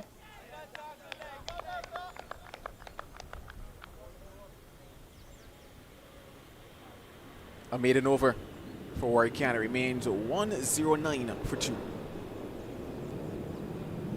So 109 for 2 this season. 5 for 59 versus the Windward Islands. Against Jamaica, 5 for 62, 2 for 99. Against Guyana, 2 for 98, 3 for 32. Against Trinidad and Tobago, 0 for 3 and 6 for 31. Against the Leeward Islands, 1 for 66, 1 for 4. The lone over in the first innings, but he's already picked up a wicket in this innings, the second innings.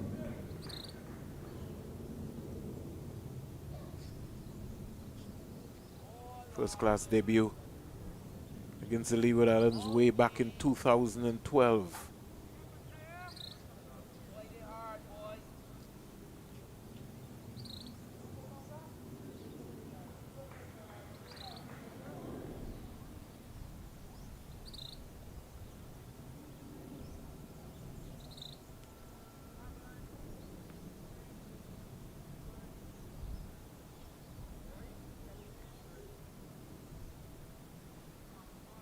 We'd also forget to let you know that against the combined campuses and colleges, he got 4 for 29 and 3 for 16. Warrican.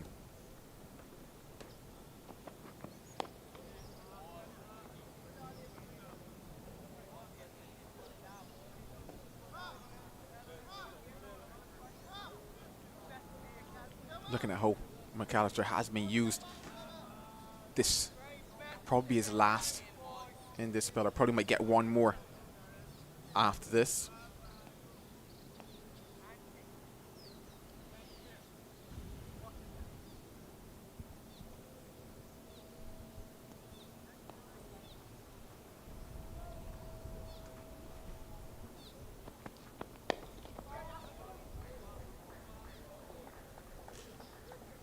Continues to just tick along, Rashawn Worrell. And he'll be hoping he can remain there at the end of things for the academy. Got himself 1/2 century versus Guyana back in February. But hasn't really kicked on in runs, you would say, this season. What he's gotten, though, is a lot of starts. See, one thing that when he reflects on his season, you see, okay, I've gotten starts. In almost every innings that I've played this season, I've gotten starts. How do I now convert on that?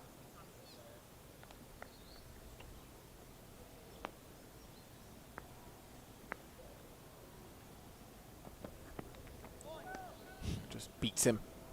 Okay. Goes for another one of those expansive drives through the offside. Just, you would say, coming back off the seam, nipping back off the surface.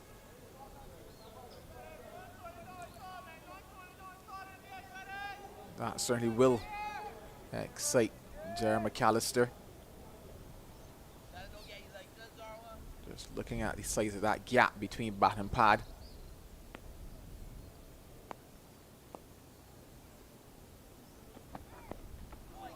Cuts him in half again. Gotta know when to leave. Gotta know where your off stump is. You're just fanning at deliveries, really. Left foot not leading with the head and the shoulder, just the back going. You're just looking to get back onto the ball.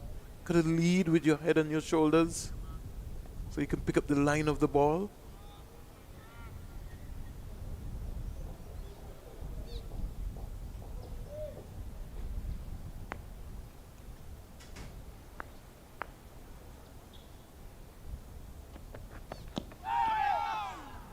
Thickish inside edge. Onto that one, probably saving him on that occasion. He's really troubled Bishop with the 3 deliveries that he bowled him so far. Just one left now in this over.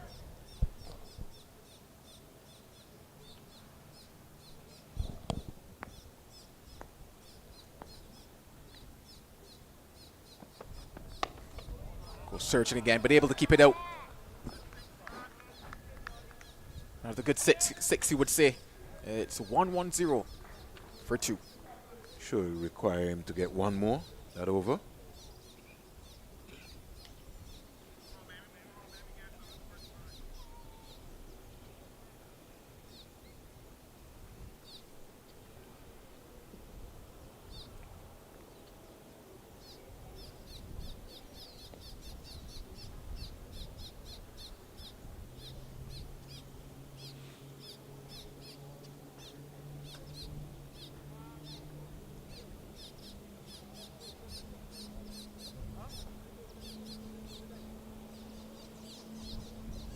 The opening partnership of 85 with Alleyne and Worrell, things have really slowed right down.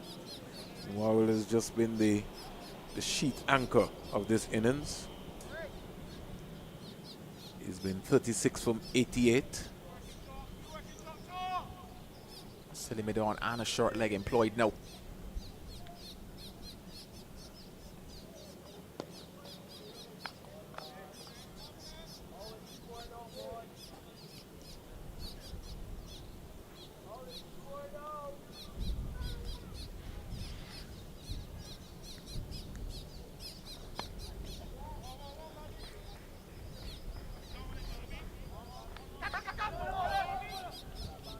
Could have been problems. Yeah, but Bishop has been ball watching. Put some life into your batting. Nelson up for the West Indies Academy. 111 for 2.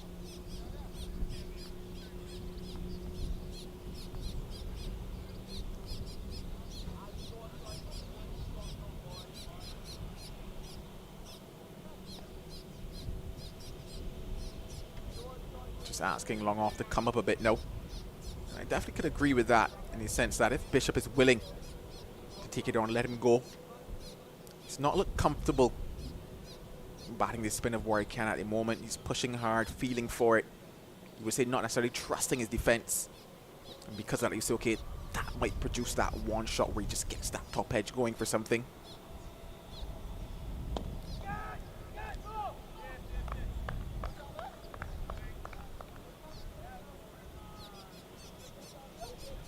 Did he drop that? Well, my initial thought was that it was a bum ball, but Warwick Can seems to think I thought it was bumped. as if that was a catch.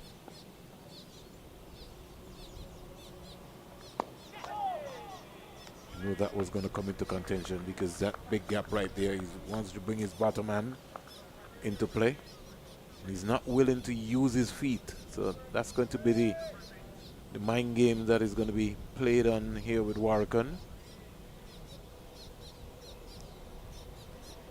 You always tell yourself that when a batter's not willing to trust their defense, you find themselves in problems because naturally they begin to force shots.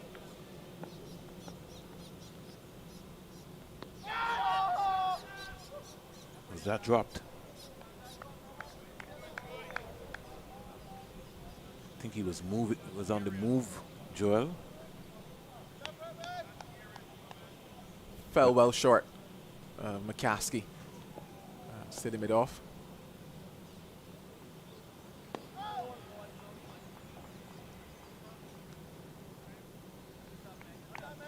The end of another teasing over. It's 1-1-1 for 2. And also will be tea here on day number 4. So the West Indies Academy 111 for 2 at tea. Barbados Pride still needing a further 8 wickets if they are to get victory. And the West Indies Academy needing a further 108 runs. We take a break here. And when we come back, it's going to be the final session of play in this round number 7.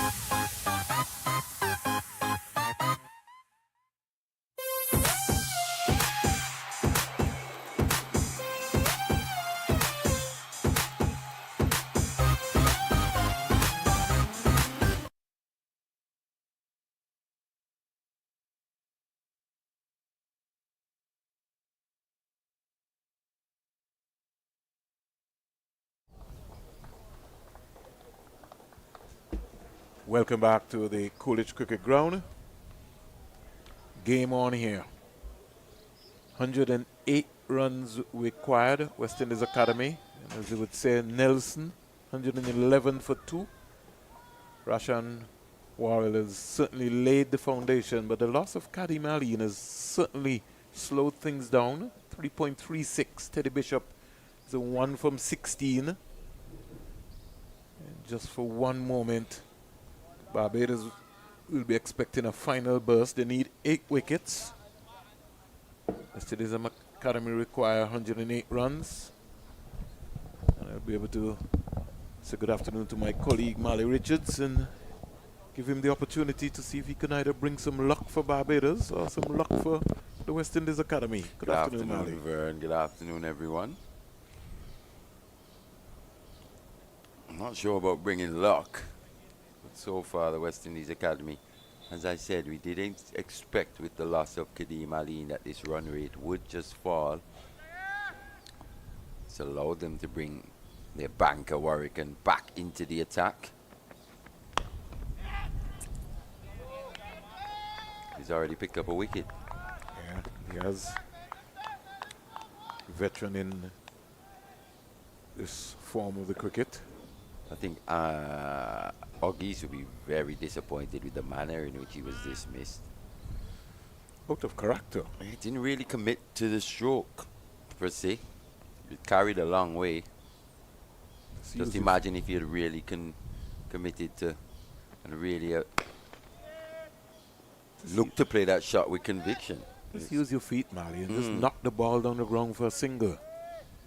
No need to get out there at that point in time. And as you said, he didn't commit himself, so just held out. Yeah, if you're looking to hit the ball in the air, you really go after it, right? You almost timed it. Just a lapse in concentration. It's the mental, it's the mindfulness. So let's see what the approach will be, Marley. You think they're still in the game? You think the academy's still looking to win this game? Well, I think they're just batting. They'll see how close it gets and they'll reassess. They'll always keep reassessing. I want to get it down into double figures, though. All right, so we're 108 right now. So maybe just take it in strides. 10. Just keep 10 singles.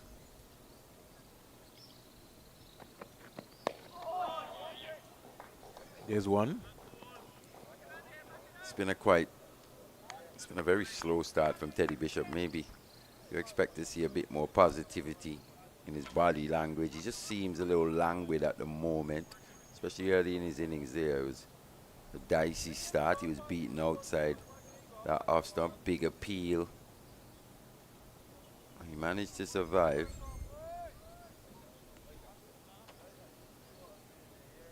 I think one of the things, Matt, is that he goes hard at the ball. So when he doesn't get into that mode, he tends to get frustrated. I think when he plays well, he looks to hit the ball as straight as possible. He's quite strong in the offside, but I think he went searching a little bit early in his innings here.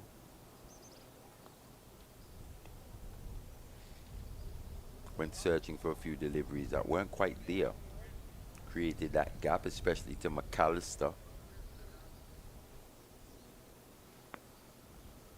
I think McAllister has come back very well in this second innings. I was worried about him for a second. So you just see him like he was just, there was no thought being put into his bowling. The end of that over, just one run. The first after the tea break, 1-1-2 for 2. He's bowled well in this game as compared to the previous games that we would have seen him where he was sort of banging in the ball short. He's looked a lot more dangerous when he's pitched the ball up. Yeah, he has. I think it's taken him a bit too long for my liking to work that out, but he has. Better late than never. I think when he came back, may have been for his either his second or third spell there in that first innings from the CIU road end. Started to pitch the ball up, caused a bit of trouble. He hasn't deviated too far from that since. Basil Morgan sends his greetings, Mally. Afternoon, sir. He also wants me to pass on greetings to Guy Yearwood and to let the folks know that Jim Allen has been listening almost every day. He gets a chance. So he's still following the cricket.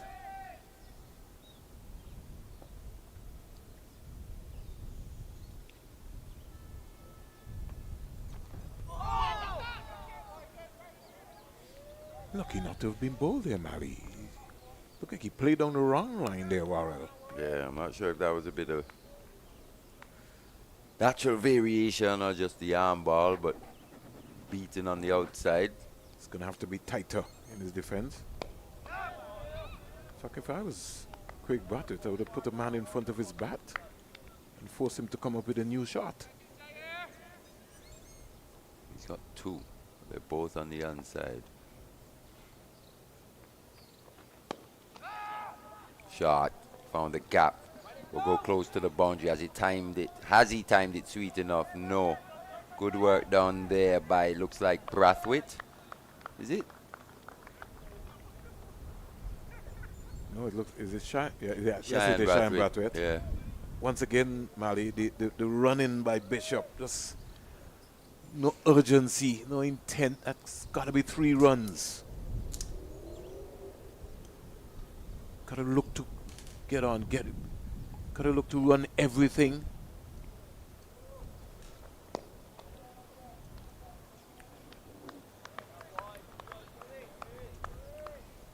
It's a different flavor. You enjoying it, eh? I think we should make you the ambassador for them. You change from the red to the green. I think you've tried all the flavors now. 114 for 2. These drinks we have here in the commentary booth, they've kept us well refreshed. One thing for sure, from the first day when they came and you tasted it, you said, aha. This one, I think we found it. Yeah. We found no one. Freezer, premium. Yeah. I think you told me where it came from. I don't know. This is the thing. We don't want to do any marketing and we're not getting paid. Eh? I agree with you. So we could approach the company. And get something. Yeah. At a later date. At a later date and get compile something. all the data, the streaming figures. Yeah. Show them, hey, there's some eyes on this thing. Eyes and ears. So the one you're having is what? Because this one looks like it's a strawberry. Yeah, this is the cool lime. Yeah. Seems to have a hint of mint, though. I tasted a bit of mint, and you can see the mint leaf. Yeah. Interesting combination. Well, once again, Warrell just turns the strike over. Be interesting to know how many singles he will have scored in this 40 so far from 100 balls. It's been a good innings. Yes, he's been very composed.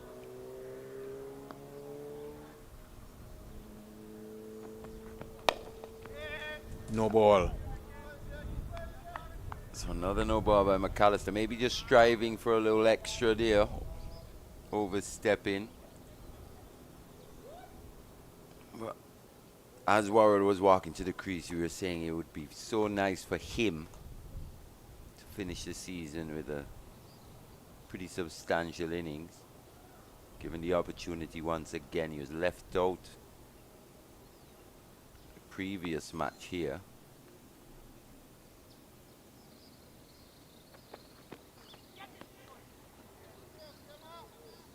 This time he got his body out of the way. We've seen a lot of close calls down the leg side today. Yeah, he was actually given, Kadeem Alleyne was actually given out down the leg side.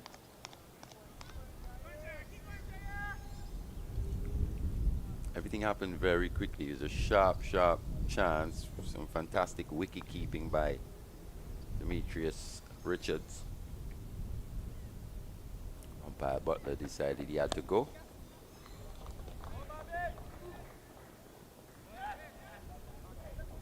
Barbados couldn't care less. They were happy to see the back of him. He was the one, that one player really, especially at the top of the innings, who could have taken this game away from them. In a short space of time as well. And he really looked outside of that ball and caught by Akeem Jordan.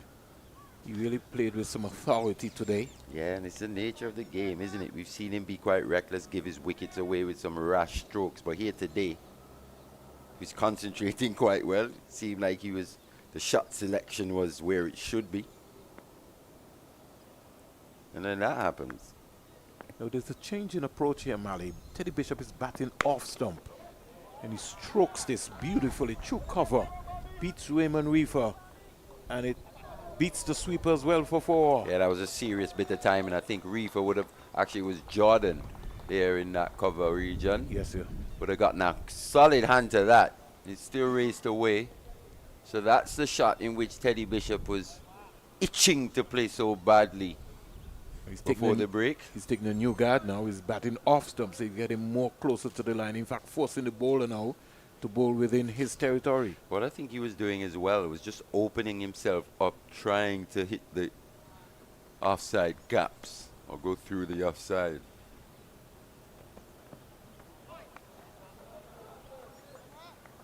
It's a good comeback. Did have some pace on it. It did. He was well lined as well, well directed. This is the 36th over with a brand new ball, and to get that up to the keeper's height.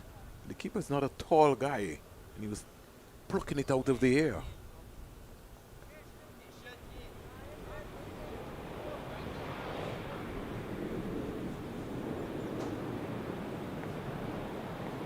Good afternoon to some folks in Bermuda.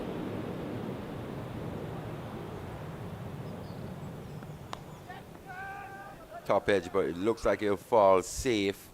Looking to take that short one on. Good shot delivery from McAllister. He's been a bit unlucky today, to be fair. Nothing in the wicket column as yet for him. Yeah, that fine leg fielder was hearing in, trying to get to that one, but landed in no man's land. 5 bowlers used so far by the Barbados Pride. That's the 2 wicket takers.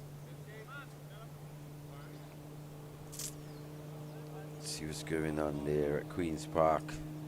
Rain and more rain. Still 122 for 2. I think that's done for the day, Mali. can't say that yet. By the sound of things. Which would be slightly anticlimactic, no? Yeah, it would. But you know something, Mali? That had to be coming because this game was also affected by rain. So you know something was around the corner. It was. Groundsmen would have done some fantastic work, but it was the nature of the rain as well. Nothing really sustained. Bishop lobbing that one up once again. It's not comfortable. They gotta get confidence, Mali. You gotta get to the pitch of the ball. He's just struggling for a bit of timing more than anything.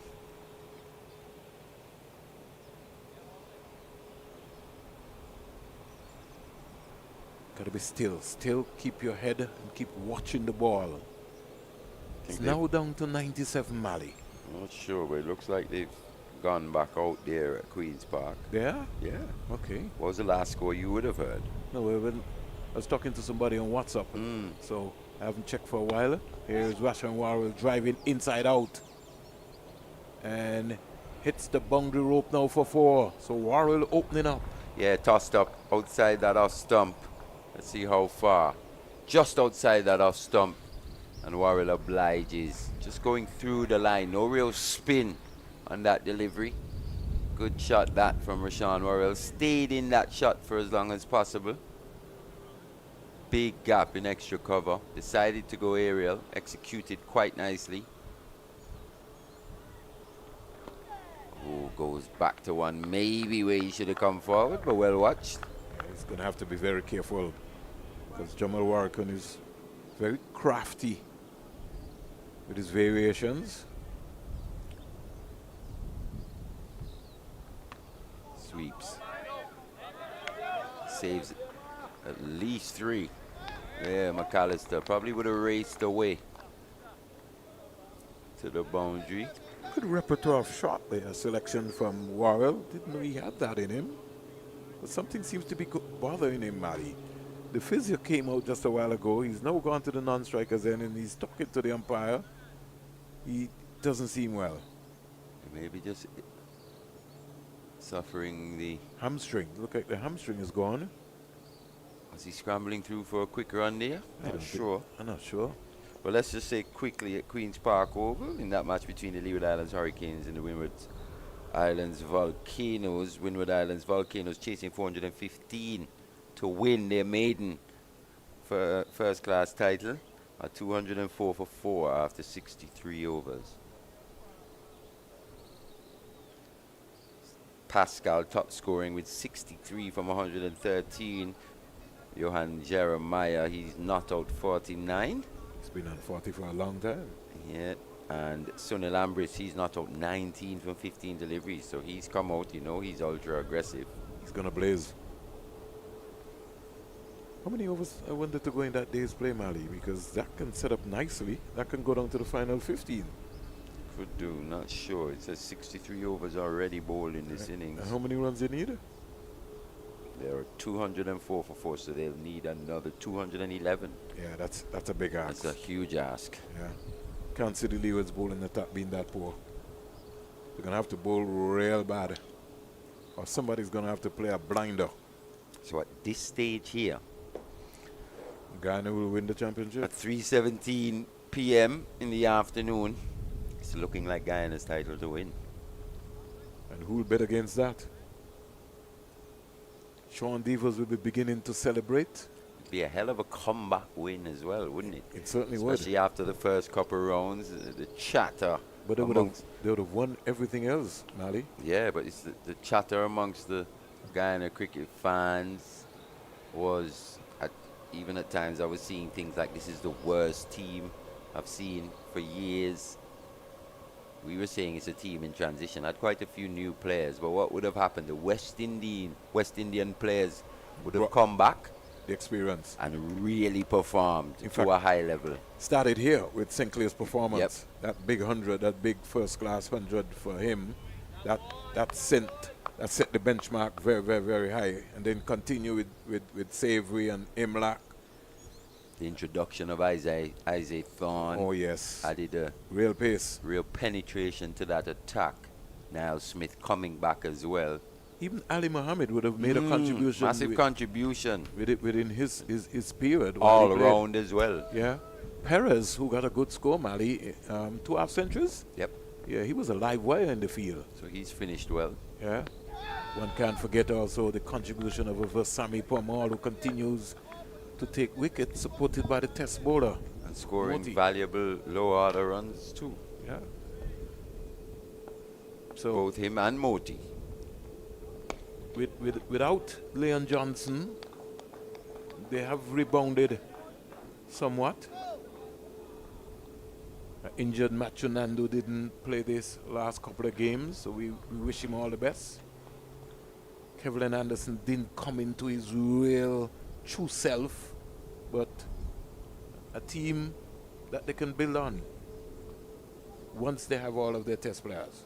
Yeah, that's the next step in terms of his development, into his graduation from this West Indies Academy team to the territory. Started as captain of Guyana first too, so Yeah. he would have shared some spoils There with was that. a bit, and that's another point as well. There's a bit of turmoil in terms of the leadership in that Guyana team early in the season as well. So they've done very well to turn things around. I'll be looking forward for the Super 50 this year, Mali.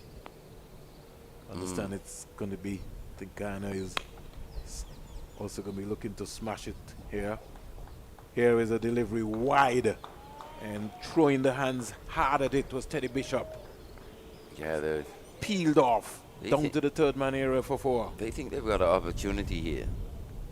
They're playing like it, The West Mali. Indies Academy, they're going after these runs. They're playing like it. They want to end the season on a high.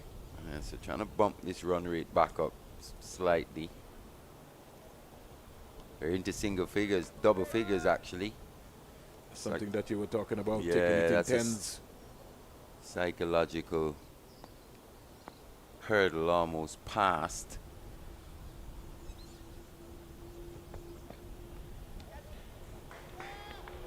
Got to look to punch the ball up in front of Yeah, him. yeah. Still looking to go square. Punch the ball up in front of you. Drive the ball to the offside.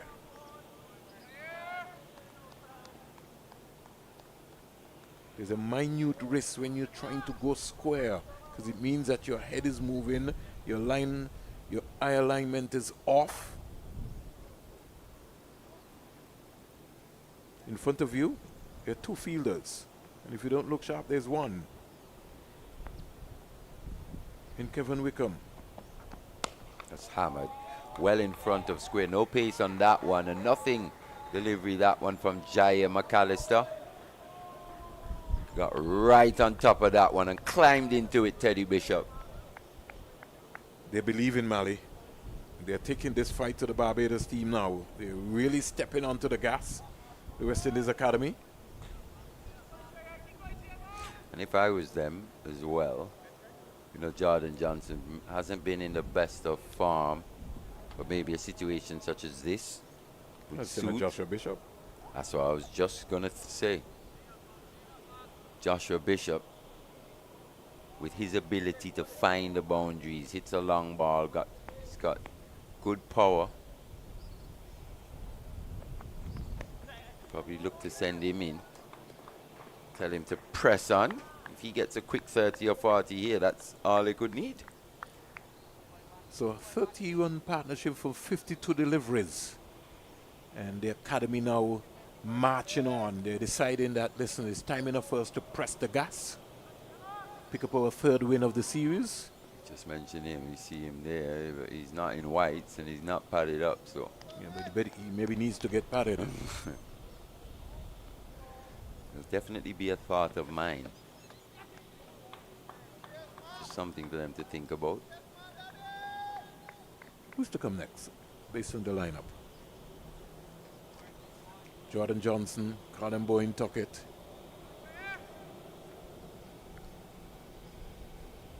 Colin Boyne Tuckett has been the leading run scorer for this academy team. Would he be required today? That's the big question. Johnson as well, he can be quite destructive, especially in this situation. He's mainly played limited overs cricket, more comfortable in that format, and this scenario pretty similar to a limited overs format. And he stays leg side of the ball and really gives it a whack.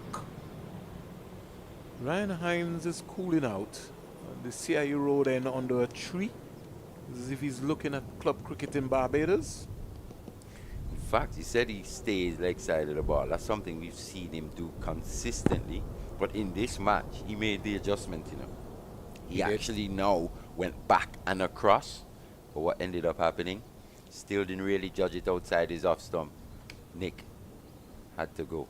So this, something such as that just shows you how difficult batting can be as well, especially for a young player.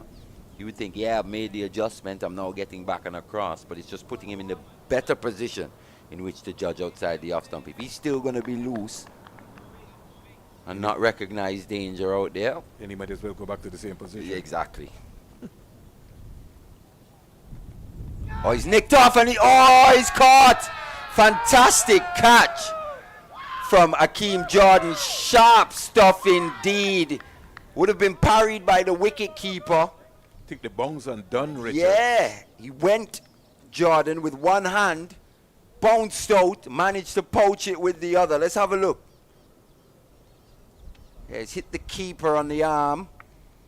Magnificent Went diving catch with his left. by Jordan. Popped out and managed to hold it with his right. So fantastic stuff. We saw the catch that he dropped earlier. Was this even more difficult, you'd say?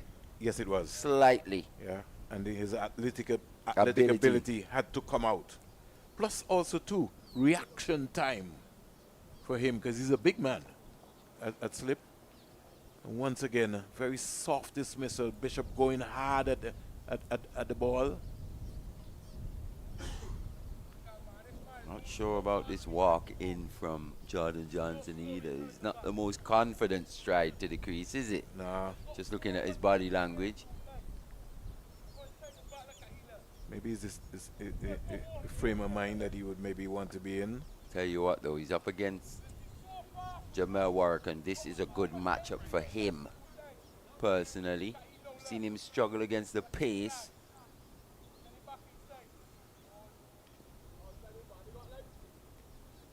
Shakil Cumberbatch came up into his ear.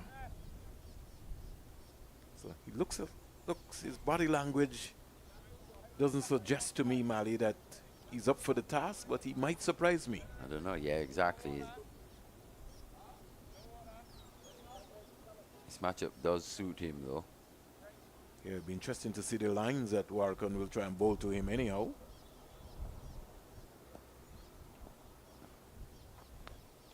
Oh my. Wow. I told you.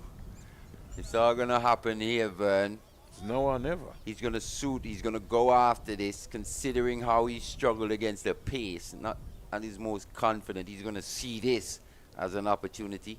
But once again, you've got to give yourself the best chance. He's got to stay still, Mali. Just a while ago, he charged Warwickon, but his head was up in the air. He didn't get close enough to the ball. If you want to hit the ball, you got to have to have a solid base. Yeah, he didn't get to the pitch and almost panicked slightly. Hit quite firmly into that short leg fielder. Oh my, Wawil is not interested. Because it's not two. Well, he'd already made his mind up earlier, Clark Wawil, that he was one. He wanted the strike. I think Johnson just come out that he's going to play a quick firing innings. Yeah, and he's right. Well, considering that stroke he would have seen off that first delivery. Trying to add an element of calm back to this innings. I think young Johnson will learn from these experiences in his debut first-class season. Still an under-19 player.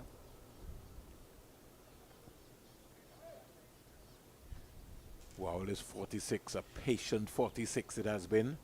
He's been the backbone. Now he can't do all this work and get out at this time. He has to see his team over the line. This has to be a typical Jeffrey Boycott's innings. But it's an innings which will put some miles on his legs.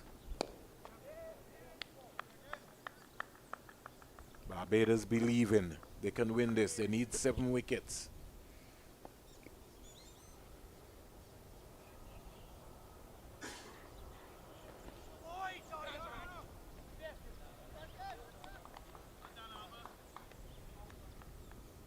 Over completed. And at the end of it, West Indies Academy, they're 141 for 3. Yeah, this is the test now for Johnson. I think it sets them up nicely, Mali, because if it gets down where they maybe need 50, they've got some quite capable batting. Clark, Bishop, and company, Lane, and that dressing room will then start to believe that we can win this. Yep, he's got 2 half centuries this season.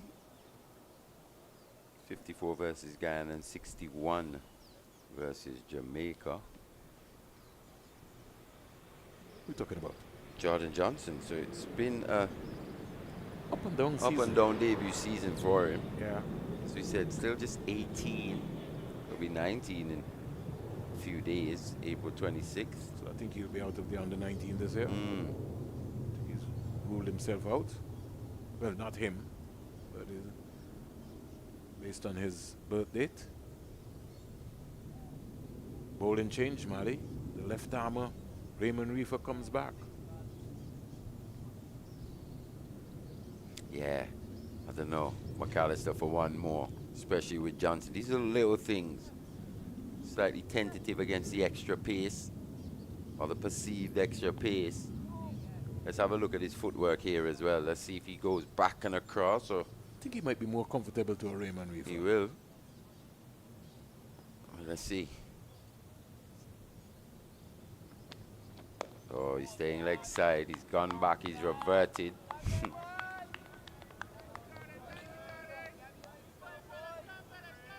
Still almost seeing 3 stumps.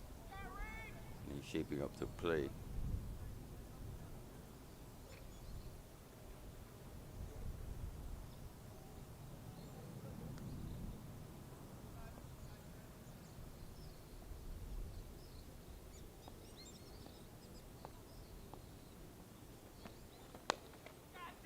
sweet.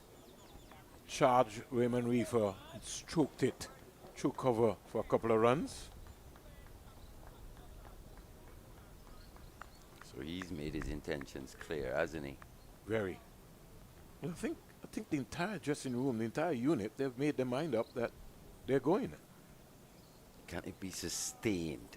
Oh, But they don't have to do anything reckless, Mally. that's the thing. They don't. It says 20 overs remaining there. So that's what I like about them. They don't have to do anything reckless. They just have to be mindful about it. The odd boundary will certainly help them. Just under 4 runs and over should be enough. Yeah, they don't have to do anything reckless. So, guessing 3.7, 3.8. It's 76 to get what, Mally? Ration Wowell is 46. If he gets 30 out of that, and somebody 40. is 40, they across the line because you're already seeing what the approach is going to be from Jordan Johnson. Really, 20 overs. I anticipate there should be more overs than that in the day, considering the time. Just 3. We still have the final 30, 15. yeah. Final 15, right? So at least another 40 overs or so. Raymond Reifer is getting riled up here, Mally. It's just got to stay off that danger area as well. I thought about that myself there too. Had a good walk down the middle of the pitch. Nigel Duguid asked him what is happening there. He's now having a word with him. He's already done it though. Damage is done. Trying to get into the mind of Worrell and Johnson. Who will have their last laugh today? Just has to bat. He just has to spend some time. Jordan Johnson. And the use of feet by Johnson has just spurred the keeper to stand up here. When the slips have been pulled out now, they're maybe going to try and plug him not to get that single. So now is he still a fast bowler under the bonus point guidelines, fast bowling points? The keeper standing up? He is.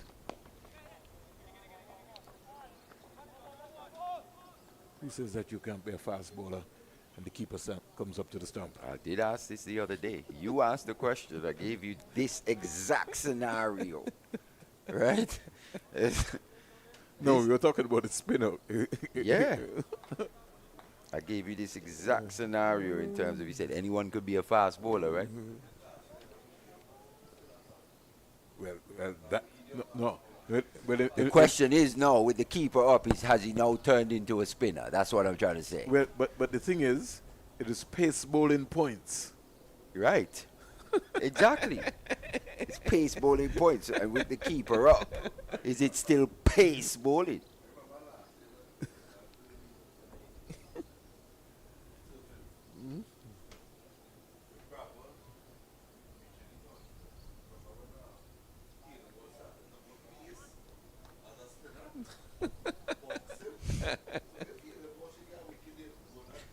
That should be fast bowling points. No, but on the team sheet, he's considered as a spinner. Yeah, you keep going back to the team sheet. You know what I mean? That's why we worrying about the team sheet. We're focusing on what's happening in the middle. No, but on when you register, it's just like you register for the 100 meters race. You know what I mean? So you registered as a spinner or as a pace bowler or a fast okay, bowler. got you. In a half there from Johnson. You see what the intent was Yeah, really, looking where he to was give going. it a big heave-ho, Yeah. big slug sweep. But I don't think he needs to get out. He doesn't need to be reckless right now, Mally. I don't think it needs to be quite as frenetic Yeah. as it is. It's 74 they need. They need 74 singles. They almost can walk this You bat normally. And You still- bat normally, pick up 4 runs and over. and still win the game. Oh, 50 to the young man. That's a big shot. Well played, young man. That is a big knock from Worrell. 52 of 112 deliveries. And things are getting interesting here. Ration Worrell has just brought up his third half century of the season. And this has been really a controlled innings from him.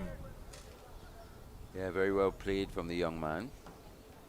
That was a very good stroke as well. He's now pushed the mid-off back Got to the pitch. and stayed still. Yeah, it was held his shape. Didn't try to overhit. One bounce 4. Brought up the 150 for the academy. Or was that 6? Did he Went go for all 6. the way? Yeah. Went all the way for 6, Mal. Timed it a lot better than I thought.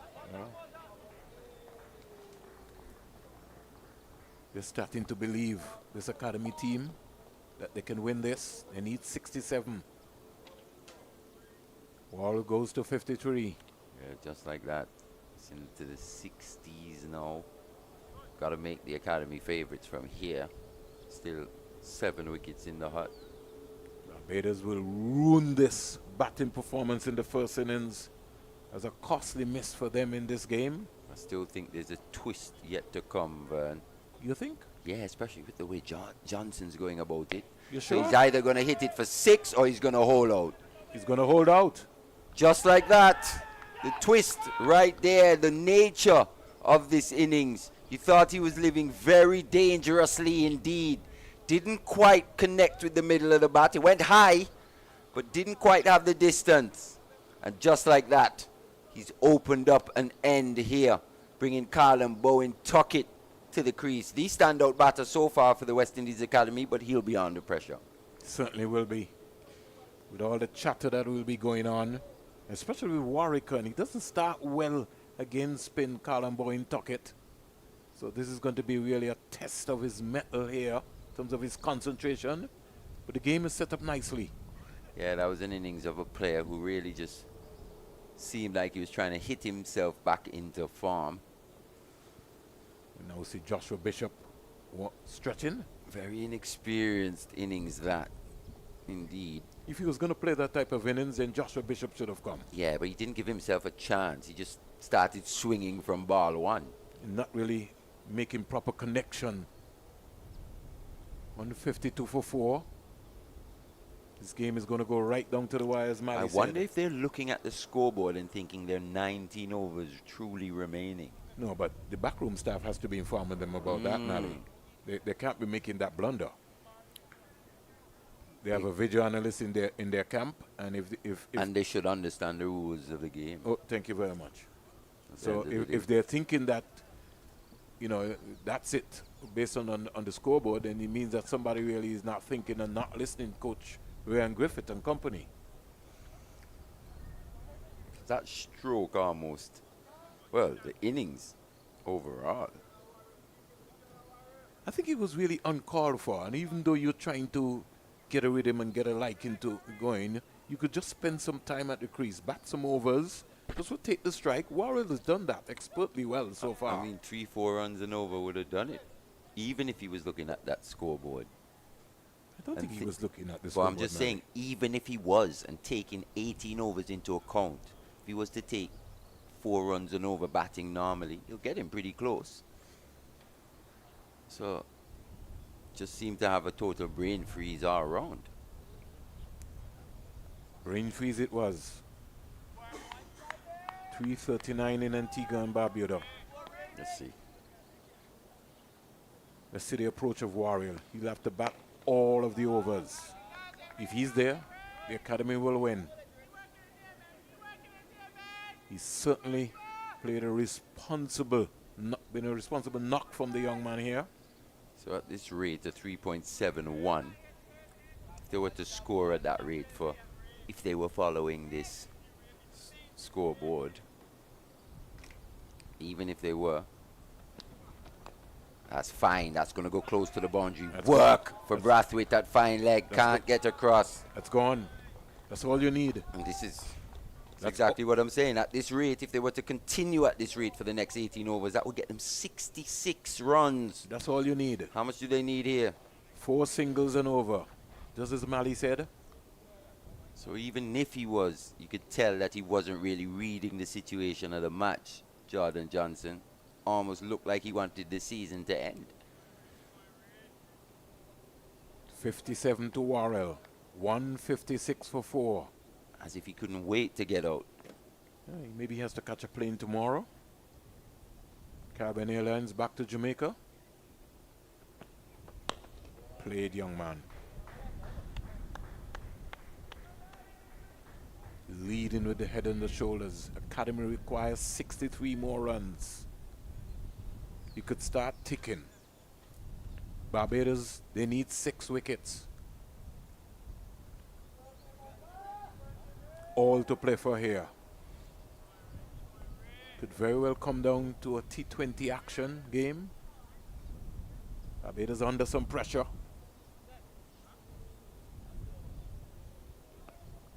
Rubbing away is Raymond Reifer.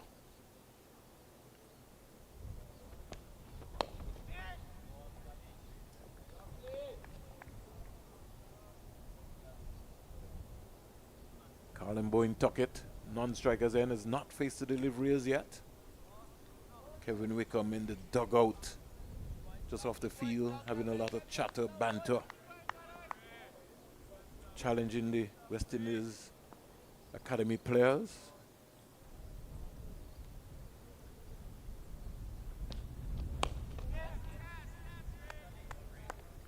Reifer is working on something here, Mali.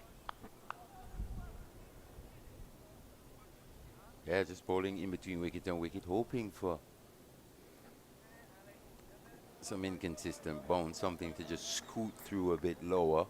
Hakeem Jordan has just come up to test the mindset of a Rashan Wawil, but he's not phased. He's really concentrating, talking to himself.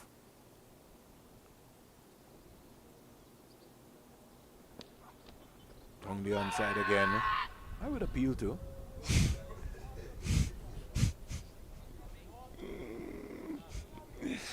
I like that one. The end of that Reifer over. 4 runs coming from it. West Indies Academy inching their way closer. Jamal Warrican, he's been the pick of the bowlers with his 3 for 38. McAllister, the other wicket taker. Joined now by Joel Manning. Good afternoon, sir. Yeah, good afternoon, Mally. I was listening to the conversation and the fact that things are actually looking well set for the West Indies Academy. But then something just triggered in my mind, and I started to think back to last season and how I was in Trinidad at that match with Windwards versus Barbados, and Windwards were looking at another game, that game Leewards versus Guyana, and saying, okay, Leewards were well poised and well set to overhaul the total set by Guyana on that last day, and then by some strange blow of the wind, were bundled out for 125. I pulled up that scorecard. Looking at when they lost those wickets, and the wickets started falling from 96, so it was 96 for 2. Ended up being 125 all out to the Leeward Islands. Well, that's not to say that that will happen here. yeah, not to say, but we've seen But I'm just these saying things can happen. the interesting nature of this game. Well, especially when you contribute wickets in that way, like Jordan Johnson did. I wouldn't call that one a strange blow of the wind. That's just, for lack of a better word, bone-headed batting in this situation. Not putting the team first. What's even more interesting now is that Guyana is technically on the receiving end of this, whereby last season Windwards were waiting on that Guyana match. Guyana now waiting It's on another game now, yeah. to see how things go. You reckon they're feeling slightly confident? I don't know. 156 for 4, just 63 required. Yeah, a couple guys, a couple beers, bottle of champagne on ice, just chilling. And this West Indies Academy, they've gotten pretty valuable runs down the order, haven't they? Johan Lane, saw McKenny Clark in that first innings as well. So still a fair bit of batting here.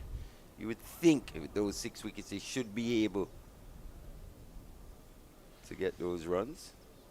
But as you said, Joe, and this is just last season, we've seen straight things happen.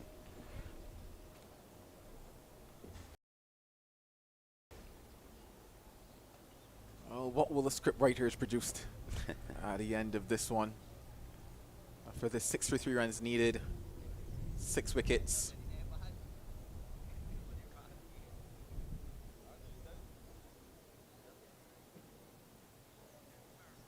You pretty much know it's going to be a fight to the end on both sides of it.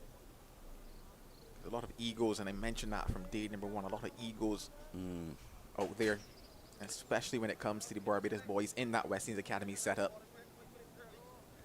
That innings from Jordan Johnson was quite an egocentric innings, wasn't it? Almost seemed like he had to be the one to dominate from ball 1. And as we keep saying, you've got to earn that right. Not because you're a young, talented player. You still got to prove it. In this situation, a good situation for him.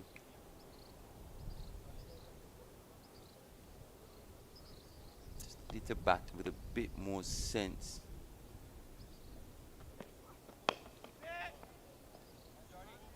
Can't afford to miss those, or Sean Worrell. Honing in is Raymond Reifer. Still yet to pick up a wicket. In fact, he's gone at just over 4 runs and over. It's expensive for him.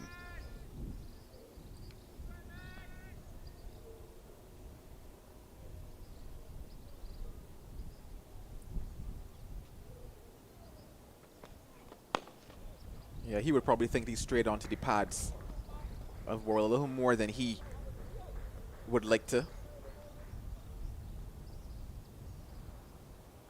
Quite a few balls behind square on that leg side in terms of runs for Worrell.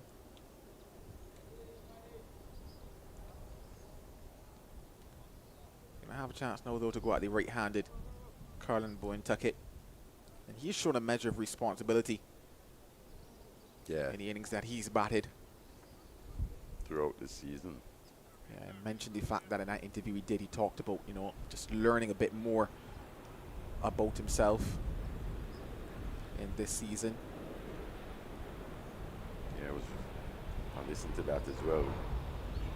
Really spoke about improving and playing straight, playing up in the V, giving himself that best opportunity. It's worked for him so far. Yeah, it definitely has. He's had good returns. He's also kept well. And that was another area that he mentioned, you know, he really wants to improve on. So you could say, and he did mention that, yeah, he felt as if he's ticked the boxes for himself in his first class season.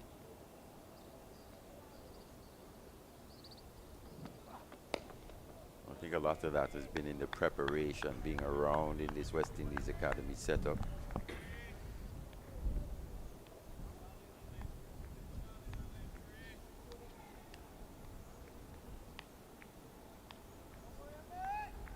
Not just physically, but mentally. All the guys as well, you can tell how fit they look. Ashmead Neddy's a perfect example. Josh James as well, suffered with a few injuries, but he's come back quite well. Looks to be trending in the right direction, and that's what you want to see from these young guys.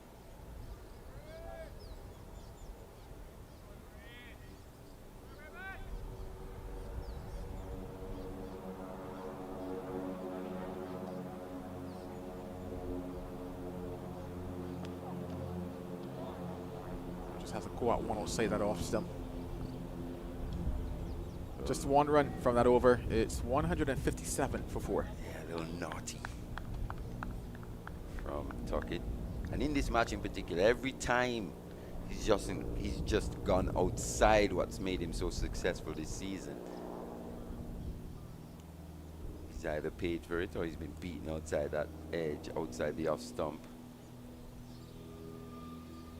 Outside that off stump is certainly an area that they should concentrate, Tim, because when you think about the runs that he scored in his first class championship, quite strong on those legs and extremely strong off the hips as well.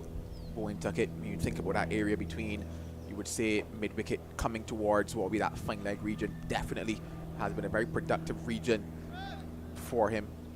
Sweeps well off the spinners. But you're right.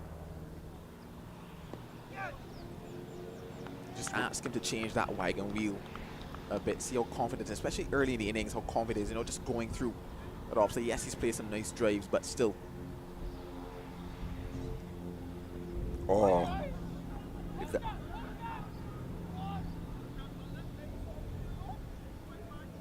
Oh, Warwick he was off to the races after that one. No one else really went up. You just wonder where did that ball pitch. Obviously, no, that angle. Naturally, that ball just might be landing outside. But no, it pitched in line, and it was actually relatively close as well. It's actually a very good shot, you would say, from Warwick on that occasion. it was. I think the umpire really was just would have had an issue in terms of just where that ball would have pitched per se. Yeah, in but real there you saw it time. pitched on. Naturally, you know, at that angle, you say, well, hey, did it pitch outside? No, it pitched on line. Yeah, we have a replay. You have to remember, he's seen it in real time. Doesn't get the chance to look over and say, oh, it's pitched on. Oh, well, they say Sharp. that pitch so on, it was pitching more so like off. I'm not so sure. It's probably missing off stump if you have a look at it again. It's going across him. Well, he goes across this one and collects the boundary. Does Worrell. That's the thing. If an umpire isn't sure, just there again. Especially with that angle, more often than not, it's pitching outside the leg stump. So that's what we're saying as well, a video review system. That's the next stage of development in this tournament.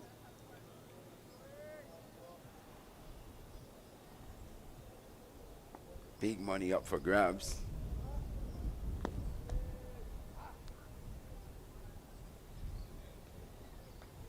Let's have a look at that one again if we can, Jace.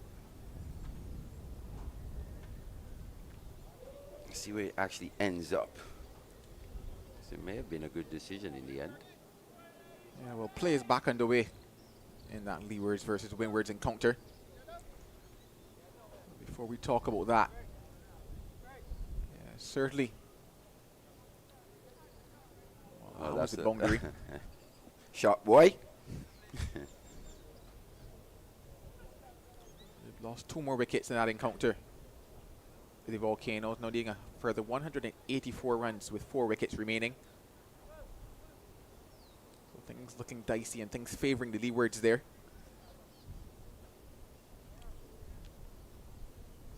Looking at the fact that the spinners have done the job for them, it also tells you Guyana are still sitting in that driver's seat. So change of ball in here. Skipper's brought himself on. So spin from both ends now. Opting to bowl from around the wicket. Craig Brathwaite.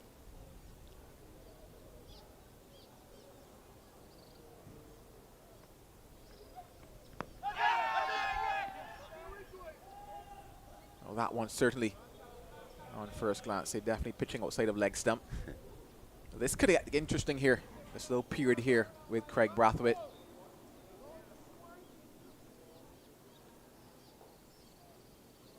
If he's able to sneak through 1, even 2.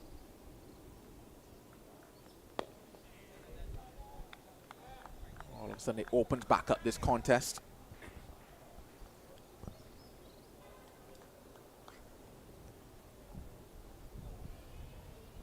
So that deep mid-wicket fielder for the slug sweep. We're in a co-cornerish position. Raymond Reifer, it looks like.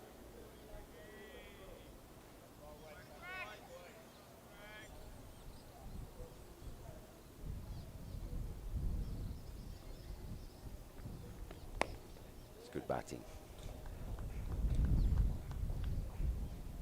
Term they might say is easy does it in a scenario like that. Yeah.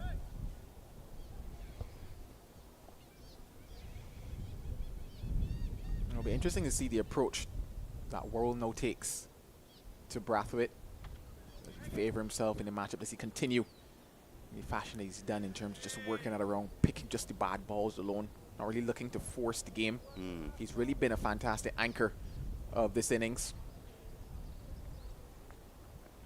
You would say he's been extremely responsible as well in terms of how he's gone about the innings as well. When he reflects on this, he would say, okay, this is probably the best innings that I've played, not just from a numbers perspective, but from how I've been able to craft my innings as well. This is how I would like to craft my innings going forward in the future. Yeah, you know, somewhat high pressure situation against a strong team here in the 4-day championship. He'll take a lot of confidence from this innings. It's not done yet. He's got the opportunity to score a maiden first class 100 as well. Let's look back at that Let's have a look. call from Warren and how close it actually might have been. Goes wide on the crease there. Yeah, definitely pitching on, but I think, you know, should a review system have been in play, I would have definitely reviewed that and would have said, okay, maybe umpire's call. Nah, 3 reds up. 3 reds. Give me 3 reds. Definitely close on that call. Warwick could be that difference maker. You knew that from the moment he was introduced that he would have caused problems.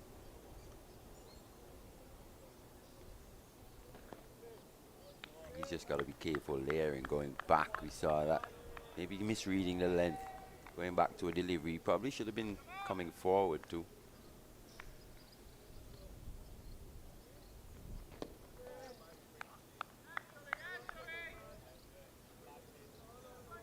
He's made a difference so far, but will he make enough of a difference to see Barbados Pride take the championship?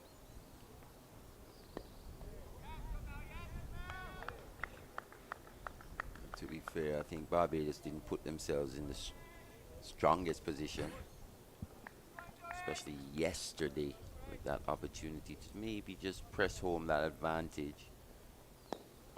Set batters at the crease. Yeah, I think definitely can agree there in terms of the approach yesterday evening, and also funny enough at stages this morning as well. Yeah, at no point did the run rate really grow. You expected that, considering what's on the line, knowing a win is a must for the Pride coming into the day.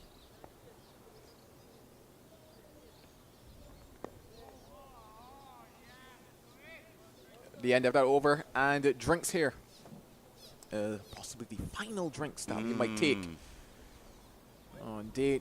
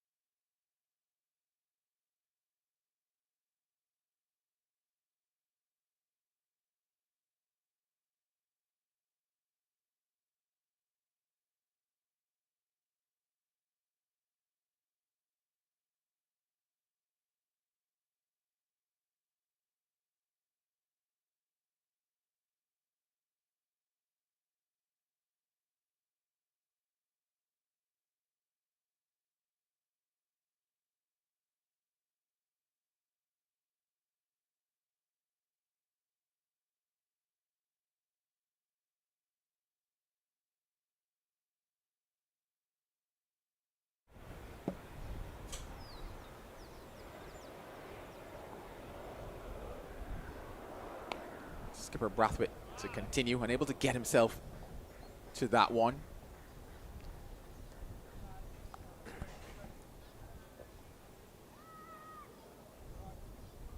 This is that stage and time of the day, and they need a moment of magic. Barbados Pride. Sooner rather than later, they would say. But definitely taking it down to the baller of the West Indies Academy, and right now poised. Well, Brathwaite strikes. I said a moment of magic. And it has come from the captain. I don't know about moment of magic, but Jesus, short delivery, Rashawn Worrell going back, looking to hit that a bit too square. As you said, maybe hoping for a wicket or two. He's got one. He's opened up an end, the right man in terms of from the Barbados pride perspective. Rashawn Worrell walking back to the crease. Drinks break strikes once again. Oh, Mali, you might not call it magic, but to them, he is the magician. He has done what was needed. He's picked up the big wicket, the anchor.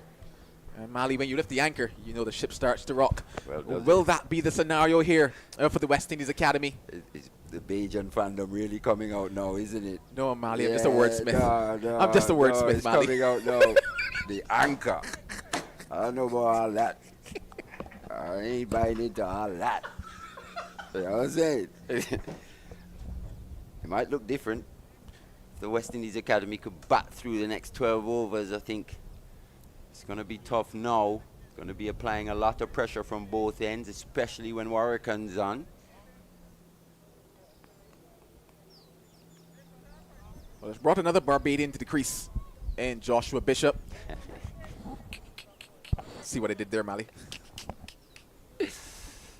I was going to do something else, but I won't. But it's definitely going down towards those interesting times here. Around the wicket here is Brathwaite. Pressure stuff. We know this academy team does have a tendency for the collapse.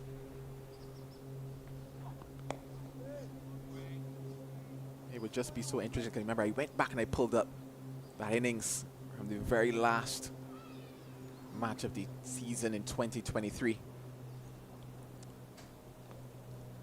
Wouldn't necessarily want that to be the case for the academy. But if it were to happen, the way that this Barbados Pride side would run around the field. Yeah, they'll be over the moon. And you think about it, when you look back at it, you would say, but did they deserve it? You would naturally probably be inclined to say not necessarily because of the type of cricket that we've seen from them in this match. That's not to say that, you know, they wouldn't have earned it, but did they actually deserve it based on, you know, what has happened in this particular match? Yes, been given a couple wickets because of shots as well, but that happens in cricket. Yeah, and I think if they were to win, regardless, I think they would deserve it. They would put themselves in position based on how they would have played throughout the season, came into the final match with a chance, obviously depending on results around in the other games. But they've given themselves an opportunity here. I think from an academy perspective, they'd probably say we've probably lost 2 wickets or so too many at this stage. Contributed to our own downfall. We got the 2 close catches in. Pressure on Bishop here. Yeah, should the academy not get over the line here, it will bring memories of when they played versus the Windwards as well, and because of the positions that they've put themselves in, positions that they could have toppled stronger teams and then not been able to capitalize on the positions that they put themselves in.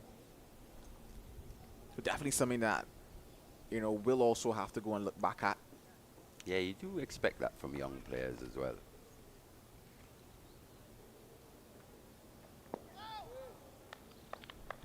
It's long forward early there, Joshua Bishop.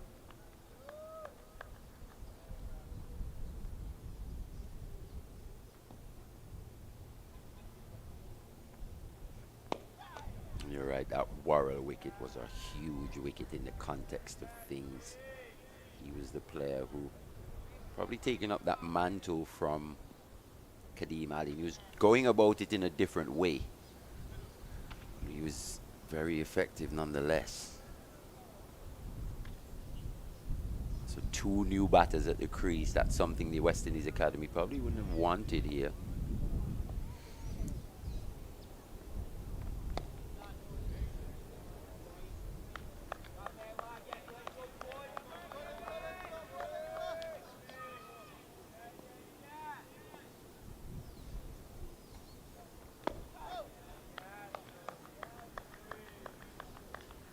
certainly going to be interesting next 5 overs or so.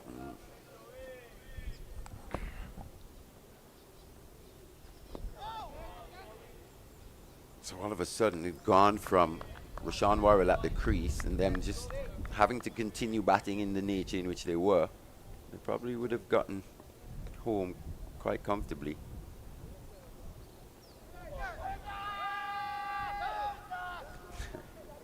Thinking he might have strayed away, but he's still well home. Bowen Tuckett 166 for 5 is his score here.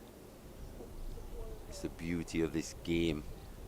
Glorious uncertainties, things can change in a split second from the most unexpected of persons as well.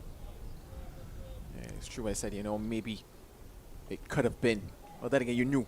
He figured, okay, need to change things up. And that's just the interesting nature about it as well.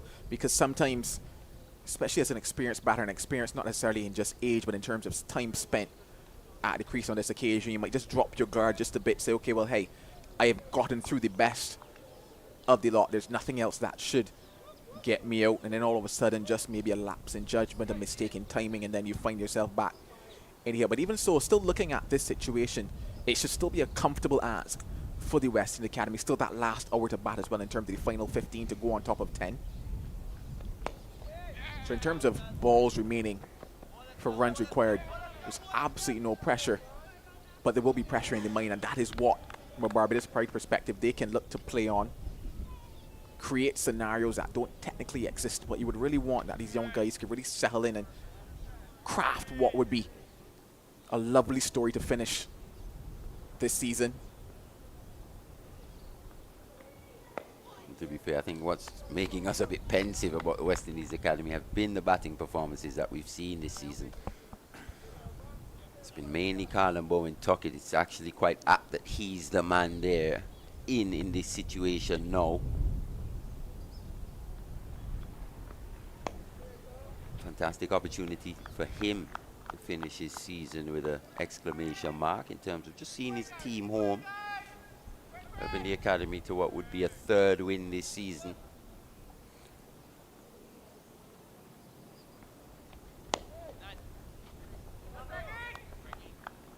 Yeah, for the lovely game, that is exactly what you would want to see, because it also speaks to a level of development as well that you would like to see in your younger players, because they will find themselves in situations like these as they keep going up the ranks. It just requires that level head. It requires moments like these where you just work that ball into the offside and collect what is that easy single.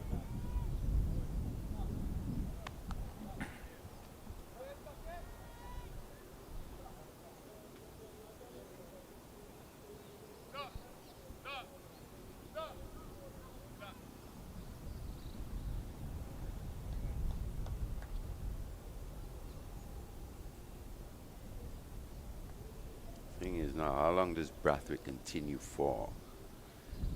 I think he's actually bowled quite well in the situation.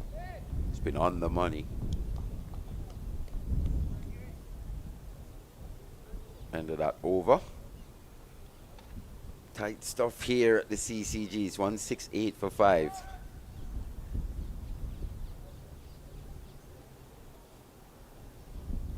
I think he might just consider maybe going 1 or 2 more. Brathwaite, he was able to get the breakthrough. What he's also able to do is keep things tight as well. But at some stage, if he's, let's say, maybe 1, 2 onwards, might say, okay, maybe go back to one of my strike bowlers. Maybe a Jack McAllister because of that additional pace factor.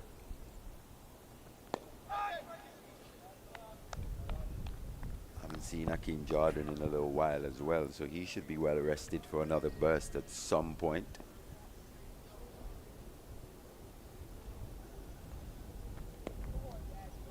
I actually think Cumberbatch has been a pretty good option on this pitch, the 2nd innings.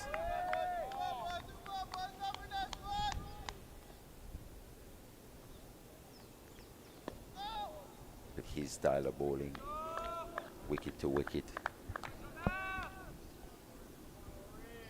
It's quite a heavy ball.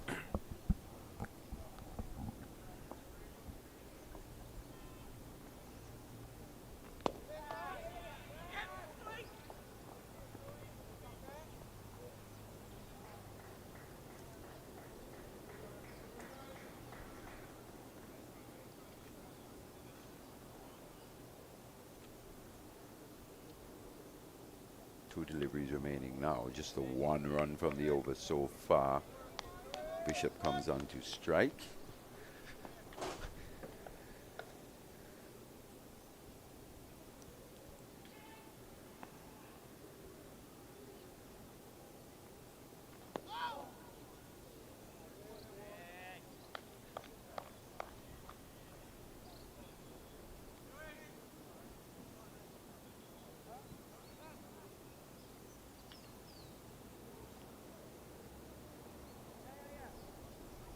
Slight adjustment in the field. That fielder at mid-wicket just comes that tad bit squarer.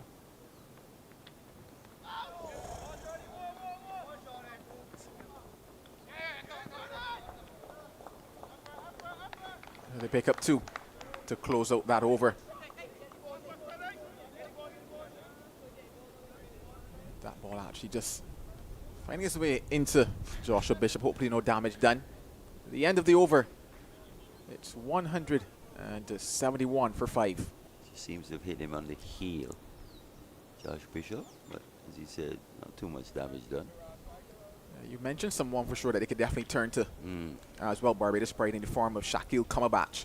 And he's really picked up handy wickets for Barbados Pride across this season. Picked up a 5 in that second innings on debut versus Jamaica. And since then, he's just been, had that knack of when they've needed someone. And he's one of those, I guess you would say, I don't think unsuspecting is the word I'm looking for, but even that might work in this scenario because he does not carry what you consider to be fast bowling pedigree.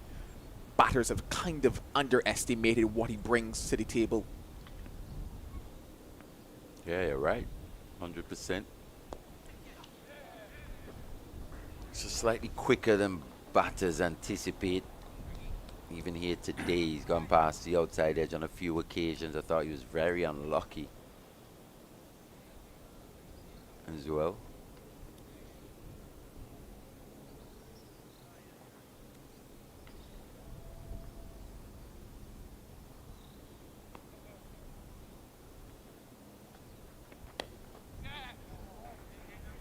He would have picked up that wicket of Kadeem Alleyne. Next delivery, an absolute peach to Akeem Ogis. Things could have been very different. Indeed.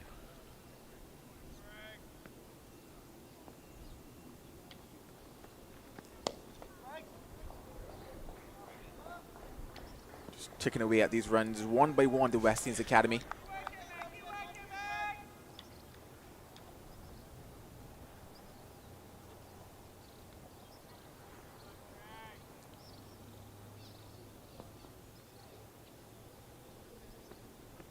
Oh, he's gone. He's gotten 2 this time. Let's have a look at this one from around the wicket. Oh, the skipper, he's doing it himself. They're not calling him a magician, but what he is effective at this stage. You just wonder if maybe that one Close. might have slid past It was close. that off stump, but we go with umpire's call here, Mally. Yeah, it was close. Can't really fault that one too much. Marginal in the end. Caught going back once again, Joshua Bishop. So 2 wickets for Craig Brathwaite. It's almost like Joel Manning has a direct line to God, because to be fair, he brought himself on. Things were looking quite bleak. You did say maybe 1. He's picked up 2 big wickets, Joshua Bishop and Rashawn Worrell. Does this now make Barbados favourites? Not so sure. Who's the batter? Ashmead Nedwalk into the crease. Still got McKenny Clark, Johan Lane. We always knew that this game was going down into the shadows, Mally. You just knew that that was how it would set up. Did I think that Craig Brathwaite would demand today? Absolutely not. But when you looked at how the game shaped up, your frontline bowlers, yes, they're doing a job for you in terms of keeping things relatively tight. Yes, they've picked up a few wickets, but you need more than a few. You need all. And as such, you could not have allowed the game to just continue at the pace that it was. And as such, you needed somebody who you were not looking for at the start of the day to be that person for you. Especially, I think, being up against the West Indies Academy batting lineup would have a lot to do with that thinking. Knowing these guys, maybe not the most experienced. We did say early they're going to play shots throughout. But on those 2 wickets from Brathwaite, they're actually looking to play defensive strokes. So maybe just using all his experience here from around the wicket into the pads almost, but still pitching on, forcing the batters to play.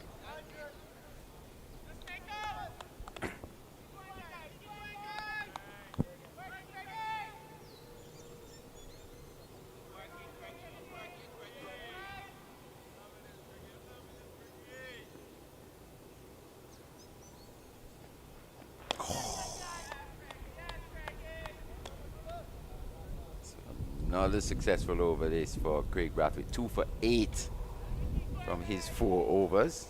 Throwing this game wide open with that quick double strike. Yeah, he certainly has. I said, maybe he might keep himself on for maybe 1 or 2 more. Now he's definitely coming again. Because not only is he keeping it tight, somehow he's finding the breakthroughs, and somehow that pressure is just increasing slowly upon the West Indies Academy. Because now it's not only a situation that the runs are very easy to get, but you're also looking at the fact because of the amount of time, it's also relatively easy to also bowl them out as well. They have enough time to do so. Just 4 wickets remaining now. Yeah, so now they have to balance that pursuit of the runs with also preserving their wickets, and that's where you find yourself in a few problems. You maybe question your shots a lot more than you would have. Especially against an inexperienced batting lineup.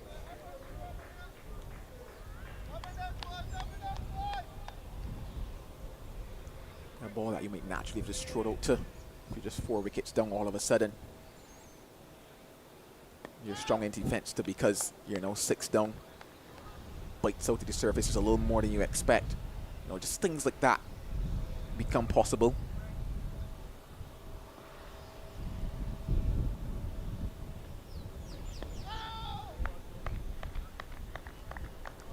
And quite a few batters would have succumbed to a perceived pressure. A pressure that's not really, that wasn't real per se, but they would have felt some level of pressure being out there in this situation. Think of that Jordan Johnson innings now.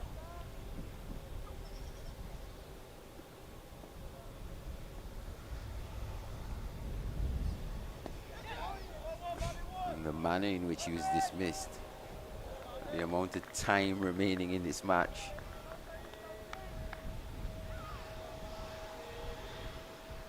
You could also look a little further at the order as well to Akim Ogist as well, and he was controlling the game quite nicely to that stage. He started to get a little more expansive, but he was saying in the context of things, it was a soft dismissal for him, slowed up by Warwick and offered a relatively easy catch to long on.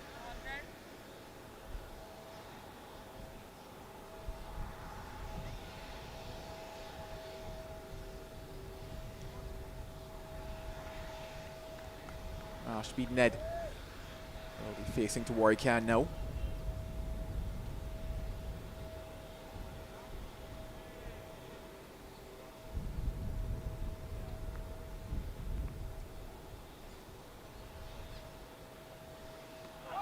Are they edging closer? Not out, says the umpire. Brathwaite makes a signal for a review. Oh, he does? We don't have those here. That's the back leg of Ashmead Ned. But looking at where it's planted. Oh, it's getting tight. It is getting tight. I think that was very, very close indeed. Warwick quite unlucky not to see that finger raised. We've been talking about pressure, Mally. We talked about pressure as it relates to Barbados Pride because they need these wickets. Pressure for the West Indies Academy because, yes, they're going at the runs, but in a position whereby they could also get bowled out. But there's a lot of pressure out there on the umpires as well, yeah. As well to make those correct decisions because there's $250,000 on the line here. Well, they will be put under excessive pressure, especially with the appealing, as you said, high stakes. It's for them to hold their nerve. That's why they've been employed in this position.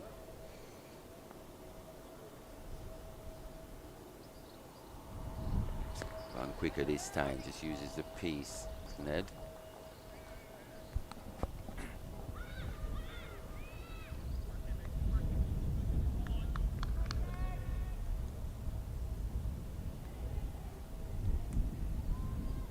It's his 5th over now, 2 for 10.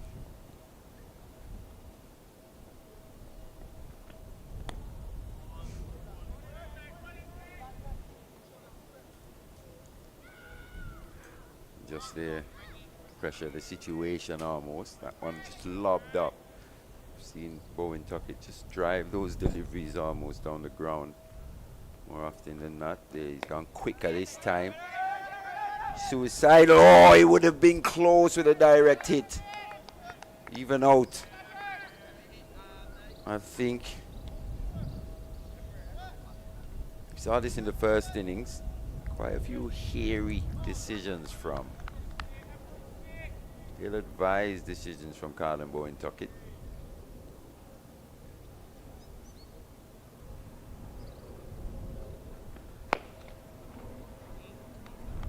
It was also in a partnership with Ashmead Net.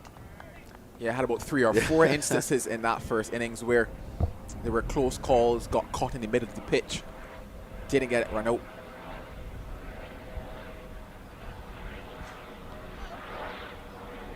Just needed to get back on that. Kind of another tight Rathwick over. Just 3 runs coming from it. Barbados hunting another 4-day title here. The big prize of 250,000. The Academy 178 for 6. Yeah, if they get it, I think it would be about the 4th title that they've won under Craig Brathwaite. The last one came, I think, in 2022 for them under his captaincy.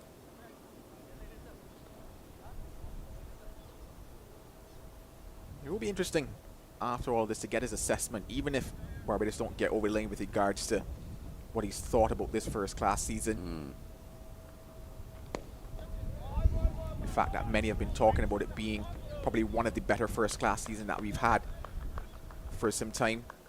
Not just the fact that we're here on day number 4, still trying to work out who actually takes the title, but in terms of the performances that we've seen put up, has he seen an improvement across the surfaces that they've played on this season, or stuff like that? It will be interesting to get his perspective on.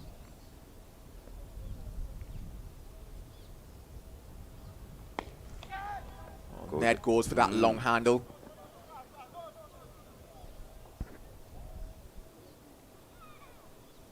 I quite like that offer from Ashmead Ned. Not quite out the middle, but runs nonetheless.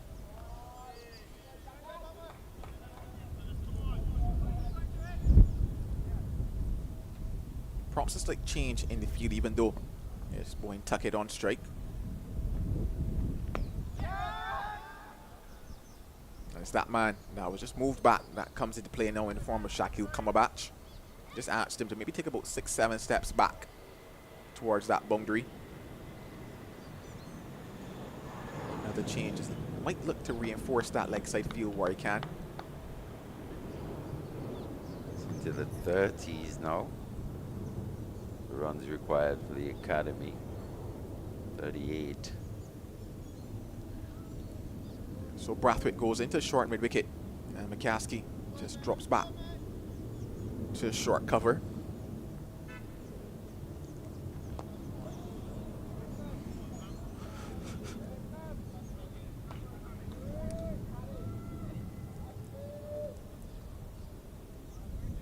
Still some 38 runs away, the West Indies Academy.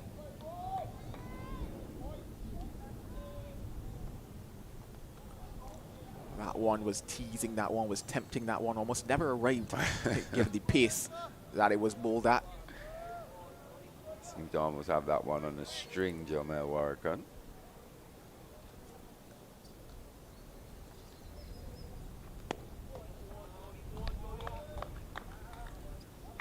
3 runs from that Warwick over. It's 181 for 6.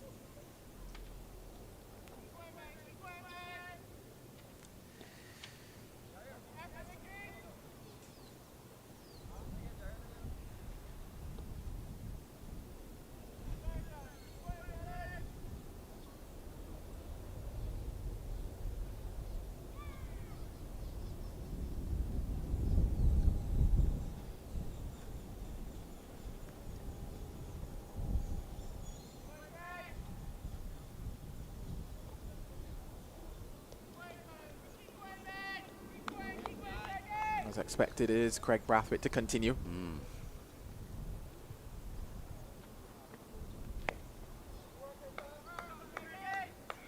If he doesn't take a wicket here, he gives himself another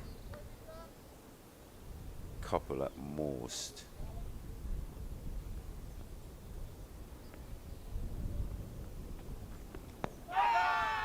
Definitely pitching outside leg. I think the interesting scenario that he's faced with is the amount of runs required, and in thinking now at this stage to be bring back a pacer, you're also factoring in, okay, the edges that are coming off of his bowling are going for 1 from the seamers. They get a lot closer to that boundary all of a sudden.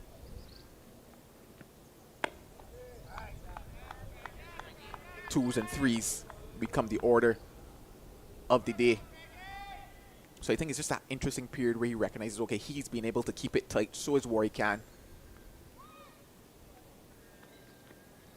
Might not want to take the chance or the risk of just putting that additional pace onto the ball, at least for now. The thing about it is that the deeper they take it, the closer they get. When does he go back for maybe a strike bowler? 29 minutes or so away from the last hour.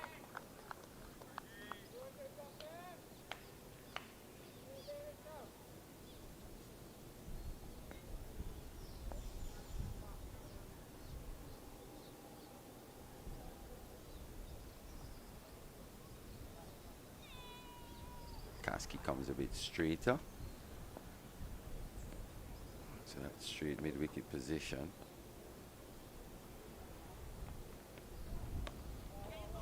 Well, you almost thought that one might have slipped out the hand. Work to be done on the leg side.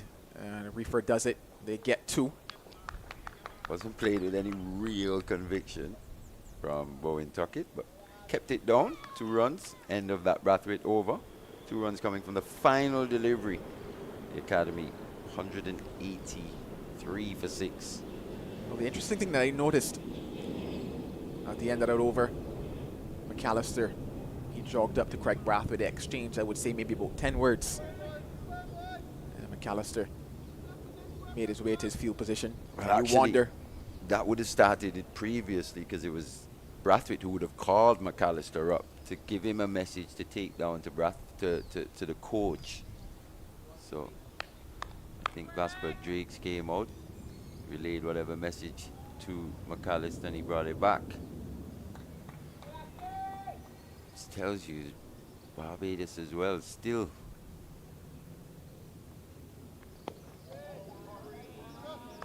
Maybe just getting a little worried here as well. As he said, the runs, the issue, 36.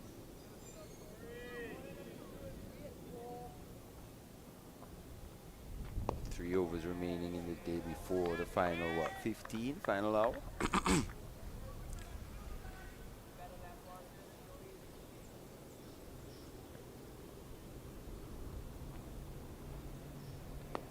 Well, Ned goes across it.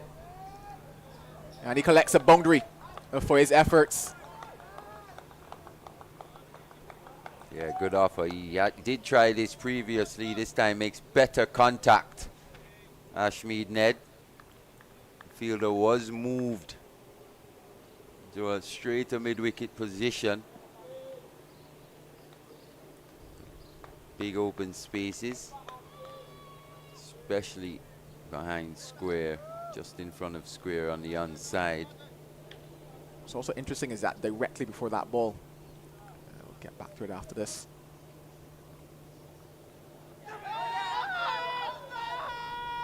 Directly before that boundary ball, Akeem Jordan said, Warwick, you are the better left arm spinner. You just wonder if that might have prompted that shot from Ned and the resulting shot after that. No, where he missed the ball, but he said, "You are the better left arm spinner, Warwican." Yeah, just mind games being played here. We already saw the response from Ashmead Ned to that. Looking to smash him again. Got the ear that he would have wanted, but just took his eyes off the ball at the last second. That head went up in the ear. Just has to stay controlled here. Normal batting. This one's hammered, well in front. Work for Cumberbatch. Does well. It's quick across the ground. He's got a strong arm as well.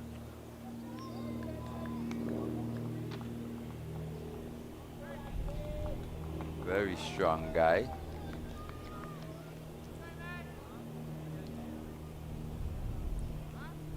So Barbados are going to have to bowl out the academy. No two ways about it, especially given the amount of time. Yes, they need to make sure there was a target that looked at some stage as if you could go after it, to kind of entice them to go after it. But because of the amount of time, knew that they needed to take all 10 wickets.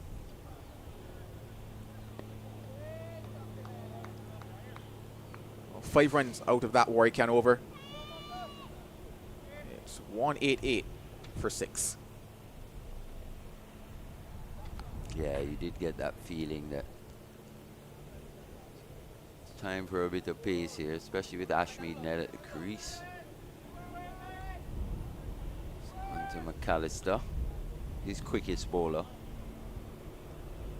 He would have done a job though. What a job you would have done, Captain Brathwaite. Turned this game on its head, picking up those 2 quick wickets.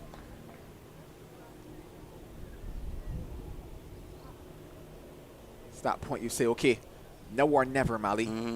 You've brought back your strike bowler. He's the man with the most pace. He's the man that has bowled well today especially. You can definitely say that McAllister has bowled well today. He's used that short ball sparingly. His stock delivery has been on a good length, challenging the outside edge of the left-handed batters that he's bowled to, because he's primarily bowled to the left-handed batters in this innings. I know you're coming back to him and asking him, okay, McAllister, I need one more burst of energy from you. I need one form of inspiration. I've taken 2. I need you to at least give me something here now. Because you might tell yourself, okay, if this does not happen now, then for sure, you might say, okay, they will get over the line. The West Indies Academy unscathed. It's all about those little moments in cricket. It is. And this could be one of those moments. Still needed 30 plus runs. 31 to get. Yeah, you're right. He came back very well in this match. Especially when he was switched to the CIU road end. Started to bowl more consistently on a fuller length. And he's had some pretty good results. And what was good to see from him as well early is that he swung the ball.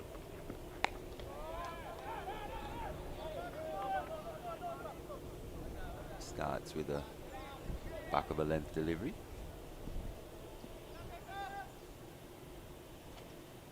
Bowled a couple of really good Yorkers to Teddy Bishop as well. I think those deliveries very, very, very handy in this situation.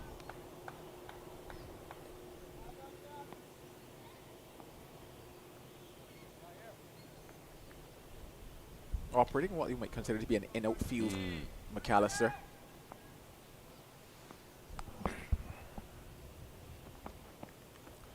Well, that was edged, but it was edged to safety and also edged to the boundary. Yeah. So he produced the chance. Not even an effort, though. Do expect at least a bit of an effort. In the end, it wasn't that far away. Would have taken a special catch indeed. Looks like Zachary McCaskey at that first slip position. That's what that additional pace factor does for you. I mentioned the fact that, yes, he does have that pace factor, but at the end of the day, those edges, where do they go? If not to hand, they find their way into the boundary, and all of a sudden, you realize it's just 6 needed. If you think it's just that trade-off. Yeah, it's a real risk-reward, isn't it? If you think in between that first and second slip position, I think you can't fault the bowler. at all. He would have done his job, producing a healthy edge. You think Barbados needing to win this game, it's pretty pointless now the horse has already bolted.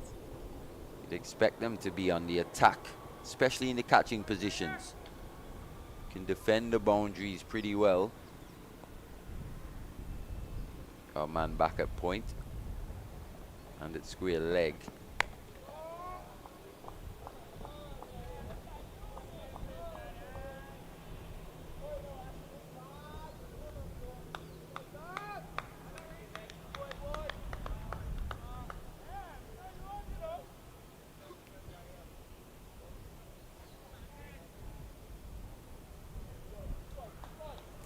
You gotta back your big fast bowler in this situation. A bit of risk and reward, as he said, in outfield.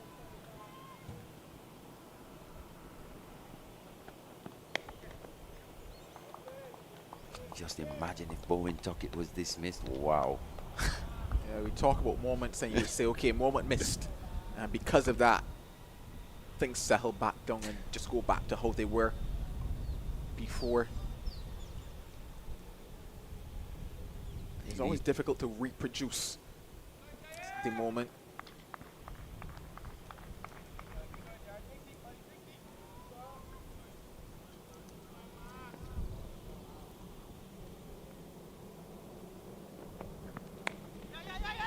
Good batting this from Ned. So the end of that McAllister over, pretty decent one in the context. That 4 through first slip, proving costly. The Academy inching closer, 197 for 6 now. Yeah, getting closer to what we would consider to be the promised land for the Academy. Case of Mount Zion. And whoever's on top, well, you'll be smiling, and who at the bottom? I don't know though. Is there yet another twist in this match? What's your feelings? You got the hotline to the big man. What do you think? I can tell you that those out there in the field for Barbados will be hoping that there's yet another twist in this tale. The Academy, though, will tell you they've had enough of Oliver's twist. I want this story to be put to bed. Did you see what he did there? Yeah, I did. There we go. I did.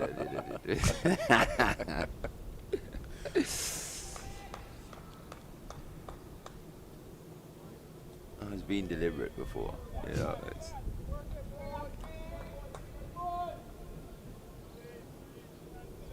handy runs there for the Academy. Just one away from 200 now.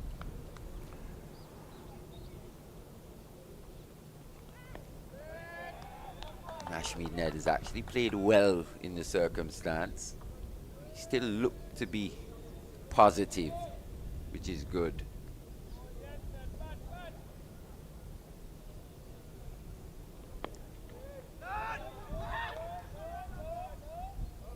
What he's done well in comparison to other innings that we've seen him batting is that he's been selective and selected well.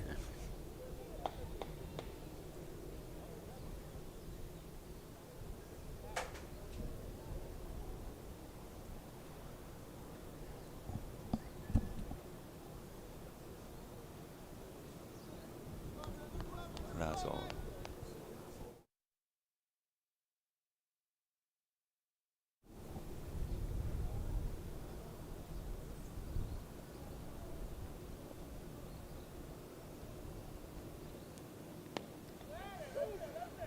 Well safe of the man at long on.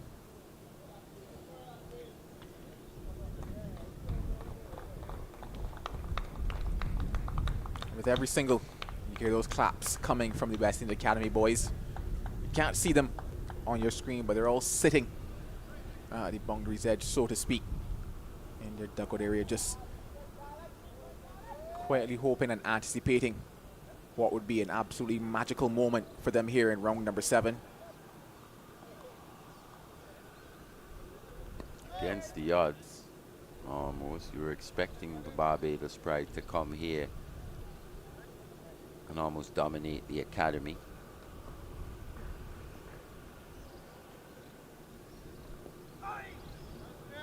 Especially with the title on the line. It's not over yet. Still 19 required. It's 200 for 6. Yeah, definitely not over yet. Stranger things have happened in cricket. Well, refreshments make their way onto the field. West End Academy, 200 for 6.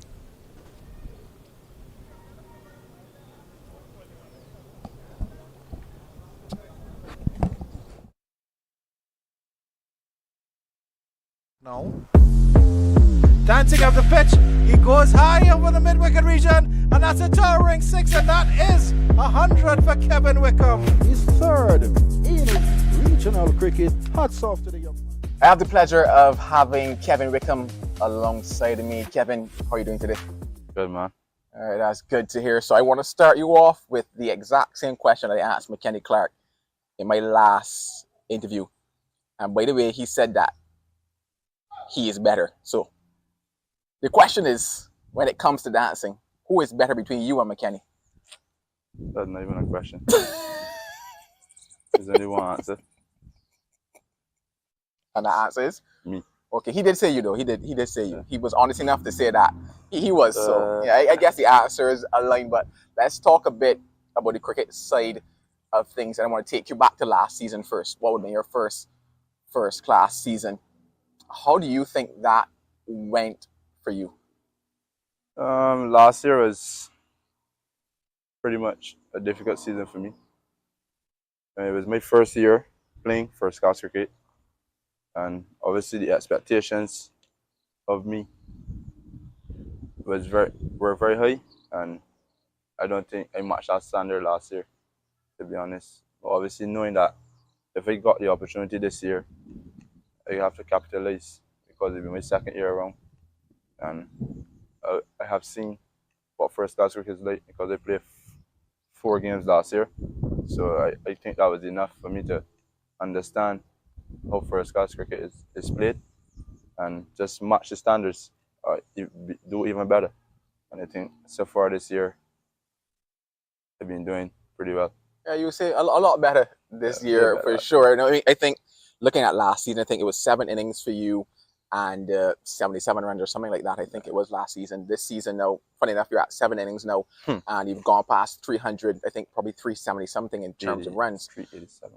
Yeah. So in terms of this season now, what have you done, I guess, differently this season in comparison to last season? As I said, it's just about spending time assessing the game, knowing your game plan, and staying within my reach, and not trying to do things other people do, and so forth.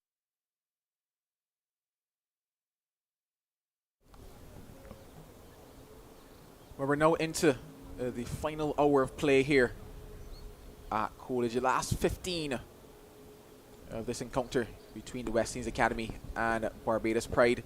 Will it go that long?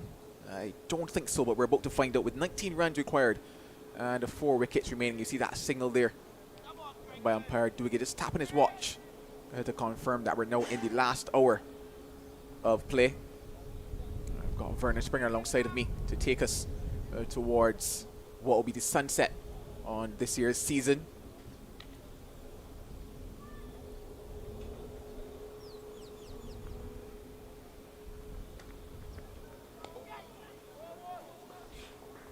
That 19 now becomes 18.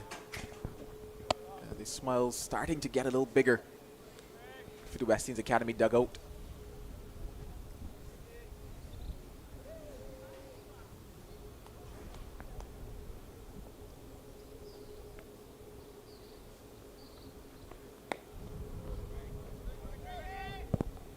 Interesting to note that skipper Craig Brathwaite has brought himself back into the attack. Just the 1 over from McAllister. Produced a chance, but it went to begging.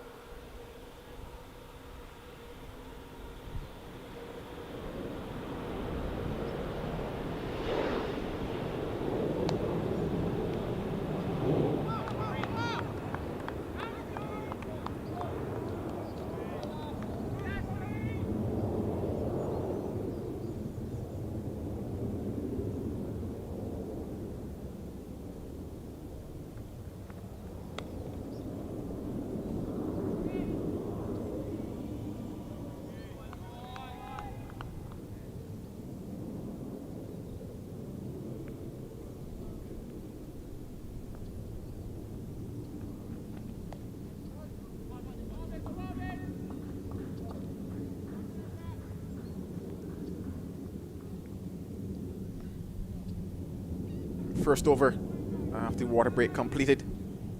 It's 202 for 6.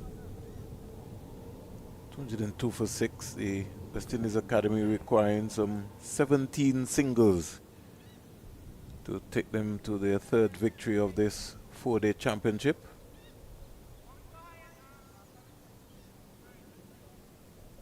Barbados still pushing, looking to get 4 wickets. Big bat with 2 for 15 from his 7. Carlin Boyne Tuckett has been 20 from 57 and Ashmin Ned 14 from 23.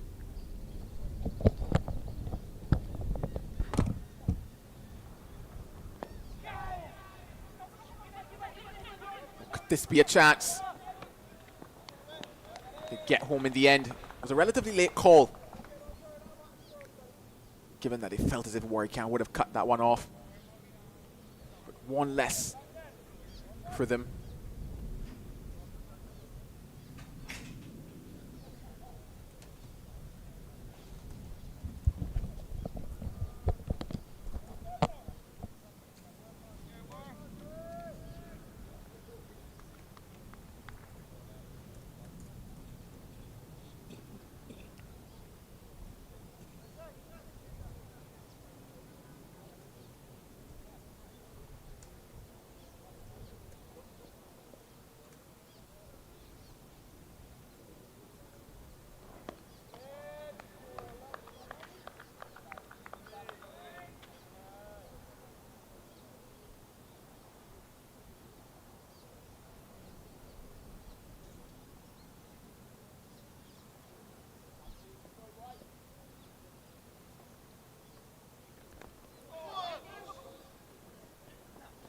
Saved by the inside edge.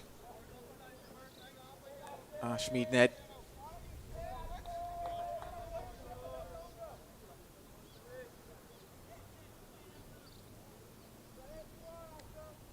So interesting how small the margins are in scenarios like these.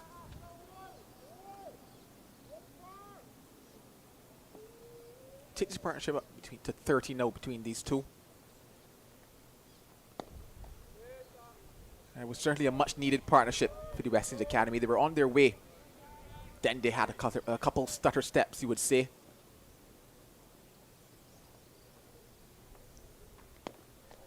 And regained composure with Boyne Tuckett and Ashmead Ned.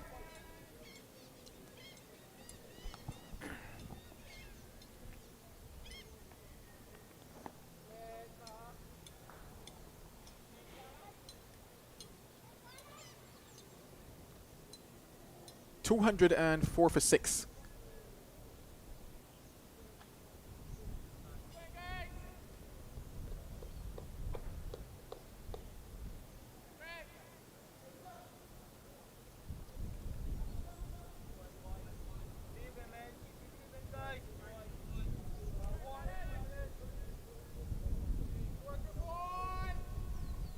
Sure, you can hear the same comments that I heard at home, and the words were simple out there for the Barbados Pride. Keep believing, boys. They're hoping by some stretch of the imagination they can do what's required here.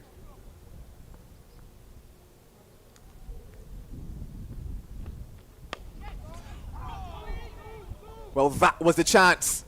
The chance to remove Ashmead Ned, but it's burst to the hands of Jamel Warrican.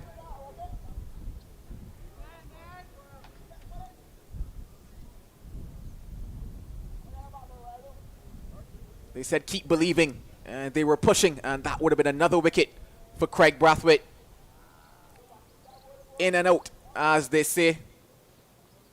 And what it's also done is a bit of damage as well to that left hand of Warrican.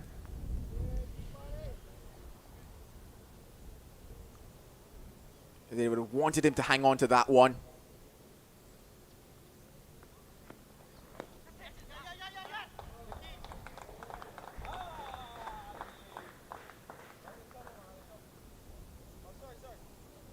And it goes to 18. Score now comes down to 206. In fact, 207 for 6. Colin Bowen Tuckett comes into strike. He's on 21. 12 required. Warwick still nursing that left hand as he's now switched from the wicket to that cover region. He was in a very close there as well too. Yeah, the height it came at, the pace it came, should have hung on regardless at this level. Yeah, we talk about moments, and that certainly was another one that they could have maybe brought a new batter and just created a few problems, especially given that it's just bowlers to come through the West Indies Academy.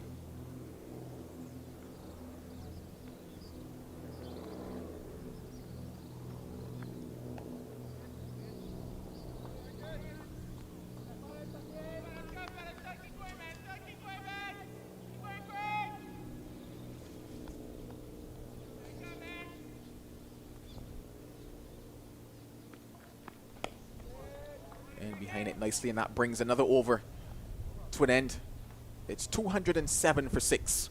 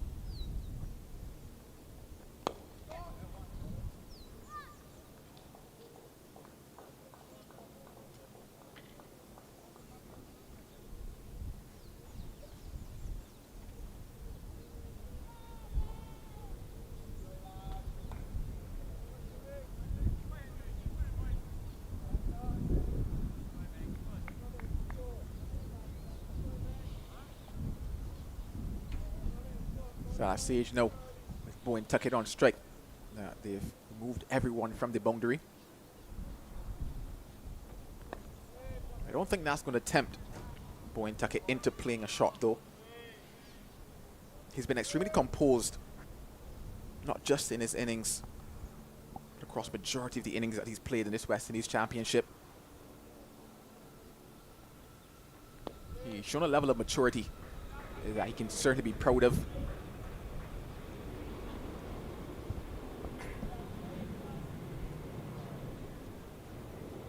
Look at the wickets that have fallen around him in several of the innings. He's really stood tall in the test of time.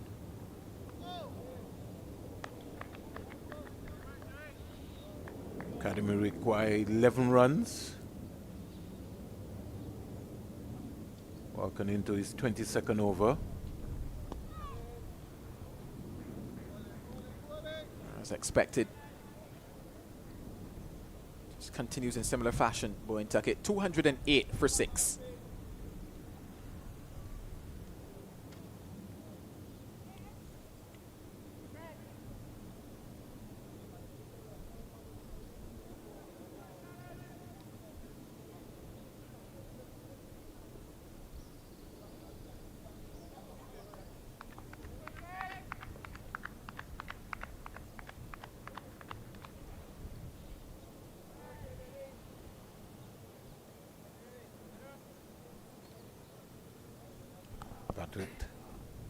Still feel he has the golden arm to win this for Barbados? Maybe he does.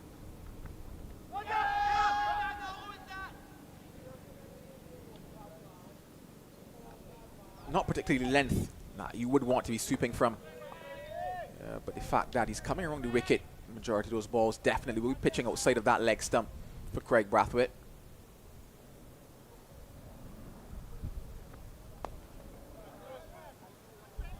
Not where Ned intended, but it gets the result that the academy will appreciate. Another one, and that takes them now to 10 runs.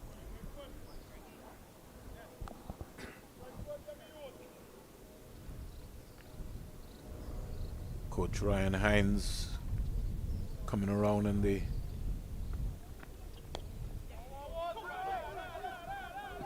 two is the crayon. Should get two very easily into single digits now for the academy. And certainly you would say that they're on the doorstep of what will be considered an upset here in round number 7.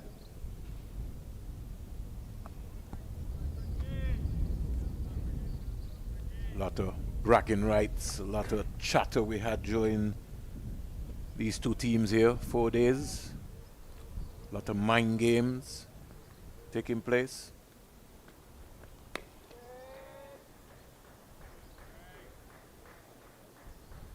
They've certainly made good on the positions that they've put themselves in this contest, the academy.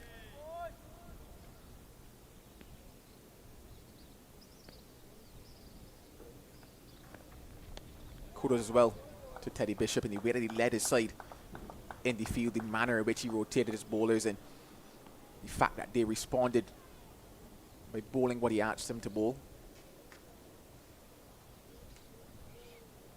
Everybody in Guyana, in the Windward Islands, in Barbados, in the Leewards, all around the world will be glued to the West Indies YouTube channel. Over-completed with intensity. West Indies Academy requires 7 runs. 7 runs to stop Barbados. And the defending champions, will they still reign supreme? We'll find out.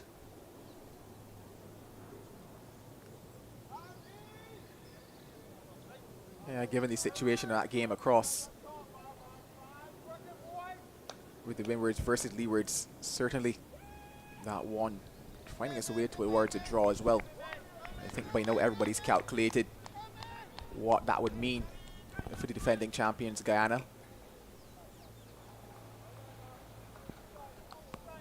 Is there not, sorry, Joel, I was just saying if there's another twist still in this game. Yeah, technically the only team that could have stopped Guyana would have been the team on screen at the moment, Barbados Pride.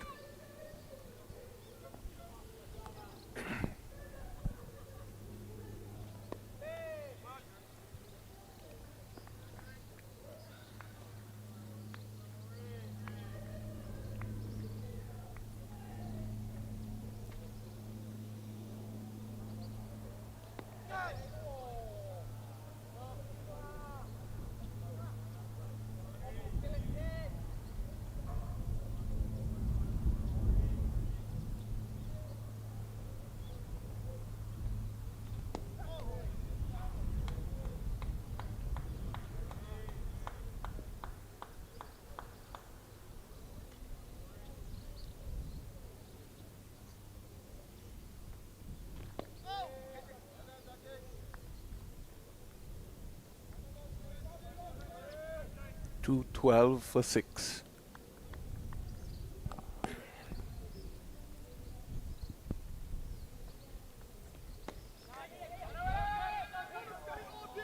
Reifer can't stop the single. Rotation of strike. It now comes down to 6. 2-13 for 6 at the end of Warrican's over. Craig Brathwaite still continuing. Yeah, just one hit away. The West Indies Academy. One hit away from a win that it can certainly be proud of. Giving them also their 3rd win of the season with 4 losses. But a very important win for the system and for a number of players. Joshua Bishop, Teddy Bishop. Calculated innings today from Rashan Warrell. Clipped away. It's down to 3.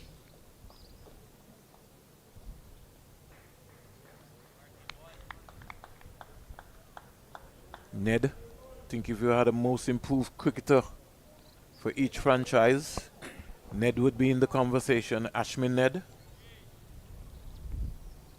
certainly demonstrated a level of commitment and improvement on his fitness. Confidence as well too.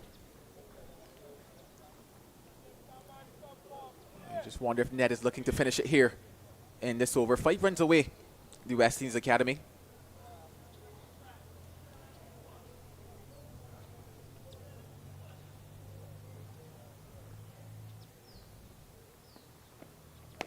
Well, he tries to finish it and finds Raymond Reifer on the boundary. He can't believe it. That was no need for that shot. Just stroke the ball around and get it. You just need 5 singles. Why the big shot? No need. It's about the calculation. It's about game awareness. You need 5 singles. You don't need to finish it in a hurry. You just saw him shaping up to play that type of a shot. And that's why I question, would he look to finish it in this over? And he certainly was looking to do it. Perished. And well, still 5 runs needed for the West Indies Academy. And now 3 wickets needed for the Barbados Pride. Some very soft dismissals in this entire championship. In terms of situations, being able to read the situation, the scoreboard. You need 5 singles. Even if you you get 5 singles, you still win the game. Everybody wants to end in a flamboyant way. No need for that. Well, the man coming out, I don't think I can tell him anything, because if it's in his area, I know for sure it's going. It's either that they're going to get him or it's gone. You on Alleyne. I'm hoping that that will not be the case, because I actually have seen him play responsible innings as well. I remember when they were playing versus the Emerging Ireland, sorry. And he was batting with Joshua Bishop. Final pair at the crease. He stuck around to ensure Bishop could get his 100. Just 5 runs needed. Ooh, that one could have been a moment had that stuck in the hand of Craig Brathwaite. Told you that. He only knows how to play one way. He wants to finish this game. I say I was hoping against hope. 4 runs now needed for the Academy.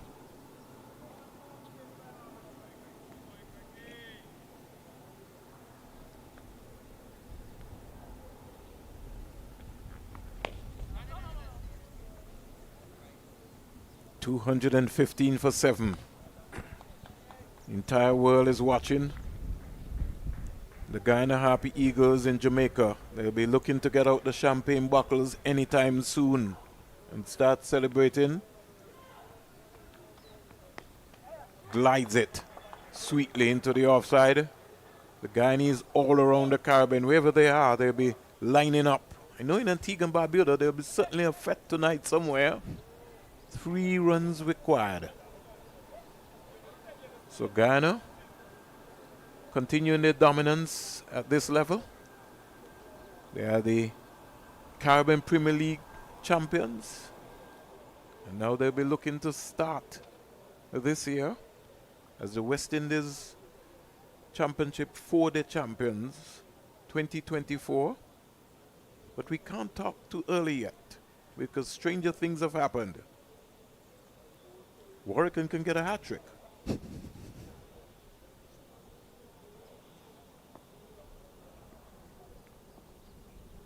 Tuckett can win the game. As expected, quite a tight field set. Don't think they have a choice. Everybody in.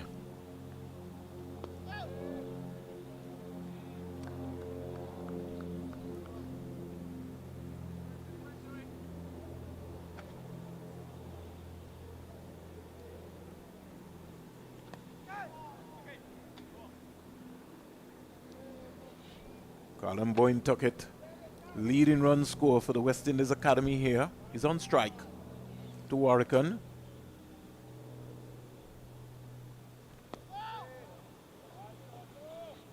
And he certainly wants to make sure he's there until the end. 3 runs required. 3 runs for victory. Tuckett is not interested. Let's see what Warwican will come up with.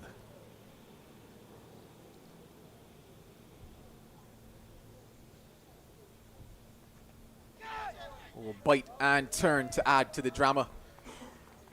Made an over for Warwican. It's 216 for 7. But I think this over is now or never. Don't see you and Lane hanging around too long to Craig Batwet.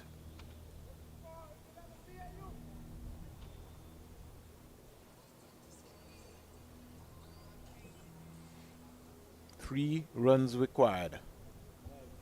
Lane on 1. Colin Boyne Tuckett on 27 not out.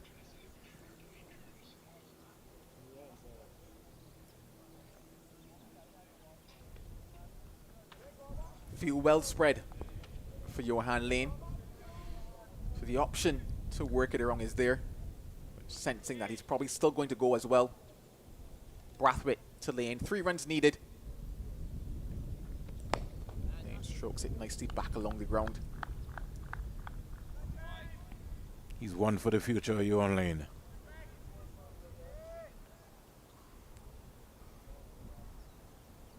Can Brathwaite outfox Lane? Can Lane keep his composure? Well, he goes, and he's dropped. Another moment, another chance goes a-begging. They've created their chances, the Barbados Pride, but they simply have not held them. And that probably makes you wonder. You just need 3 singles. Why the big heave? Somebody just calculate to me to understand. The long on, long off, mid-wicket, sweep on the offside. No need for it. Well, he goes again. This time, it's wide of Wickham. They're thinking about 2. And that means scores are now level in this encounter. They're standing on the line, the academy. I think we owe drinks to Jason. Let's not forget that. And we're going to Landon Strip after, because I have to. So we certainly have to buy Jason his drinks. Just 1 now needed for the academy. Well, they certainly feel good about what they've been able to produce here. How many deliveries left in the over? 3 deliveries left in the over. 1 run required for the academy. 3 wickets required for Team Barbados. Brathwaite around the wicket. To Lane. Cat and mouse game. Dead ball signal. Lane respecting it. Coming forward. So the drama continues here at the Coolidge Cricket Ground. Yeah, you say drama, but I think end scene. Well, we never know. We've seen stranger things happen. Stranger Things is only a series. And that certainly is the moment there. The perfect end to the season for the West Indies Academy. They win here by 3 wickets. And they break the hearts of the Barbados Pride. It now gives the Ghana Harpy Eagles the defending champions.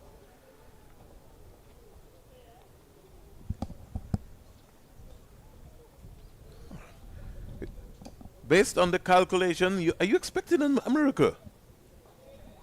There's no miracle. West Indies Academy winning by 3 wickets.